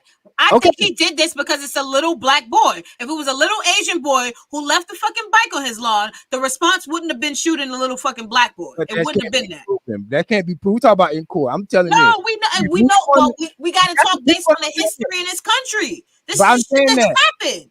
Like, but what I'm saying is, I understand what you're saying. Like, you have to make sure when it comes to mental illness, that's something that's a human thing. It's not a racial thing. And I understand that completely. But when it comes to somebody like that, look at his picture. You can tell that nigga is on some racist shit. That's not a mental illness. He did that, and he's happy he did that. Listen, what I'm saying. I'm not saying that we should be helping mentally ill. I'm saying I don't care about people being mental ill once they do a heinous crime, no matter the color. I don't care about you. Once you do the heinous crime, I don't want to hear nothing about mental illness, black, white, Asian, whatever. Do the Asian guy, he should go to jail for shooting this black guy. That black woman, she should go to jail for burning that black man. That guy who shot into Domino's, he should be doing time. I don't care about mental illness. All right, but how about this, right? Because I don't care what color. I'm not gonna care with you because you black, you mentally ill. We heard you, and I'm definitely not trying to. I'm not trying to go in circles of what we said earlier. But my question to the panel is why, when a black person does something, a quote unquote black person does something, we all have to apologize for this nigga. We all have to say we don't co-sign it. We all have to be vocal about it. Why do we all have to apologize for it? But it's not the same way in other cultures. I do not hear other people separating themselves from this man, Casey. I'm saying, this is really one isolated incident. As of the Asian hate incidents, I don't think there is a problem in the black community with, we don't like Asians, we're going to beat them. I think there are some mentally insane people who might hit a black person, who might hit a white person, who go crazy and they just start punching Asian people. I do not feel like we have negativity towards the Asians. We do have insane people. We do have violent people in our community. That point being said, I feel like this is one real isolated incident. Overall, Asian people really don't fuck with black people. You know what I mean? If you look at it. No. You could talk about the nail shit, this shit. If you want to talk about violent incidents, the overwhelming incidents from black people is coming from black people. You know what I mean? When they're coming out with the Asian hate, though, it's not the magnitude of where, like, black people are being affected. Black people are being shot down by everybody. And let me say this. There is no instance of Asian hate, even Asian hate, that they're claiming, right? Where has a black person actually shot an Asian? Let's roll a tape. Let's roll a tape where a black person is shooting an Asian. We don't even have that. But the thing is, Asian people do not face the institutional racism that black people face in terms of incarceration. And I feel like a lot of these things that we talk about are real distractions from the real racism that affecting young black males in terms of mass incarceration, in terms of the problems in our own community, which are neglected by everybody. You know what I'm saying? In terms of we have black hate, that we hate each other. The black kids on this block hate the black kids on this block. They smoke their dead bodies on this block. They don't care if they die. I don't know if it's racism, but it's something, and a lot of people are dying because of it. And I think it's a lot easier for us as a community, and it's a lot easier for America as a society, because these are American people killing American people. It's not just black people, you know what I'm saying? To focus on isolated incidents outside. If you look at it in general, black people is not really beating up white people. White people is not really beating up black people. All right. Well, listen, I don't think we have enough time for us to really try to get an answer to that. I haven't really heard one real specific answer to that, but we did get a lot in. We're way over time, and Steph has guessed. Answer your question, because you asked three questions really, but to answer your last question of why we always running to defend somebody else, because we're weak as a community. We feel like we have to not defend. I said apologize and all that. Like, oh, the Asian doing this. Yo, we ain't doing nothing to the Asians. Asian hate. We push all that stuff because we weak on the inside and we too afraid to say, yo, I want to just focus on black issues. I don't care about what Asian going on, because you got a good amount of black people that talk like they care about black people, but really what they care about getting some money. We seen that with Black Lives Matter, getting some money and getting up under white people, getting movie deals and things like that. So Also, they don't care about black people.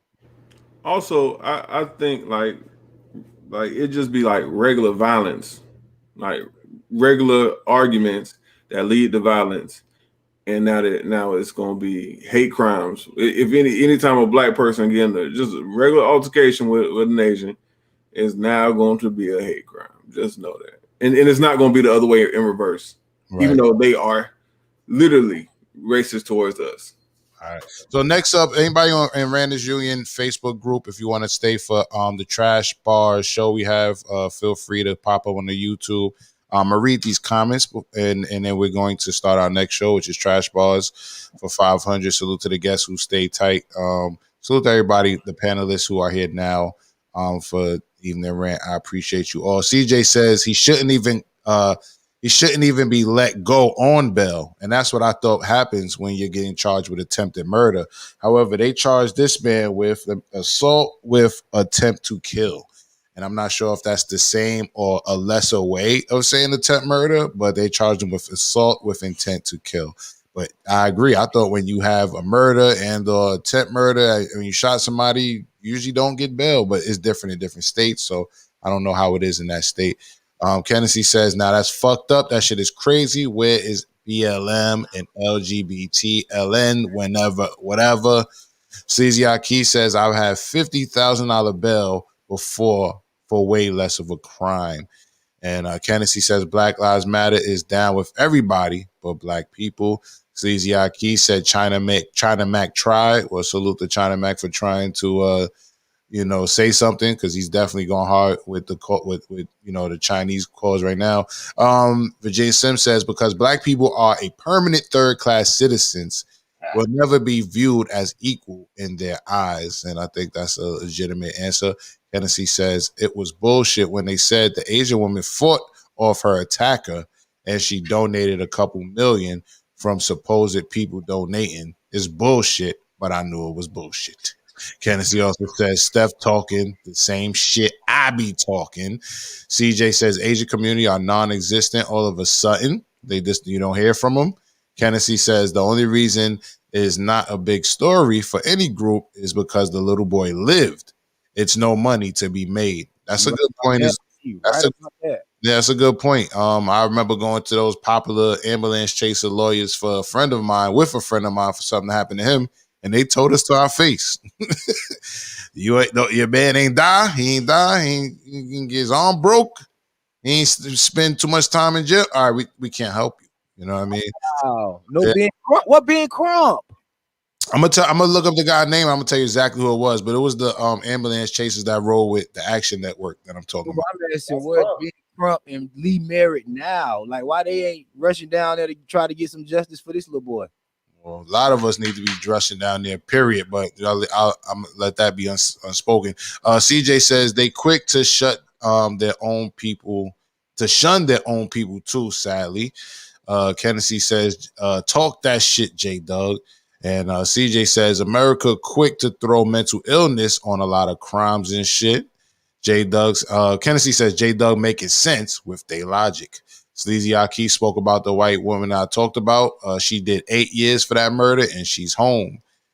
She was white also, and her father had paper. And this was in Queens, New York.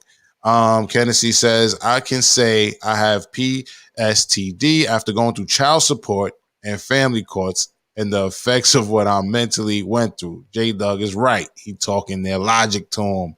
Antoinette says, if he shot mine, silence, we already know. And I think we all agree.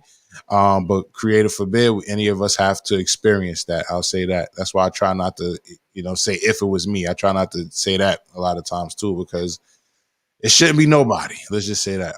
Kennedy says it's because we are still 3/5 of a motherfucker in their eye and on paper. Virginia Sims says they view black people as a collective versus looking at the individual actions of other races. I agree. CJ says, why do you think the joke of hurry up and buy is here to this day? And also, when they went in the store, don't forget about the part, CJ, where they walked into the store and it said, niggas. Joke. Hey, listen. And another thing, jokes are more times funnier when they're true, but go ahead. But one thing I want to say too, another thing why we don't get any respect too, because you have black people that'll come out talking tough and say, yo, F them agents, we don't need to be doing shit for them, we ain't with them. Then you have a whole bunch of black people, oh, hold on now, I don't agree with that, the way he's saying it. I agree with it with the nice way and the pretty way and the way it's gonna make everybody feel good and welcome. That's the only way I agree with it. But if it's gonna be some tough talking, then no. And that's why we don't get nothing done. All right. Kennedy says, I don't think the story real is Caucasian.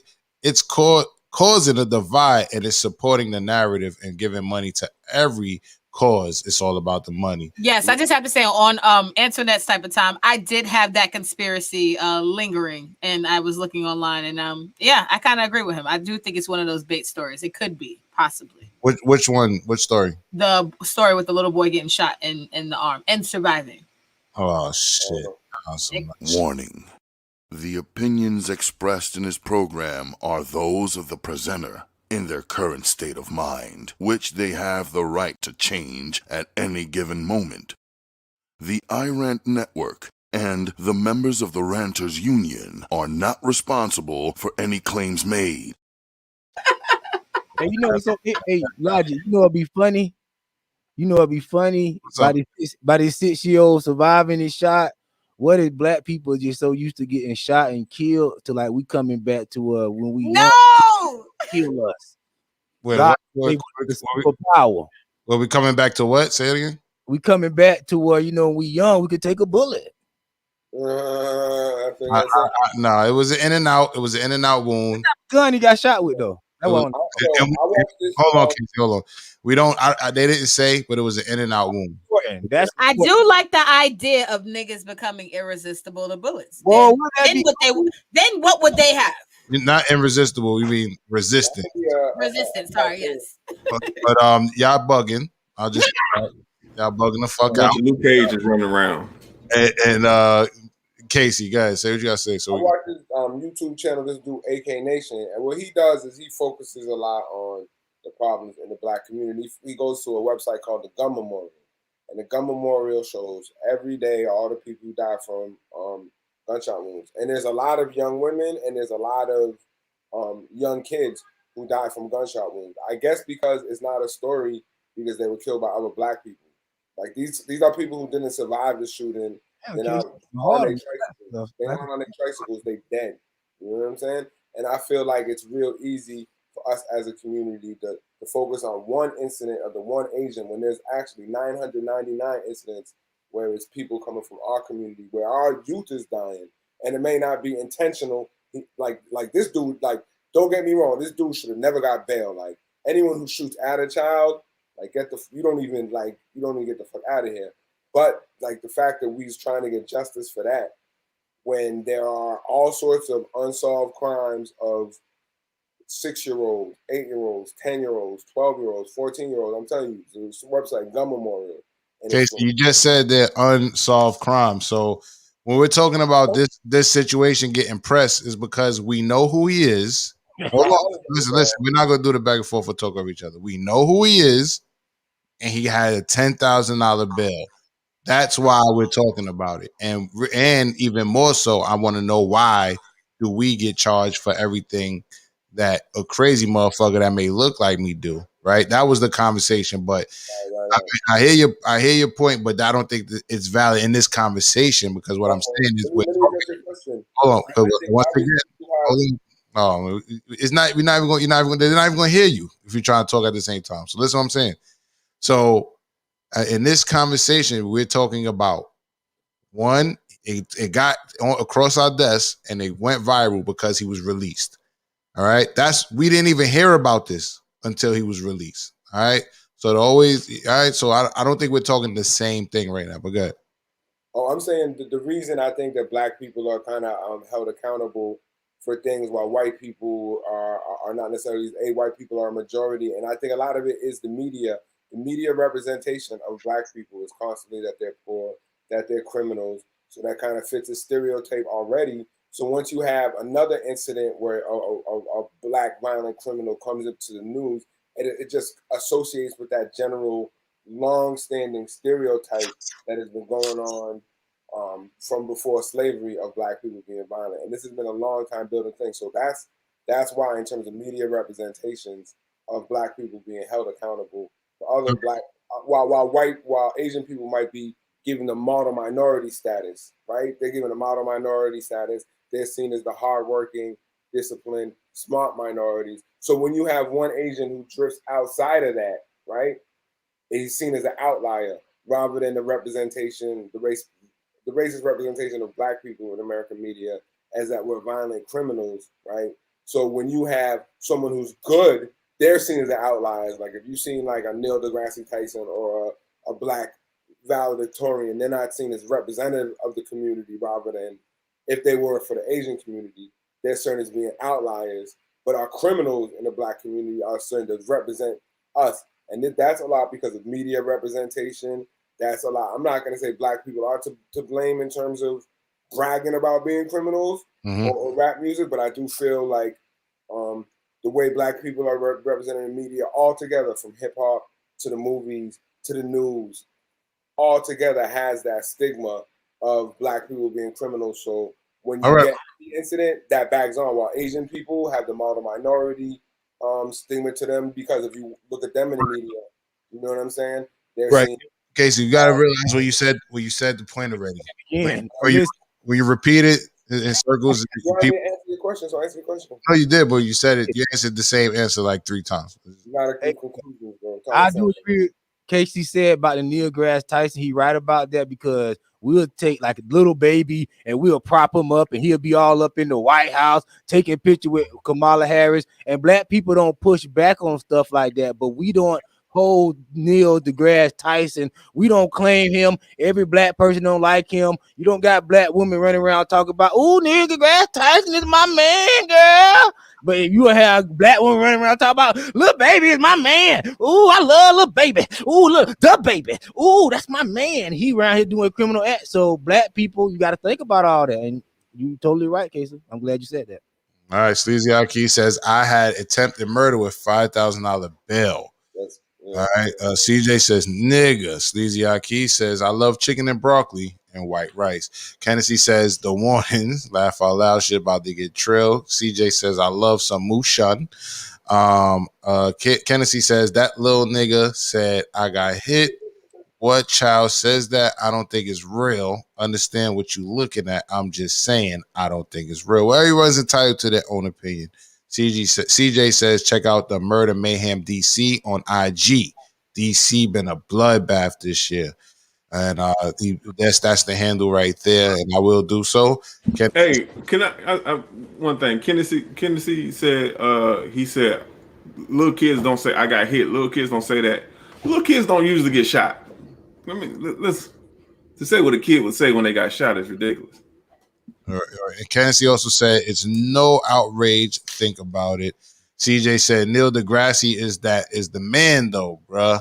And Virginia Slim says, right, Casey, it's all form of propaganda to perpetuate stereotypes and biases on how people view black people. And CJ agrees with him, as do I. Salute to everybody who watched the evening rant today. We went over a little bit, but we're still lucky. We're going to have an episode of Trash Bars. Salute the people that's coming on Trash Bars who stayed around. DJ Rashawn coming up next. Also CJ from the BKE podcast. And I believe Vanessa Smiles will be playing in this next round. Today we spoke about a whole lot. I'm not even going to attempt to go back and go over all the stories we spoke about, but we spoke about a whole lot, ending on a conversation of why do black people have to apologize for our degenerates, but we don't see that happen in other communities. Also, I wish the homie, the young man, young Prince Kobe well. I wish him well. Sunflower Sky, hey, she said I was here listening. Salute to you, Sunflower Sky. Good to see you. And next up is Trash Bars. Thank you to all my panelists, Steph Got Jokes, J Doug, Casey Game, V Smiles, Schoolboy. Well, I don't know where the hell Schoolboy went. Schoolboy also. And next up is Trash Bars. Hold tight. You know what it is. We're gonna play a little intermission and we'll be right back with Trash Bars. Salute to everybody. Have a good night.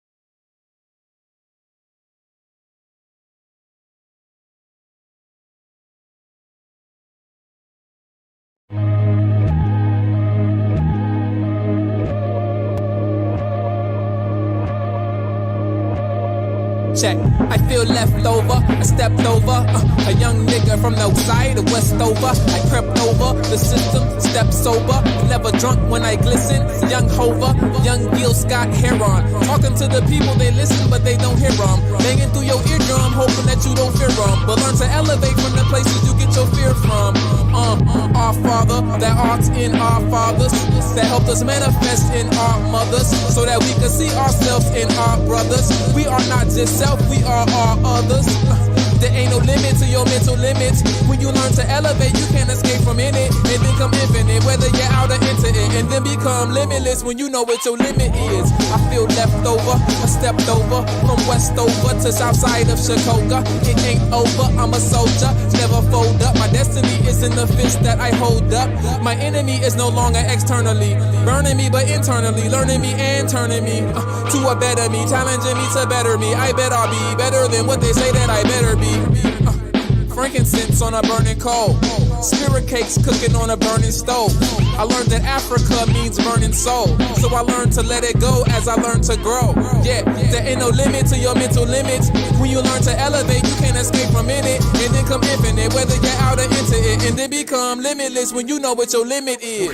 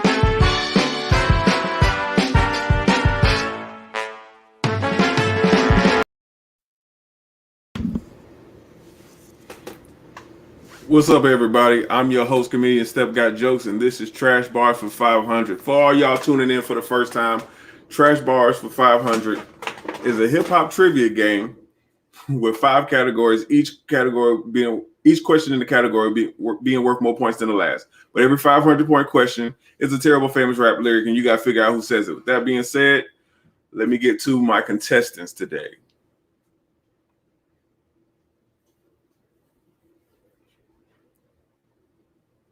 CJ, I can't hear you.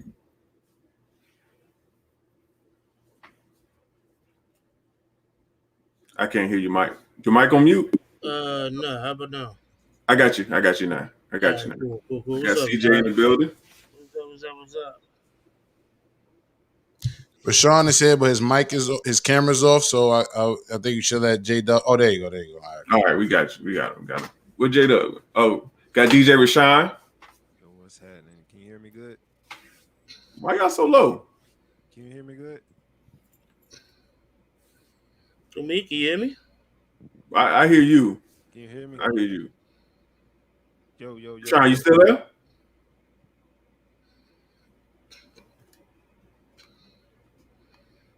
Yo. No, that mug crazy low. Yeah, we can't really hear you, bro, man. Use full sentences. Yo, can you hear me? Nah, you sound mad low. Mic check. There you go. All right. We in the game. We in the game. And of course, the lovely Miss V Smiles. How y'all doing? What's going on? What's good? What's cracking? Good. Salute. Is J Dub coming back? Logic. There we go. All right. And of course, comedian, my man, J Dub. Dougie Fresh, what up with you, man? AKA Jigaboo, AKA J Baby. What's going on, everyone? Kavasi AJ. Yeah, Kavasi AJ. There you go. All right. That being said, man, let's go ahead and get to the game. No further ado. Okay. Today, hold on. Here are today's categories. Black cinema. All right. That's what's the name? Sitcoms. Legendary hip hop culture moments. Side piece lyrics. All right. Everybody cool with that? Mm-hmm. Let's get it. Choice. All right. Well, yeah, you really ain't got much choice. I ain't finna redo the game.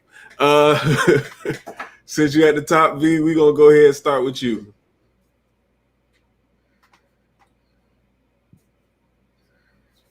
Your mic off? Sorry. Side piece lyrics for 100. Ah, yes. You say you got a girl, yeah. How you want me? How you want me when you got a girl? The feeling is reckless of knowing it's selfish and knowing I'm desperate. Oh, it's reckless and know that. Oh, fuck. Rihanna. I know it's wrong. And I'm singing a song in my head, yo. And then I know that it's reckless. I know that I'm you saying you giving them the melody, they gonna know it. J Dub. Fuck. Look at it. Okay. DJ Rashawn.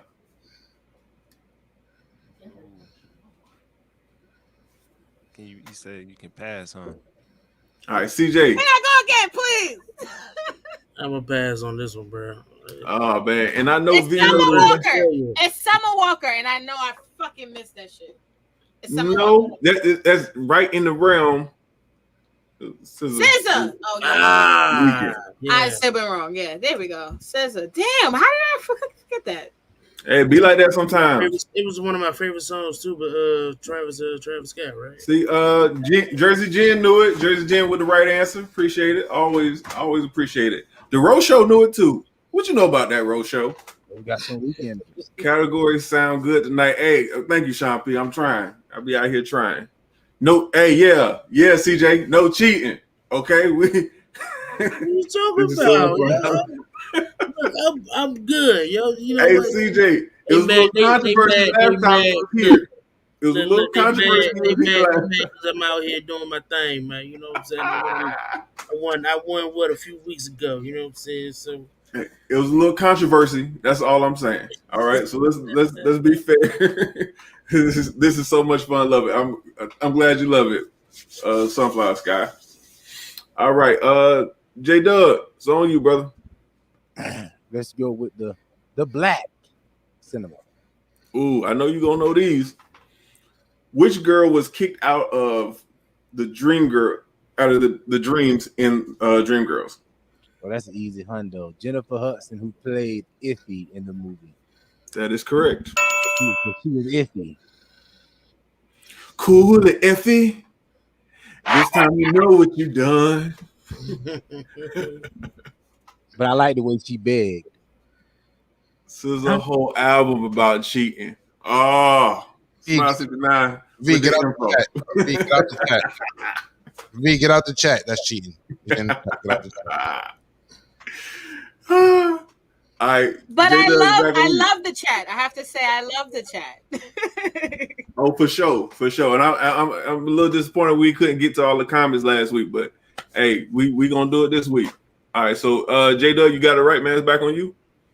Oh, I might as well. Don't let me wipe out the board now.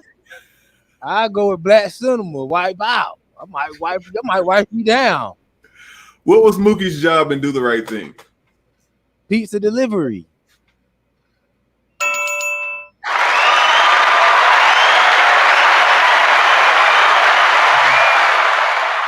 knocking all these out, huh? You just gonna knock them out, huh? I'm not from the old school of I wipe you down.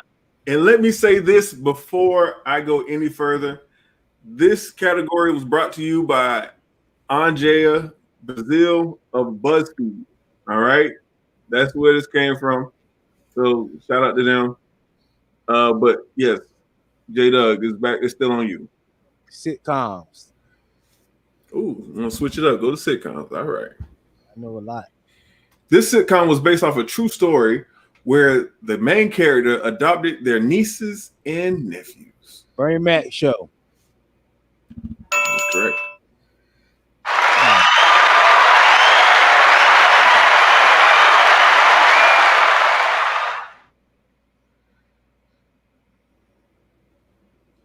Get up. Oh, it's on you, man. Hey, you wiping the board off, man. I don't see the board. Okay, let me go legendary hip hop. Legendary hip hop moments. All right. Vanilla Ice raised his profile with his smash single in this 1991 summer box office film.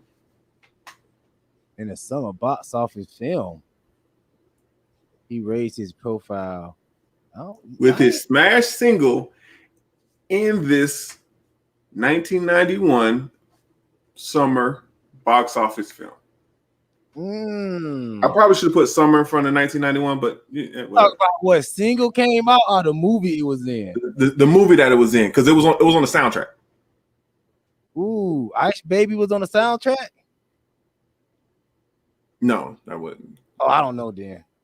Where is his countdown? Where is his countdown? Yeah, okay. I didn't understand this. I thought it was an easy one. Like, yo, I thought you want to know what it is an easy one. That's why I really wasn't tripping on it. DJ Rashawn. It's on me. Mm-hmm. How much this is for? 100. I'm taking a wild guess. Let me go with Ninja Turtles, Teenage Mutant Ninja Turtles.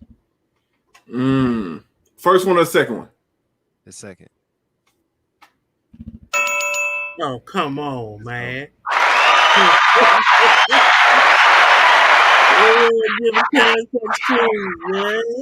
I never seen Ninja Turtle movie before. I never seen no Ninja Turtle movie. A lot of people knew that though. A lot of people in the comments knew that. Deshaun, it's back on you, man.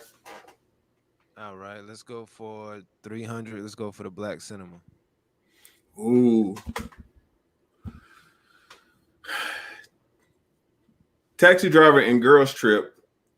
What fruit did that? Oh man, What fruit did Diana use to give her friends sex advice? Ooh, it's out of two of them. I forgot really, but only can think of two. Um, let's go with a cucumber. Oh, let's go with a cucumber. She said fruit.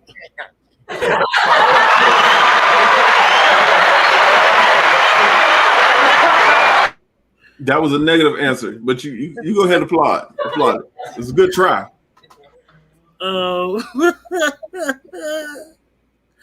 It was a grapefruit, yeah. It was grapefruit, you said? Yeah. Correct.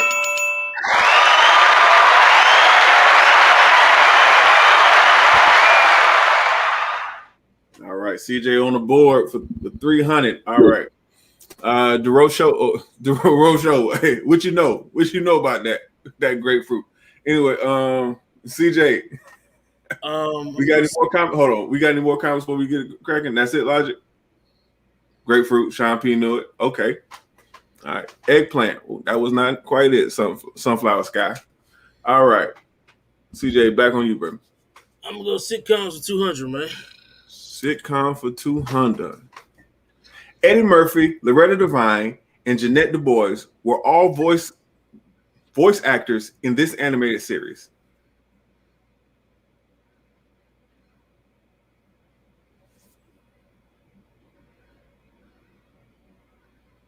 Animated series. I'm gonna pass. All right, Vanessa. Oh shit. Oh, Vanessa? Oh, sorry. Yes, sorry. I was on Teddy Riley.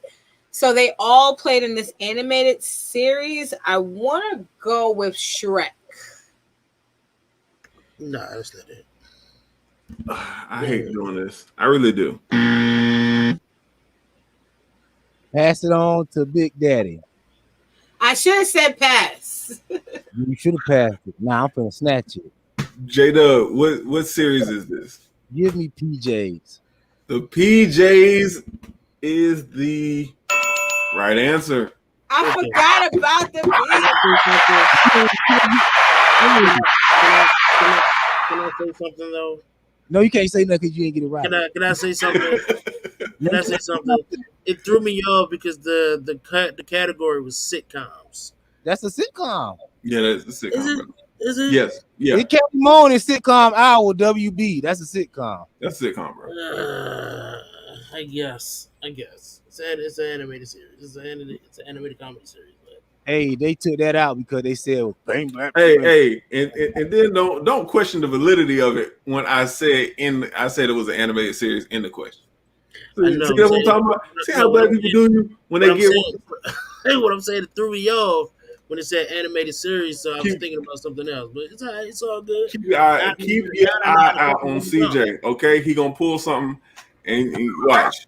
Keep your eye on CJ. I don't want to talk in his defense. Now I got to take the board. J-Dug is back on you, brother. Let me go with. I want to go. What's the name? I don't even know what that's. What did that mean? Nah, I ain't losing no points. I go out there for 100. I try it out. Just open it up. I know what I'm doing. What's her name or whatever? What's her name? Come on, man. That's not a her. Lisa, who is that? Oh my gosh, we just so put on somebody black. I don't know who that is. He don't look familiar at all. Skip. Okay, all right. DJ Rashawn, you know who that is? I'm gonna pass on that one. CJ. I'm gonna put up his cousin. Do I get it right for just knowing his name? You said that look like my cousin. You gonna just put up a random your picture of your cousin. You bet niggas to know who that is. Do I have to That's hilarious. And last name, or can I just give his first name? Shoot. Leslie. Okay. I want to ask the the rest of the panel. Should I give it to him? You know, if you know that nigga by any name, I was gonna say shit better than me. Like, fuck. I don't know this nigga at all. Because I want to give it to you, but if they know the full answer, I don't want. That'd be like I don't know. I don't know this nigga at all. I'm passing. Okay. I have no idea who this nigga is. All right. Well, I'm gonna give it to CJ. It is Leslie Odom Jr. Like, I know I used to talk about this nigga a lot with the Nationwide commercial, yo. I was like, who the fuck is this nigga, yo? What do you do? Why we supposed to know his name? He's a singer. He's one of those Vegas type singers and shit like that. So, He was also in that new film where won an award. What's it called? With, Regina King produced it. In Miami or something. The Night in Miami, I think it's called. Yeah. And he played he played not Marvin Gaye, but Sam. He played Sam Cooke in the movie. Mm-hmm. Yeah, he did. He did a really good job. With that right answer, you go back. And somebody, I forgot who Logic pulled it up. Shout out to whoever guessed it, whoever was in the comments who guessed it. I didn't even get a chance to say their name, but shout out to them. But it's on you, CJ. I don't know if I should try this again. I'm gonna go with what's his name. What's his name?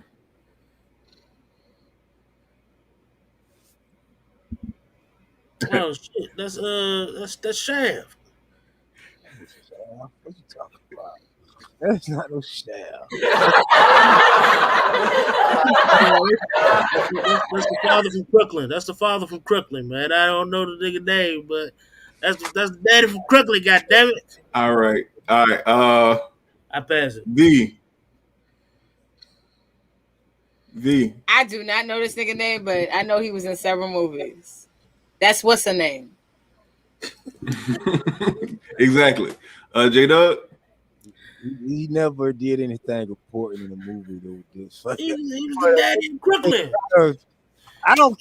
I never. It wasn't moving enough for me to go. The Spike Lee movie ain't gonna cause me to look for your name. I know who the movie is. Spike Lee. That's all I need to know. But nah, I don't know. DJ Rashawn. Passing up on that, man. All right, man. Well, this is the opportunity to learn this man's name. Delroy Lindo. All right. Yeah, definitely wouldn't have got that. Definitely wouldn't have got that shit, yo. Sean P and Virginia Slim. Hold on. Sean P and Virginia Slim knew it. He said it was Hamilton. Yeah. They got it. They got it. And I didn't know he was a British actor. That's one thing I learned when I looked it up. I didn't know he was a British actor. Who knew? So he ain't from here, so that's why nobody don't know him. Let's blame it on that. I can figure. I know you're in movie, but nah, that ain't real. Delroy Lindo. It's on you, V. Okay, I'm going to go with Side Piece Lyrics for 200. This is getting good. There's a few things in my past that should not be explained. I'm asking you, baby, be with me for a little while. You can have a please hush, no questions asked, baby, relax. Baby, lay back and relax, girl. I do love you, girl. I don't care. I'm already negative 300. I want to say Lil' Kim. I really do. But I could be wrong. So I'm going to my bad. say Lil' Kim. But yes, it was wrong. I was going to pass, but you already put the X on the head. Hey, I could have canceled out the X. Nope, I was going, you know what? I stand on it. Stand on it. Lil' Kim. Okay. All right, J-Dub. Don't know. Pass. DJ. I'm going to pass on that one. Who is it? What you typing over there? Who is it, CJ? I passed. I'm good. All right, this is my favorite. I believe it's the greatest side piece song of all time. This is "Piece of My Love" by Guy. All right. I was born in 1991.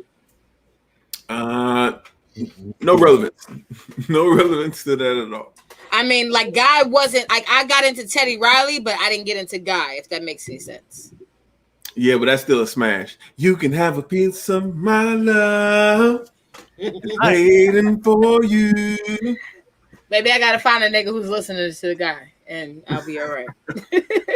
Hey, so that I think it's on J Duck now, right? Correct? Mm-hmm. Yep. All right. Let me go back to sitcoms. I'm good. I know everything about sitcoms. Get that out real quick. Why doesn't anybody want side piece lyrics? I don't know. Name the show. Name the show. A once famous football player must rent part of his house to support himself. A single mother and her two kids are the latest tenants.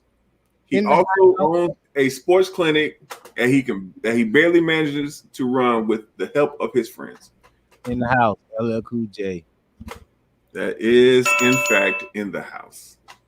Classic sitcom. That was actually good for LL. You know what? I forgot he was a football player.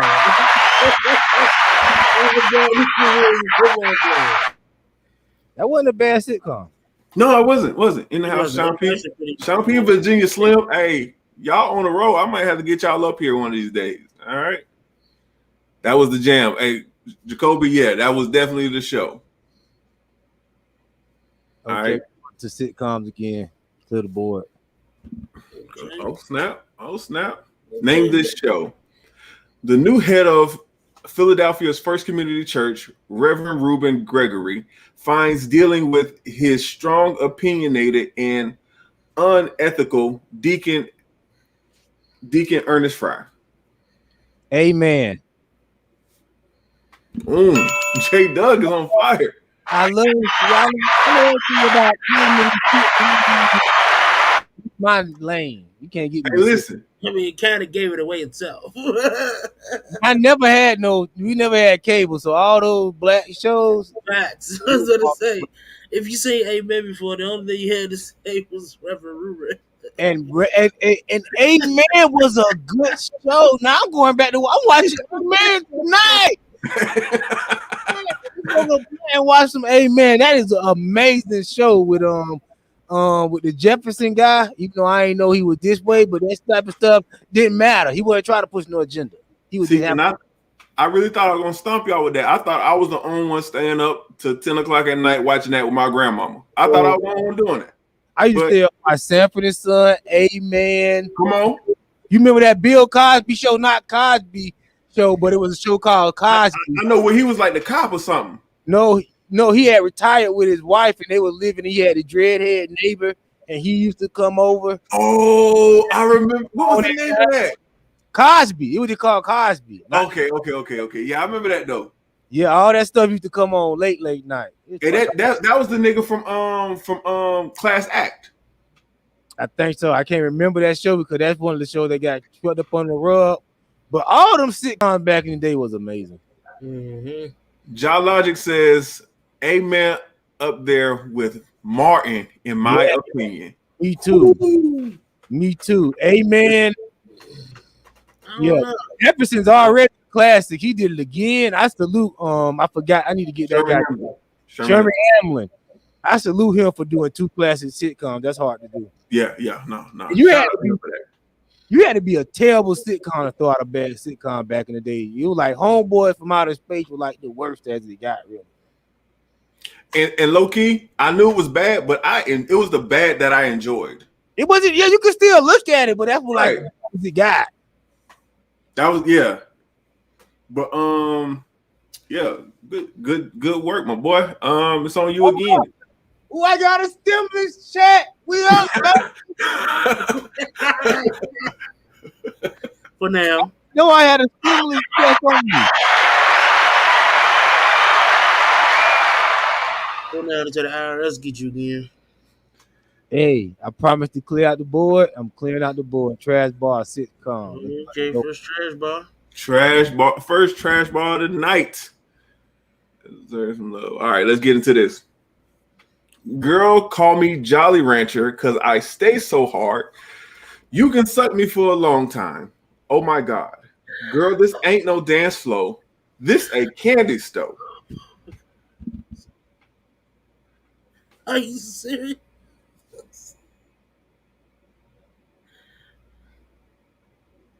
I want to say something, but I can't risk 500. I'm gonna pass. I can't risk. DJ Rashawn.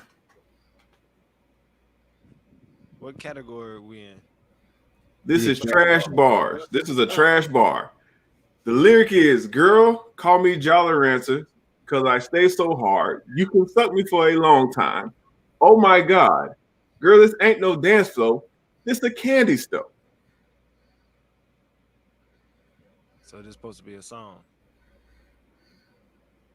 Yes. Let's go with a classic, a cameo. Huh? CJ, it's on you. Man, this D4L Laffy Taffy, man. Come at y'all like Roger. Oh, guess I stay so hard. I will accept that answer. I will accept that answer. Can I just say it's actually Fabo? You can't tell me exactly who it is. It's Fabo. It's Fabo. Shout out to Fabo. Girls call me Jolly Rancher because I say so hard. It's Fabo. Fabo. The nigga with the fucking. The song was Laffy Taffy. The fuck? But it was three of them. It's Fabo. Fabo. Hey, hold on. I'm gonna give. Listen, I'm gonna give y'all both points for that one because y'all both right. She was more specific with her answer, but you were right. But if V, I promise, if you do that shoot thing again, I give you an extra 100 points. I didn't do it right because my hand is touching the floor, but you get the gist, my nigga. That nigga used to pick his motherfucking feet up at the motherfucking drop of a fucking dime and had kids breaking their fucking legs in New York trying to do this shit. We're gonna get V out the negative. You getting 500? We're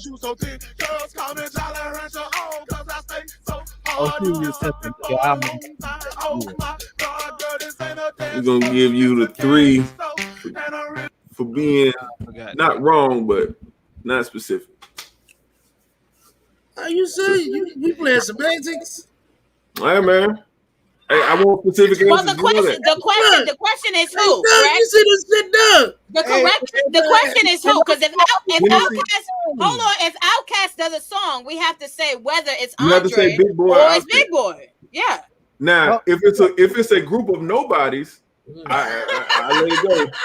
I let it go. But you got 300 points for having a partial answer, and it's still your go. So you ain't lose nothing. Okay. All right. I take it for what it is. You know, it's all right. And I guess this is just being against me since, you know, I won last time so hard. You know what I'm saying? But you know, I'm just gonna go ahead and go with I don't even know now. You know, I don't even know now. My man thought he would come up 500. You know, cheat me out of the 5. You know, it's all right. You know, but what's his name for 300, man? That's what's the name? What the fuck? You're the women. Exactly. I do not know that nigga fast. All right, V.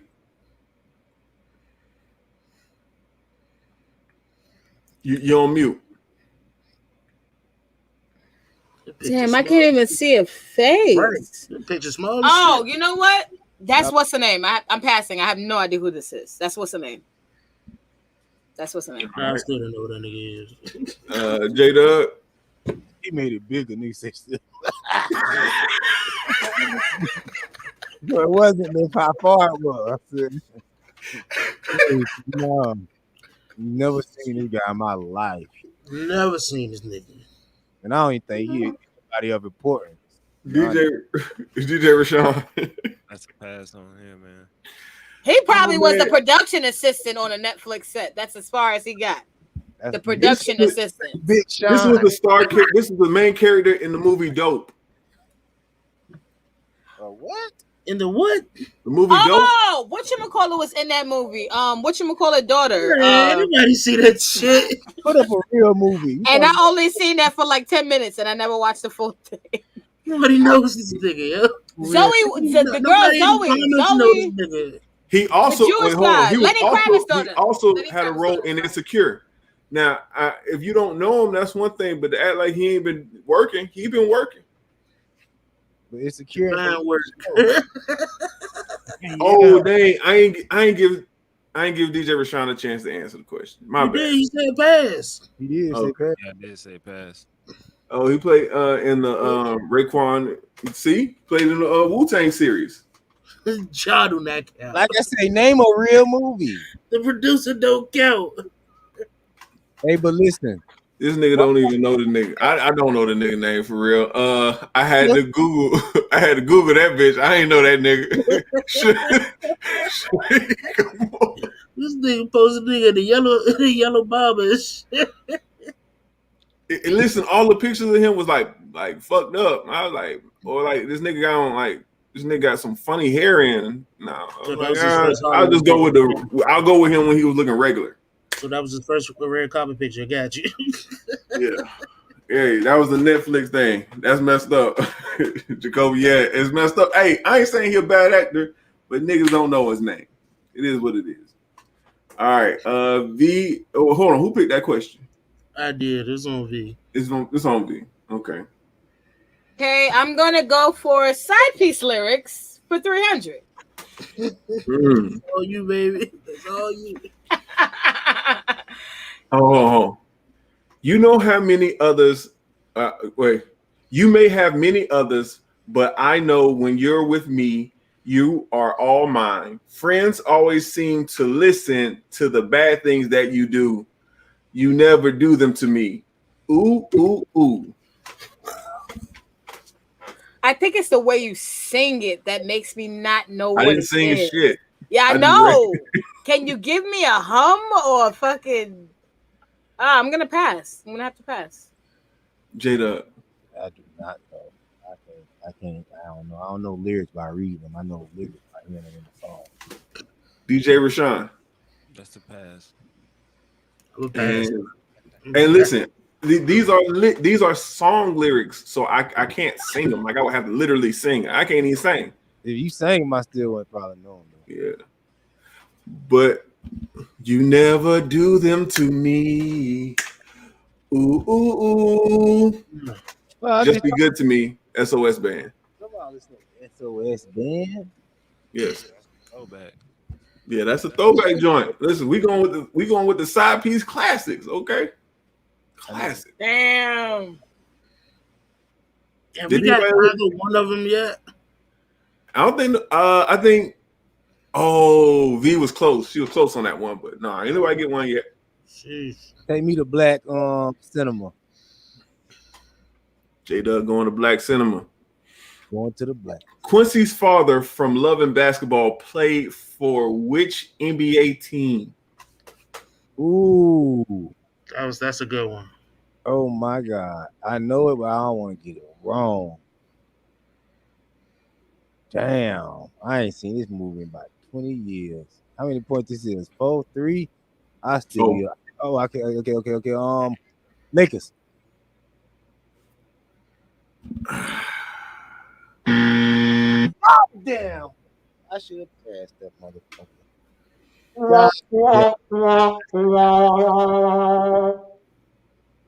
DJ Rashawn. I forgot to, for real. I don't watch no shit like that. I watch real movies. That's a pass. Oh, is it a pass? CJ. I see that screen. Hey, you try to click on the screen. You see that screen? CJ ain't sick. I said I passed, bro. What are you talking about? Boy, You already took the 500 from me, and you still try to make a conspiracy against me, huh? I see what you're doing, brother. Bruh. You making it so obvious, bro. What you talking about? I didn't Your do screen anything. changed colors. I didn't do anything. I literally didn't do anything. I watched this movie yesterday. Jesus Christ. Okay. DeRoche, okay. I DeRoche probably know the answer. I deserve 200 points for the badgering, for badgering the contestant. V, what you got? I feel like I'm gonna be wrong though. I'm gonna pass. I'm saying I'm gonna pass, but I really think it's an LA team. It was the Lakers. But I'm passing. Well, you weren't wrong. It was the LA Clippers. I was gonna say Sacramento. Isn't it Sacramento Kings or some shit like that? That's what I was gonna say. Sacramento Kings are in California, but it was an LA team. So I didn't watch the movie enough to even fucking know. That's an insignificant part of the movie. No, because all niggas cared about was this nigga fucking this bitch. That's all niggas cared about. Tennessee thinking about Ice Cube. All right, that the Lakers beat the Supersonics. No, that's not it. But okay, it is on DJ Rashawn. He said the Pelicans. Boy, if you want to get your That's like 500 points. You know, Common played for the Nets at one point. DJ Rashawn. It's on you. Let's go for Black Cinema 500. You know that's a trash bar, right? So can I pass on that one? I mean, you can pick whatever category. I just want you to know that that is not an actual cinema question. That's a trash bar. That's all. I'll pass on it though. Okay, we'll pick another category. No, if I don't know the answer, can I pass on it, or will it be? Yeah. Yeah. Let's go for the trash bar then. 500. All right. See, I'm ugly and pretty. I'm polished and gritty. Shoot better than that nigga that tried to kill 50. See, niggas get shitty when I come to their city. When I hit the spot, that bitch they like, she coming with me.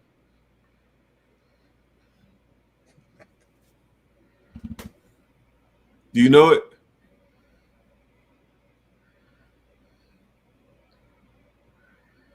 Woo. I got about 2 people in my head, but I'm gonna have to pass on that one. Okay. CJ.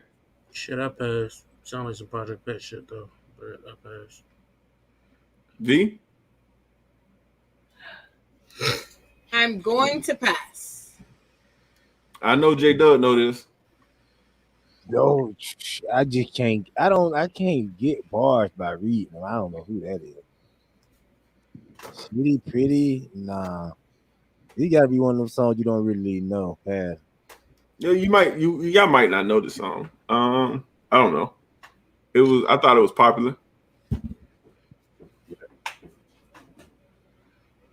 True motherfucker, see, I'm ugly and pretty. I'm polished and gritty. Shoot better than that nigga that try to kill bitch ass. See, niggas get shit at when I come to they sit at. When I hit the spot, that bitch they like, she coming with me. It was a little John song. That was good. You were close, Virginia Slim. But was that was the only song him and Lil Jon did? Oh no, they did 2 songs together. Yeah, that wasn't a hit. If you scared to go to church, and then this one. This song is what propelled them to do that other song, because this song, although this song wasn't a chart song, it got a lot of play.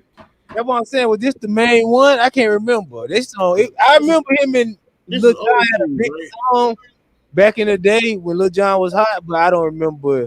I ain't gonna go back to this. He had that other joint, if you scared, go to church. Yeah, See, this was Lil Jon's song. This was the final song on the album. It had Bun B, it had Ice Cube, it had Nas, and that wasn't the one him and Lil Jon did. I want to say it had Bo Hagen.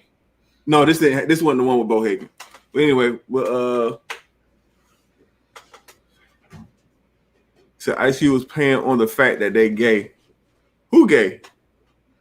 I don't know.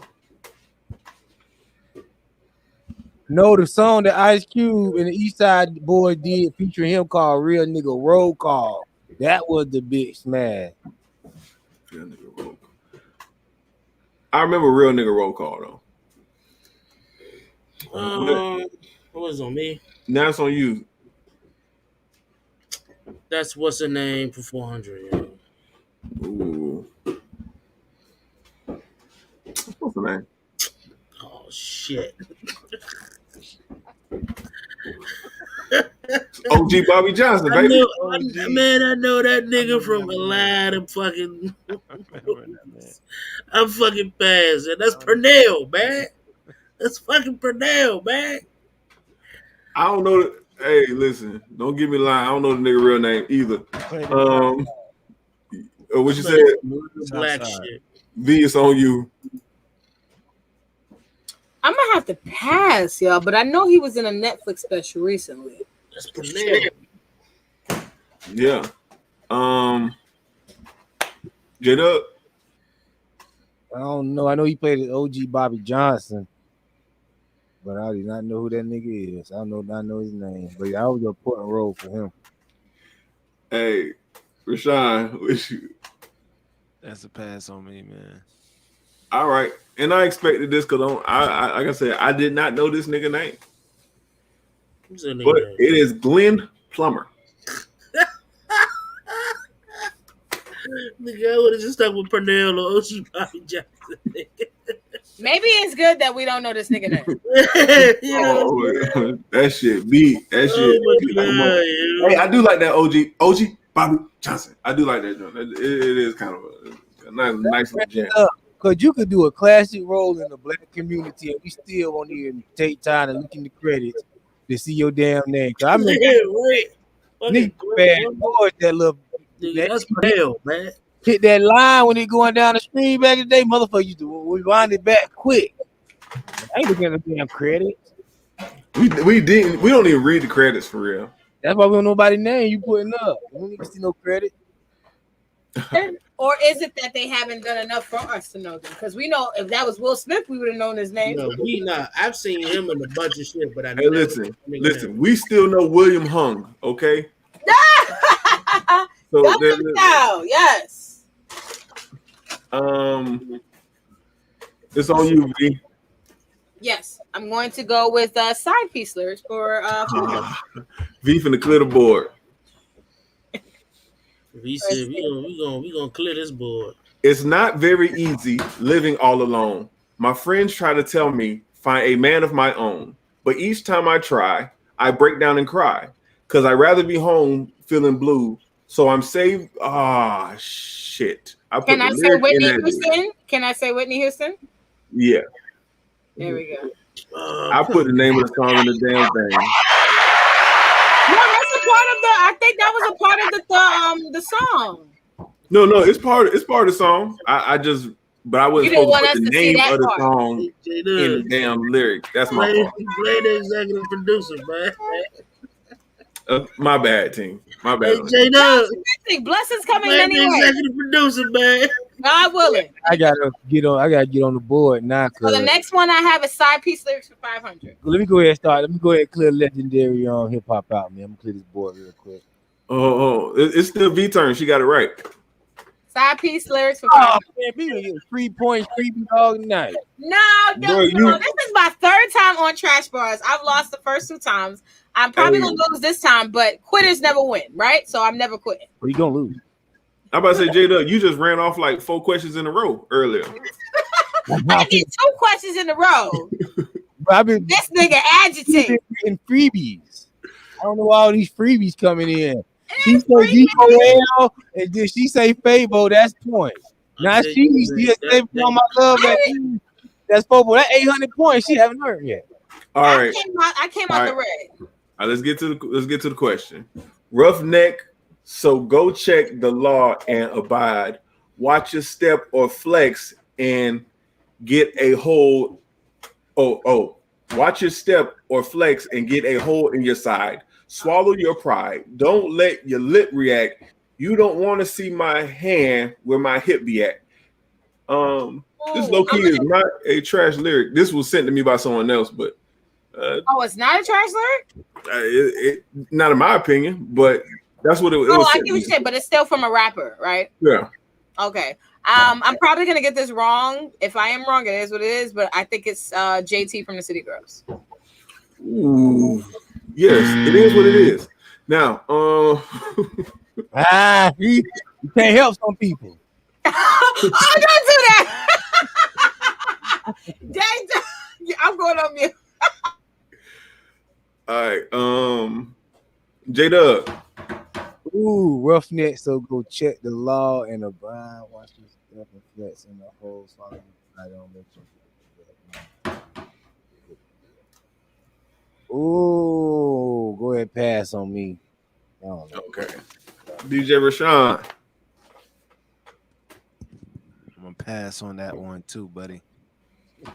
CJ, I feel like you might know this one. You don't know this? No. Okay. So, this is Will Smith. Wild Wild West. Oh, Jim West, roughneck, so go check the law and abide. Watch your step, reflex, and get a hold in your side. Swallow your pride. Don't let your lip react. You don't want to see my hand where my hip be at? Come on, man. I finna sit here and try to remember no Will. That was a trash bar. What a trash shit. That wasn't a trash bar. The only thing I remember about that song is fucking Cisco singing at the top of his lungs. That bar was trash. That bar was trash. That bar was definitely trash.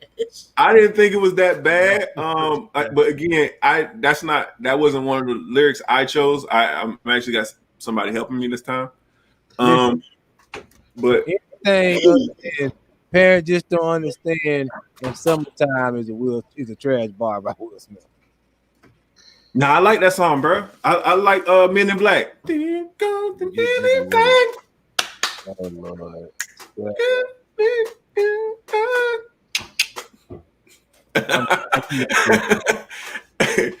Hey, but who chose? That was V. Oh, so it's on you now, J-Dub. Let me clear the board, man. Legendary hip hop culture. His moments. All right. This legendary, it's supposed to say rapper, but this legendary rapper wore a FUBU hat in a commercial for Gap. Damn. Wow. I know probably did that shit. Nah, I can't risk down now. Pass. DJ Rashawn. I'm gonna pass on that one. All right. CJ. Is it LL Cool J? That is it. Only nigga in the world. I was about to say it was gotta be that nigga. The only nigga that went FUBU. I was feeling so LL, but I didn't want to risk no points for him. LL Cool J, right? LL, Virginia Slim, yeah. The only nigga you think that would have did it. If you didn't know the answer before that, us giving you the answer right now, you should be like, oh yeah, that makes sense. Why did they give him that? Why didn't they let him do that though? They didn't know. They didn't know at the time because they was such a FUBU was such a small brand. Mm-hmm. But what that did was he was also marketing their clothes, but he was also marketing FUBU, which was Forced by Us. So he made a statement low key, and they didn't even know he was doing that because afterwards he ended up being the spokesman for goddamn FUBU. Amazing. Nobody listen. Maybe Q for Moesha, but outside of that, nobody else wore more FUBU than LL Cool J. Nobody wore more FUBU than that nigga. Nobody. And never will.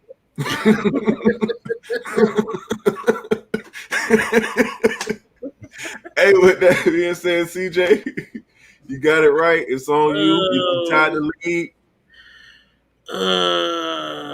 I'm gonna hit this trash bar, yo. That's what's his name. Ooh, that's what's the name for 500. Hotter than a biscuit out the oven. Your baby mama go on missions to get this loving. We kissing and hugging. She never pick her phone up. You be looking for her while we doing the grown up.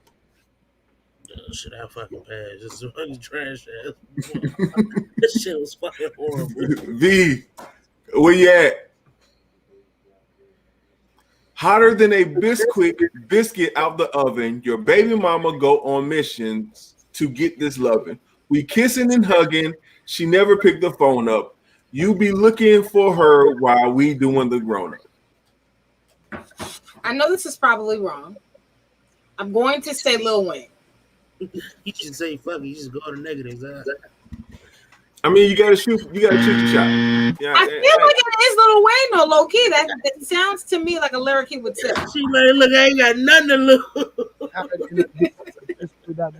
It's all about it's A for effort. Right. J Doug. It's not a J Doug. It's not about who wins, J Doug. It's not about who wins. Yeah, with me. But that's one less person you got to worry about winning. What is hotter than a biscuit out the oven? I do not know, man. That's crazy. I can't. I put my money as a South rapper, You passed my man. DJ Rashawn, man. I feel like you gonna know this. Killing this stuff. We listen to music all day. Damn. No, I don't know this, man. I gotta pass. You sure? Yeah, man. Biscuit. Yeah, I don't know that one. Oh man, I'm disappointed in y'all. I can't remember no song like that. I told you. I knew it was trash. I knew it was trash. I knew it had to be trash song. I knew it. I ain't listen to pretty. I'm so disappointed in myself. Shout out to my daddy who spent so much money on tickets for me and my cousin to actually see these niggas in person. And I completely forgot about that shit. But I knew it was a Southern nigga. That's why I thought about Lil Wayne. Shit. Chingy was a guest. The Rose Show knew it. It was Pretty Ricky. Yes. Pretty Ricky. Gene Slim just throwing one in the air. Bow Wow. Not a bad guess. Who the fuck listened to Pretty Ricky? Sir, Pretty Ricky was on fire for a time. I'm not gonna lie. Yeah, don't talk bad about Pretty Ricky. Pretty Ricky was the shit. Okay, they had 12 to 14-year-old girls like me being extremely horny. I knew it was a Southern nigga, and I knew it had to be a Southern nigga with a trash ass group of something. God damn it, I was fucking right. I know it was a Southern group, but as a female who was extremely into Pretty Ricky and actually Spectacular was my favorite one. Okay, so that nigga can rap. Let me tell you something. Hey, listen. Just let me let y'all know, like the young teenage girls wasn't looking at them for their raps. Hey, let me say something too. And like I always knew that line was trash. How did the biscuit after oven? I was like, that shit is weak. If you calling your baby mama while we doing the grown up. Now, if you would have played Love Like Honey, like biscuit. Yo, we paid $40 for Scream Tour tickets. I'm not even gonna lie. At Madison Square Garden, that's all niggas did the entire night. Was this? Like when I was little, like being like a teenager and going crazy and screaming for these people is different. But when you look back at it, like I think about it, like all these niggas really was doing was this.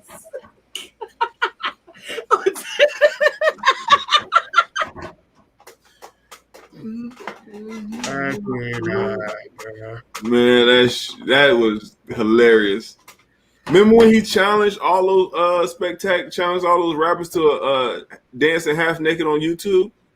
That was weird. All Pretty Ricky got tooted up for them. Well, they was on tour together. That was a thing.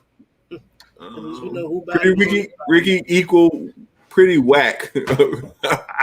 Sean P, that was good. All right, Pretty Ricky don't even listen to Pretty Ricky. Hey, listen, right before COVID hit, they were on tour. So they was on that Millennium tour. They were selling shows. They were making money. Not because of them, though. And shout out to Lil Fizz for ruining the tour by fucking Omarion's ex-girlfriend. No. He ruined it for B2K. Omarion was still on tour. Oh, that's right. He did still go on tour. Omarion don't need them to go on tour. They need Omarion. I mean, But yes. You stopped the tour because the nigga slept with another nigga baby mama. I mean, No. He didn't stop the tour. The tour kept going. It just wasn't B2K anymore. It was just Omarion. Hey, cheese just get divided a little less. No big deal. It's on V. It's on you, J Doug. We on the last category. It's on V. V just picked that trash bar, didn't she? I picked that trash bar. Oh, you picked that trash bar. Okay. Yeah, he did. I just chimed in on it. I just wanted to say I had to step away so I can get my nigga biscuits out the oven. You know, I can mail them down to you, J Doug, if you'd like some. I would definitely like biscuit. Out with honey butter. The butter with the honey in it. I gotta add the butter to it. You talking about the biscuit? You talking about the biscuit that you just put the water inside of the bottle and just shake it up? No, this is actually salmon, but I was making a joke. Biscuit. Truth be told, biscuits are calories at this point, so we're not trying to get any more weight. But anywho, there's no more side piece lyrics. Okay, so we're gonna just go for legendary hip hop culture for 300. March 18, 1991, this rapper propelled hip hop's reach with White House luncheon with President George H.W. Bush. Damn, I do not know this. I literally was not born yet. I was born in August of 1991. That's not. I don't know why I thought you was older than me, V. It's like you remind me every time I'm older than you. I get that. I get that a lot. You know, age doesn't always equal maturity. Age just, you know. Age ain't nothing but a number. Yeah. Well, we know it wasn't R. Kelly, that's for sure. But I'm gonna pass. That's Aaliyah, but yeah. You're right. J Dub. I'm gonna put mine on the line to run up the number and say Easy E. Ooh, that's a bold proclamation, brother. And it paid off. He's right, yeah. But you got to know hip hop, baby. That's where they ordered them at, allegedly. Was this before or after the parental warning, advisory warning? Was this before or after the parental advisory warning? This was after. They had to do Uncle Luke, so that was like in the late 80s. Yeah, I believe this was definitely afterwards. J Doug, back on you, brother. And we cleared up, man. 400, man. Let's go. This person was the first African American woman to headline Coachella and perform and her performance immediately received widespread critical acclaim. Beyonce. That's Queen B to you. That's Queen B to you. That for the 400. Go on, sit back. Go on, sit back. That for the 400. Go on, sit back, CJ. You lost. You gonna give that one for the 400? Hey yo.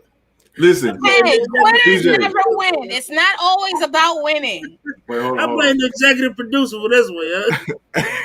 Hey, CJ, if you had got that question, you would have been like, "Oh yeah, bet I'm in the money." But since it went to somebody else, not even, you gave a easy ass Beyonce question for the 400. That's some shit that you would give for 100. Come on, that should have been a 100 question. It should have been a 100 question. Ain't the other black woman the headline Coachella? No. Oh, that's what I'm saying. So she was Coachella. With that being said, is one question left. Hey, maximum score, the highest score ever on trash bar. I don't know if that's a fact, but I'm assuming it is. It's not. But yeah, let's just get to the question. Okay, keep it private, cause I'm the commander in chief. I never stop like beef.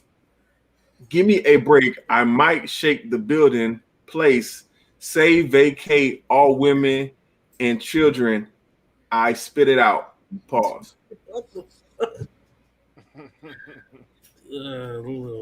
No, I'm passing on that one. Right. All right, DJ Rashawn.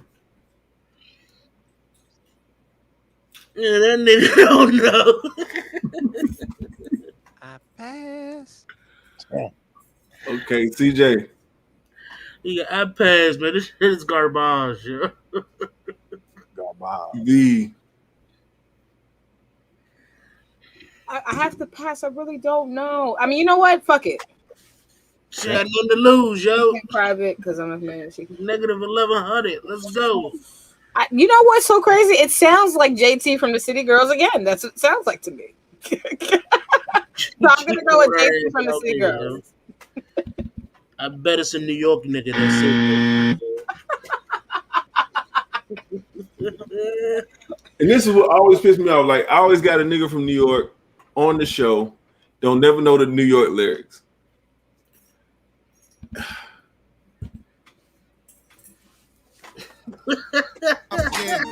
it private, cause I'm the commander in chief. I never stop like Big. Give me a break, I'm Hold on. Just speak for New York people, okay? Nobody really knows all of the lyrics to this song. We just know when this song comes on. You I had that shit on the money. What was the tiptoe though, yo? What the fuck was that tiptoe? That's all you do. That's what we know. We know you do the Harlem Shake and the Art Jackie when this song comes on. Go back, yo. What was that fucking tiptoe? That was. I don't know if I can replay it. I don't think I can replay it. Oh, all right. That was. I knew it had to be a New York nigga that said some shit like that, yo. Hold on. Nah, I can't replay it. I see that shirt say "Feeding Pool." You want, So you want us to know all New York nigga lyrics? Okay, Steph and J Doug, that means y'all need to know all of Trinidad James and Kodak Black's lyrics. Hold on. My main bitch, my side bitch, cause my main bitch don't love me no more. No more. You know Trinidad James. What I like that song. Yeah. Congratulations, Got gold all of my chain. Gold Shout out all to of J my Doug, watch. man. Shout out to J Doug, man. Yeah, man. I had to knock it off. Producer help. You know what I mean? You know what I mean? I know too much. You know. And tell the people. Is this your first time winning, J Doug? Is this your first win? I don't remember. Have I won before? Nah, bro. Oh well. You know.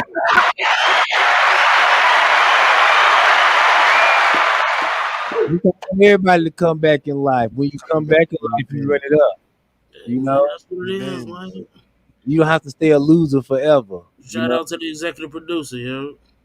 Yeah, now you want to blame somebody else. Shout out to the executive producer. Bro. Anybody that you would like to thank in your winnings?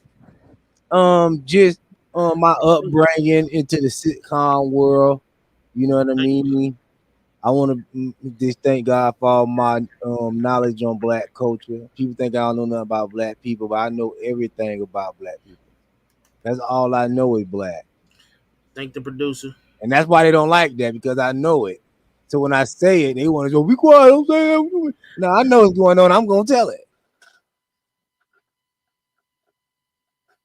Well, thank the producer, too. You got it. Are you going to share any of your earnings with the Black community? Yeah, my earnings with the Black community. You won. You've now won a game show. You care about the Black community. Are you going to be sharing your winnings with the Black community? No, Black community got too much money already. The question is, would the Black talking about winnings? Steph is making it very clear. He's like, "There's no fucking winnings on here." We're like, you need to get $100 pot going. Steph is like, "Winnings." The real question is, hey, Akibertha, salute. Will the Black community share their earnings with you? That's the real.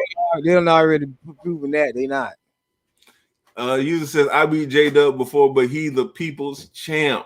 Okay, I'm guessing that's J58. People's champ. I'm like Kwame Brown. J Dub, they never give you a win. They never gonna give you a win. See, look, hey, but he got it. See what y'all see? See? Hey, I never won, so I know that J Doug winning, it's possible for me to win one day. He gotta thank the producers, man. You gotta thank the producers. Hey, CJ, you done won 2 out of 5 times you done been on here.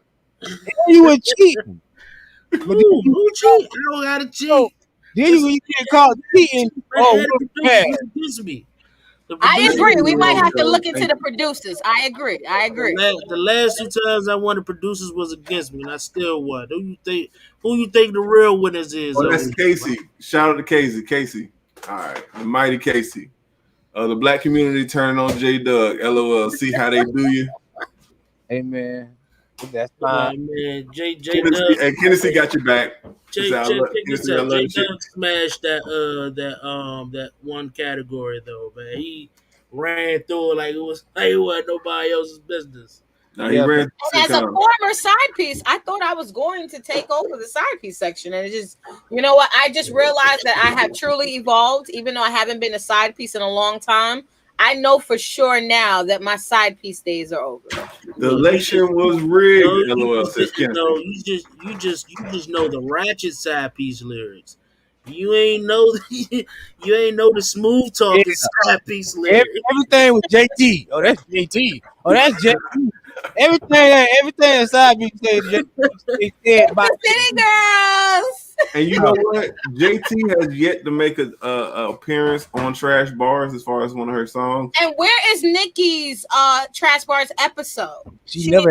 You want me to do a whole episode on her Trash Bars? You can do a whole episode of Nikki, or at least do a whole episode of female rap. There was an episode that it was predominantly Nicki Minaj. I meant that shit was weird. You got the nets over there. What was that? Yeah. Shit. That's Florida. Them nets everywhere. As soon as you open the door, they in. Enjoyed the show. Thank you, Jersey Jen. Thank you for pulling up and being with us. I know it's late now. It's 12 o'clock. Y'all thought it was us, but I appreciate y'all. It's Saturday. All right, so good morning. Yeah, good morning. Good morning. I gotta go sit down. Who I rant, J Doug. Who I rant, Steph got jokes. Who I rant, V Nice. That's Casey Kane bars. Best trash bars so far. Nice, very good category. Appreciate that, Virginia Slim. I'm glad you're enjoying the show, my guy.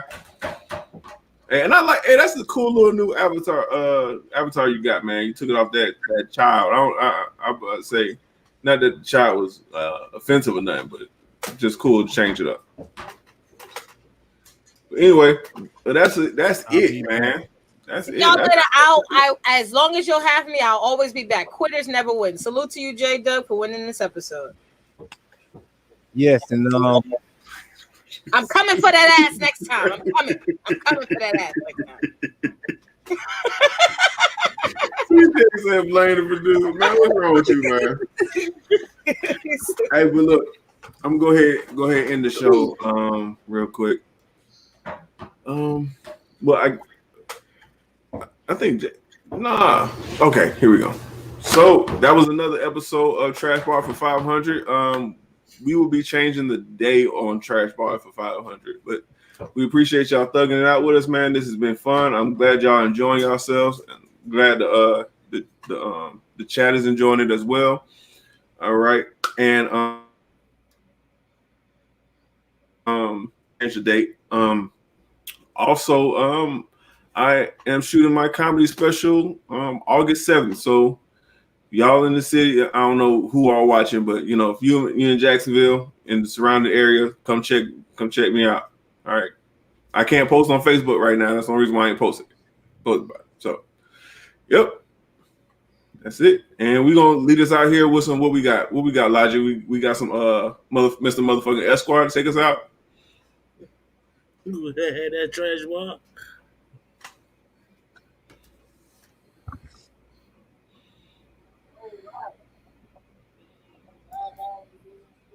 Thought it was over with for me, nigga. Y'all tried to kill me out, nigga. I ain't forgot about that shit. Y'all niggas think I forgot, nigga. I ain't forgot about none of that shit. I'm on fire, nigga. I'm on fire right now, fuck, nigga. I had to come back, nigga. Niggas thought it was over with for me, nigga. Y'all tried to kill me out, nigga. I ain't forgot about that shit. Y'all niggas think I forgot, nigga. I ain't forgot about none of that shit. So I'm back with a chip on my fucking shoulder, nigga. Wrote this with my eyes closed, or rose in Moscato. Intuition, inner visions, flow from out the cosmos. Niggas ask me how I made it, I be damned if I know. I just went with my soul, and the rest just follow. She's a good girl, fuck that bitch, I'd rather deal without her. Say no to cash app, I ain't tricking, bitch, you must be psycho. But I'm prone to lie though, just don't tell all my bros. Ice road gelato in the Bronto, so I got the sky clothes. Damn, it's raining, grab my cane and pass my Prada poncho. The boots was leather with the tattoos, those the Randy Machos. Goggles, Ferragamo, condos big as Costco. I popped the rhino, then she swallowed like it's Mr. Sacco. Mirror, mirror, who's the illest? Please don't tell me I know. Mirror, mirror, who's the realest? Wait, don't tell me I know. Mirror, mirror, who's the rarest? Please don't tell me I know. Modern life like Rocco, but I still pray to Shango. Mirror, mirror, who's the illest? Please don't tell me I know. Mirror, mirror, who's the realest? Wait, don't tell me I know. Mirror, mirror, who's the rarest? Please don't tell me I know. I devour my goals, and that's word to Gaucho. Rebel, outlaw, reckless, vato, ghetto, desperado. Aim the Draco, eating tacos, take your breath like Tyclos. Adjacent to Van Gogh, I'm chasing my shadow. The pain is the shackle, embrace it for battle. In the gym for 7 weeks, I feel like Boris Kojo. I mean Cujo with a new hoe, sober watching Kuso. With my old hoe, I forgot I fuck my hoes in duos. Fofo throws in 2 hoes, loopholes Albert Pujols. That pizza coupon for designer, Gucci coat was 2-tone. School old Parasuco, shoot like Tony Kukoc. Pajama Sanson, no Delilah, put that on my tombstone. Mirror, mirror, who's the illest? Please don't tell me I know. Mirror, mirror, who's the realest? Wait, don't tell me I know. Mirror, mirror, who's the rarest? Please don't tell me I know. I devour my goals, and that's word to Gaucho.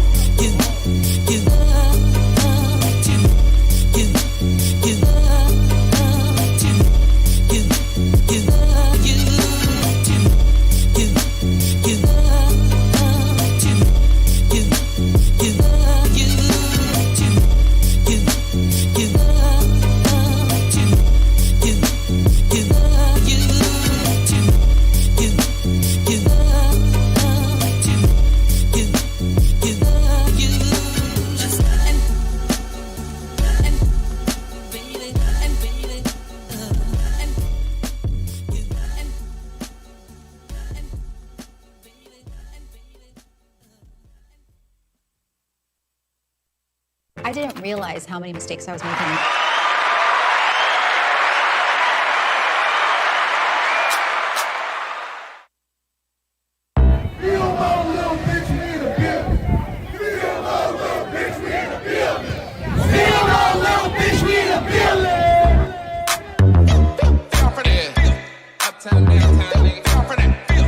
More better, more cheddar, more better millionaires, nigga.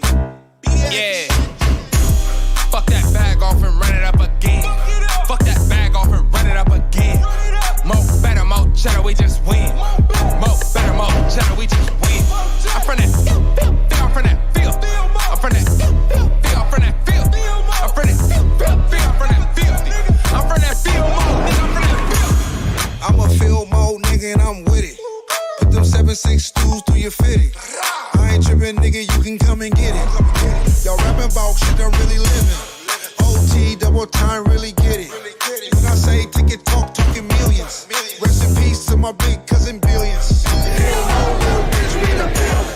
Pull up in a vet, no ceilings. See you niggas in your eyes and your feelings. Send them bags, OT, make a killing.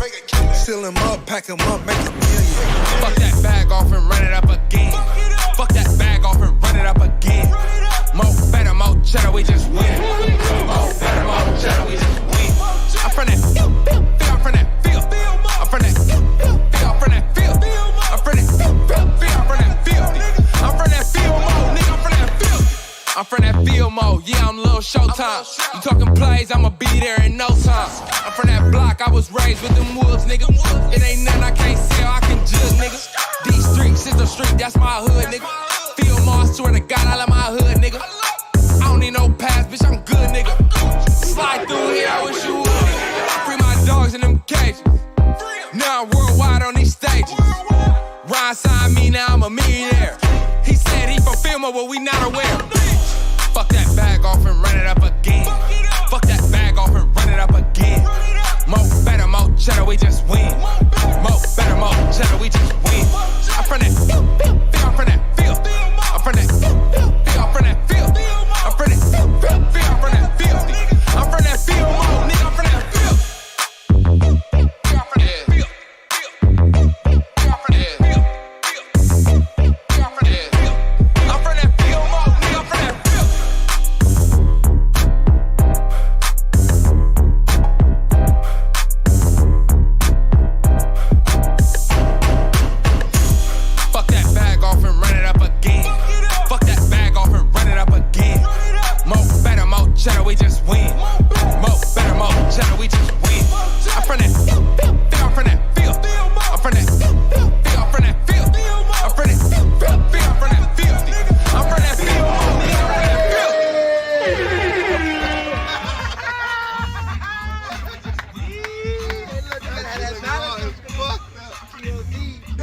get low, man. Get low.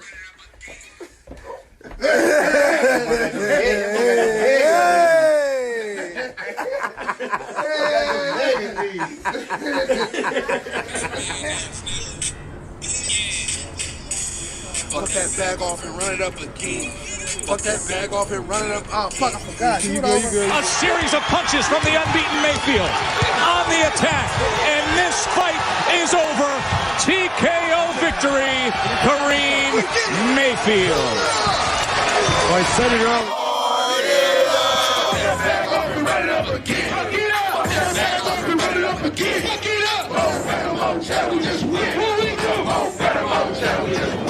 San Francisco Mayor London Breed was officially sworn in during her inauguration ceremony today. As I hold the position of Mayor of the City and County of San Francisco. Congratulations.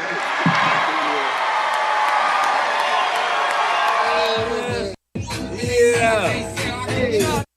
These streets on the street, that's my hood. Be the one that got out of my hood. I don't need no pen. Slide through here, I wish you would. Come on, man. Oh, yeah. So then I said to him, "You want to touch that?"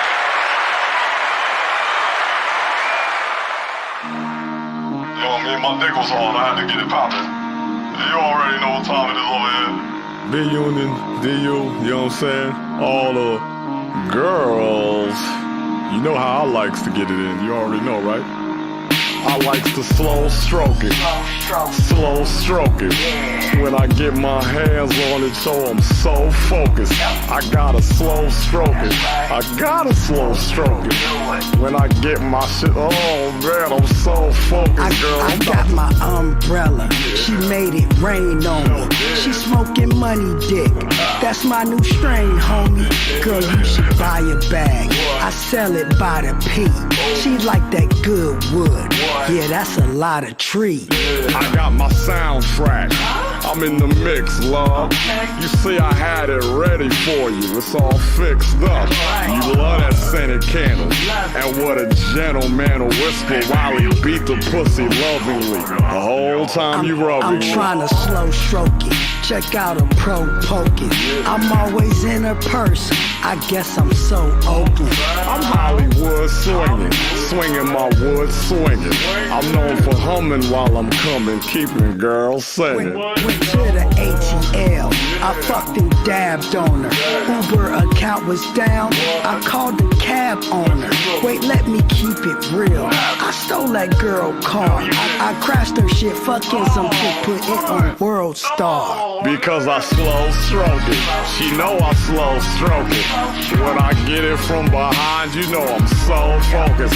I have to slow stroke it. I got to slow stroke it. When I get it in the bed, you know I'm going so bad. I slow stroke it. A nigga slow stroke it. When she turn around for me, you know I'm so focused. I gotta slow stroke it.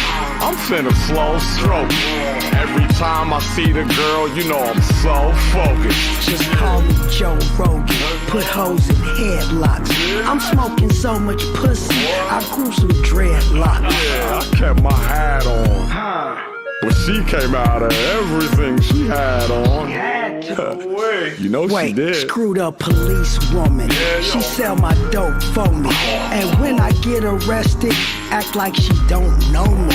We still gon' fuck later, even if she is a hater. The pussy's good enough to date her. She my now or later. I'm from the side with the neck cushion. Comfy while I hold the waist in place, steady pushing. I keep her gushing. Sometimes I beat it fast, bust in a couple seconds. I hold my trophy up, just broke my own record. For how I slow stroke it, I always slow stroke it. She ass up, face down, it got me so focused. I have to slow stroke it, I always slow stroke it. When she do what she do, you get me so focused. A nigga slow stroke it, yeah, I slow stroke it. When she turns it back up on me, yo, I'm so focused. I gotta slow stroke it, I always slow stroke it. Face down in the pillow gets me so focused. Give me me that yes, give me that no, give me that fresh, give me that low, give me that yeah, give me that snare, give me that dumb, give me that drum, give me that raw, give me that ooh, give me that fucking jaw, hold up, wait, no, give me that fucking bra, give me that shirt, give me that skirt, give me that dirt, give me that work, give me that flirt, give me that song, give me that wrong, give me that moan, I'm gone.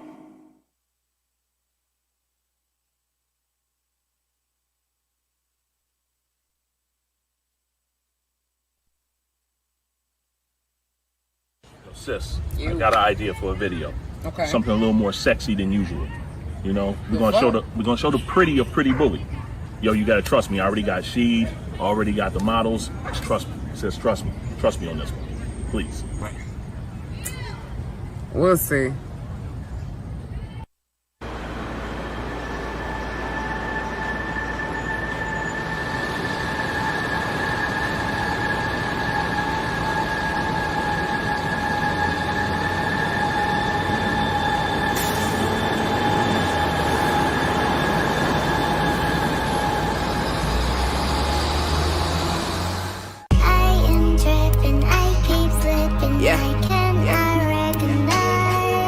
Bully. Yeah. I'm just a regular bitch. Can't be on that Barbie doll shit.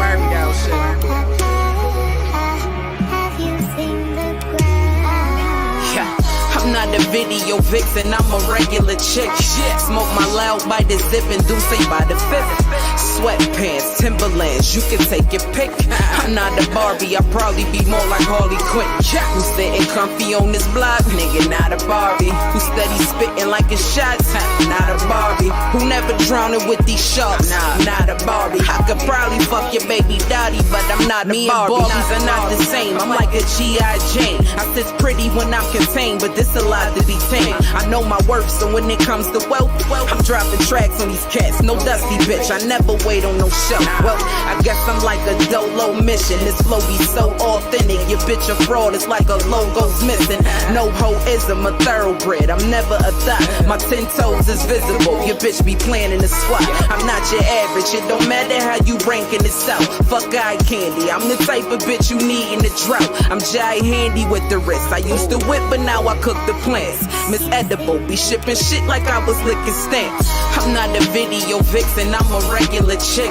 Smoke my loud by the zip and do say by the fifth. Sweatpants, Timberlands, you can take your pick.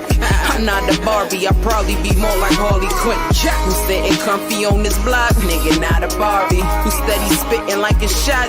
Not a Barbie. Who never drowning with these sharks? Not a Barbie. I could probably fuck your baby daddy, but I'm not a Barbie. I'm the chick that's spinning witty with that dyke like flow. The mother penmanships is pretty, but they got typos. The type of flow you swear come with a ghost, never a host. When I'm pinning, it's like I'm swimming, how I'm clocking these strokes. But yo, I'm not a Barbie, I probably can fuck your baby pops. Ride that nigga face like a Harley, but he just dated his son. I plays with none. Niggas be snakes, plus they be hating. Cut you out my life like chemotherapy for a cancer patient. I know you hate it, cause I'm all woman when I drip. Once none of you kids, I pulls back cock, then I spit. Never many thousands of shrimp, cause that was for pretend. That's why I'm really caught in any shoes that I ain't jogging in. I'm not a video vixen, I'm a regular chick. Smoke my loud by the zip and do say by the fifth. Sweatpants, Timberlands, you can take your pick. I'm not a Barbie, I'll probably be more like Harley Quinn. Who sitting comfy on this block? Nigga, not a Barbie. Who steady spitting like a shot? Not a Barbie. Who never drowning with these sharks? Not a Barbie. I could probably fuck your baby daddy, but I'm not a Barbie. Not a Barbie. Not a Barbie. I keep slipping, I cannot recognize. What's the difference in pretending and living a real life? Everything is big. Not a Barbie. Not a Barbie.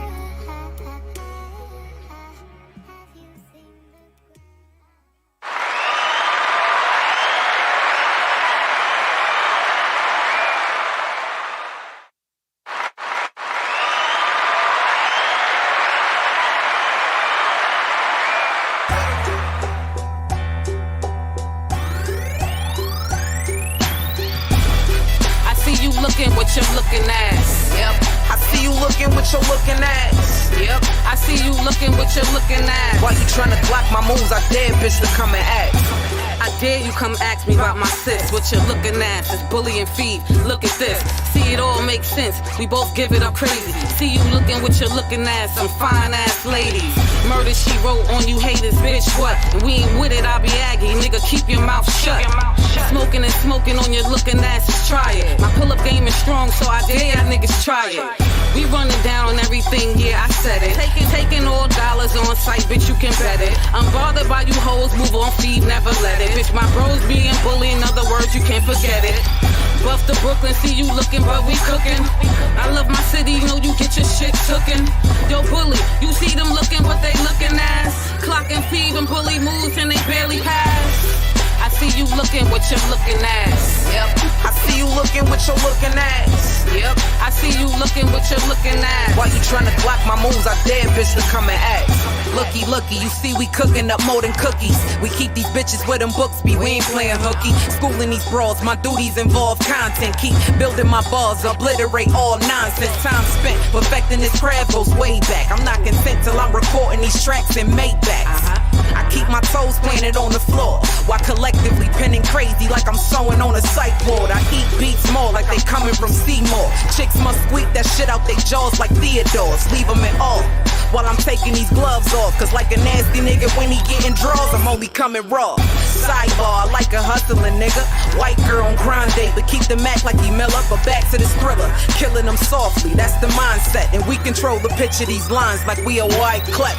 Yes, I see you looking with your looking ass. Yep. I see you looking with your looking ass. Yep. I see you looking with your looking ass. Why you tryna block my moves? I dare bitch to come and ask. I see you looking with your looking ass. Yep. I see you looking with your looking ass. Yep. I see you looking with your looking ass. Why you tryna block my moves? I dare bitch to come and ask. Buff to Brooklyn, see you looking, but we cooking. We killing them softly, that's the mindset.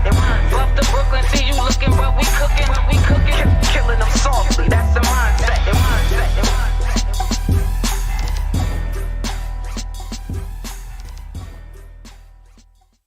Did you know that having cold...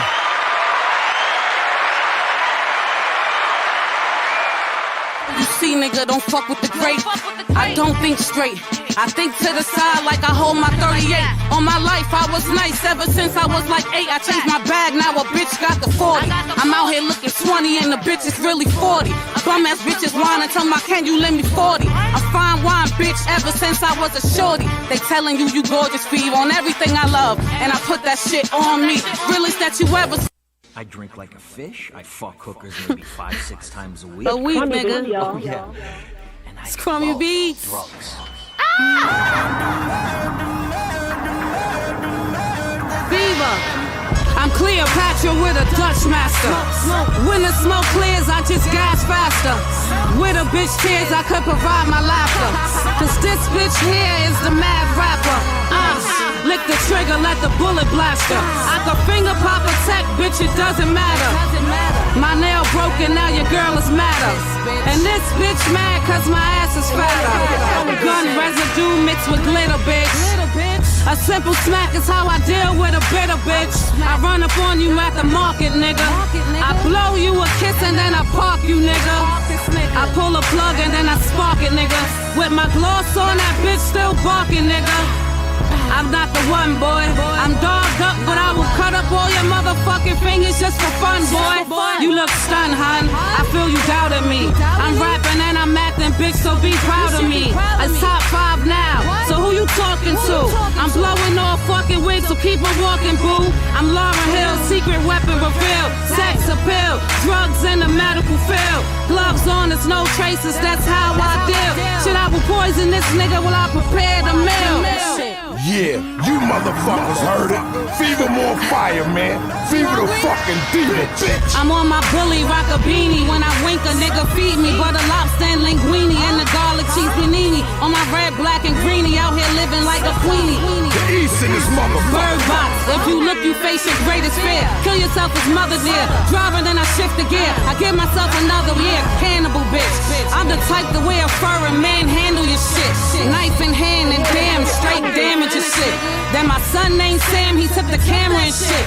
The nigga threw it in the air, straight blam the shit. It's no evidence, bitch. Your girl is clean as a whistle, Dapper Dan in the shit. I got the skinny jeans on with the cami and shit. Got some colors in my hair like little Danny and shit.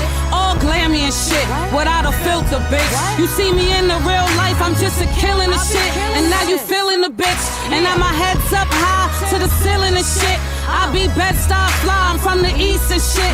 Where a nigga do you dirty, then they piece your shit. And then they go on Instagram, then release your shit. Over pieces, bitch? Not me, I'm over here chucking pieces, bitch. It's fever, nigga. It's more fire, nigga. Let's do that again. We gotta take that from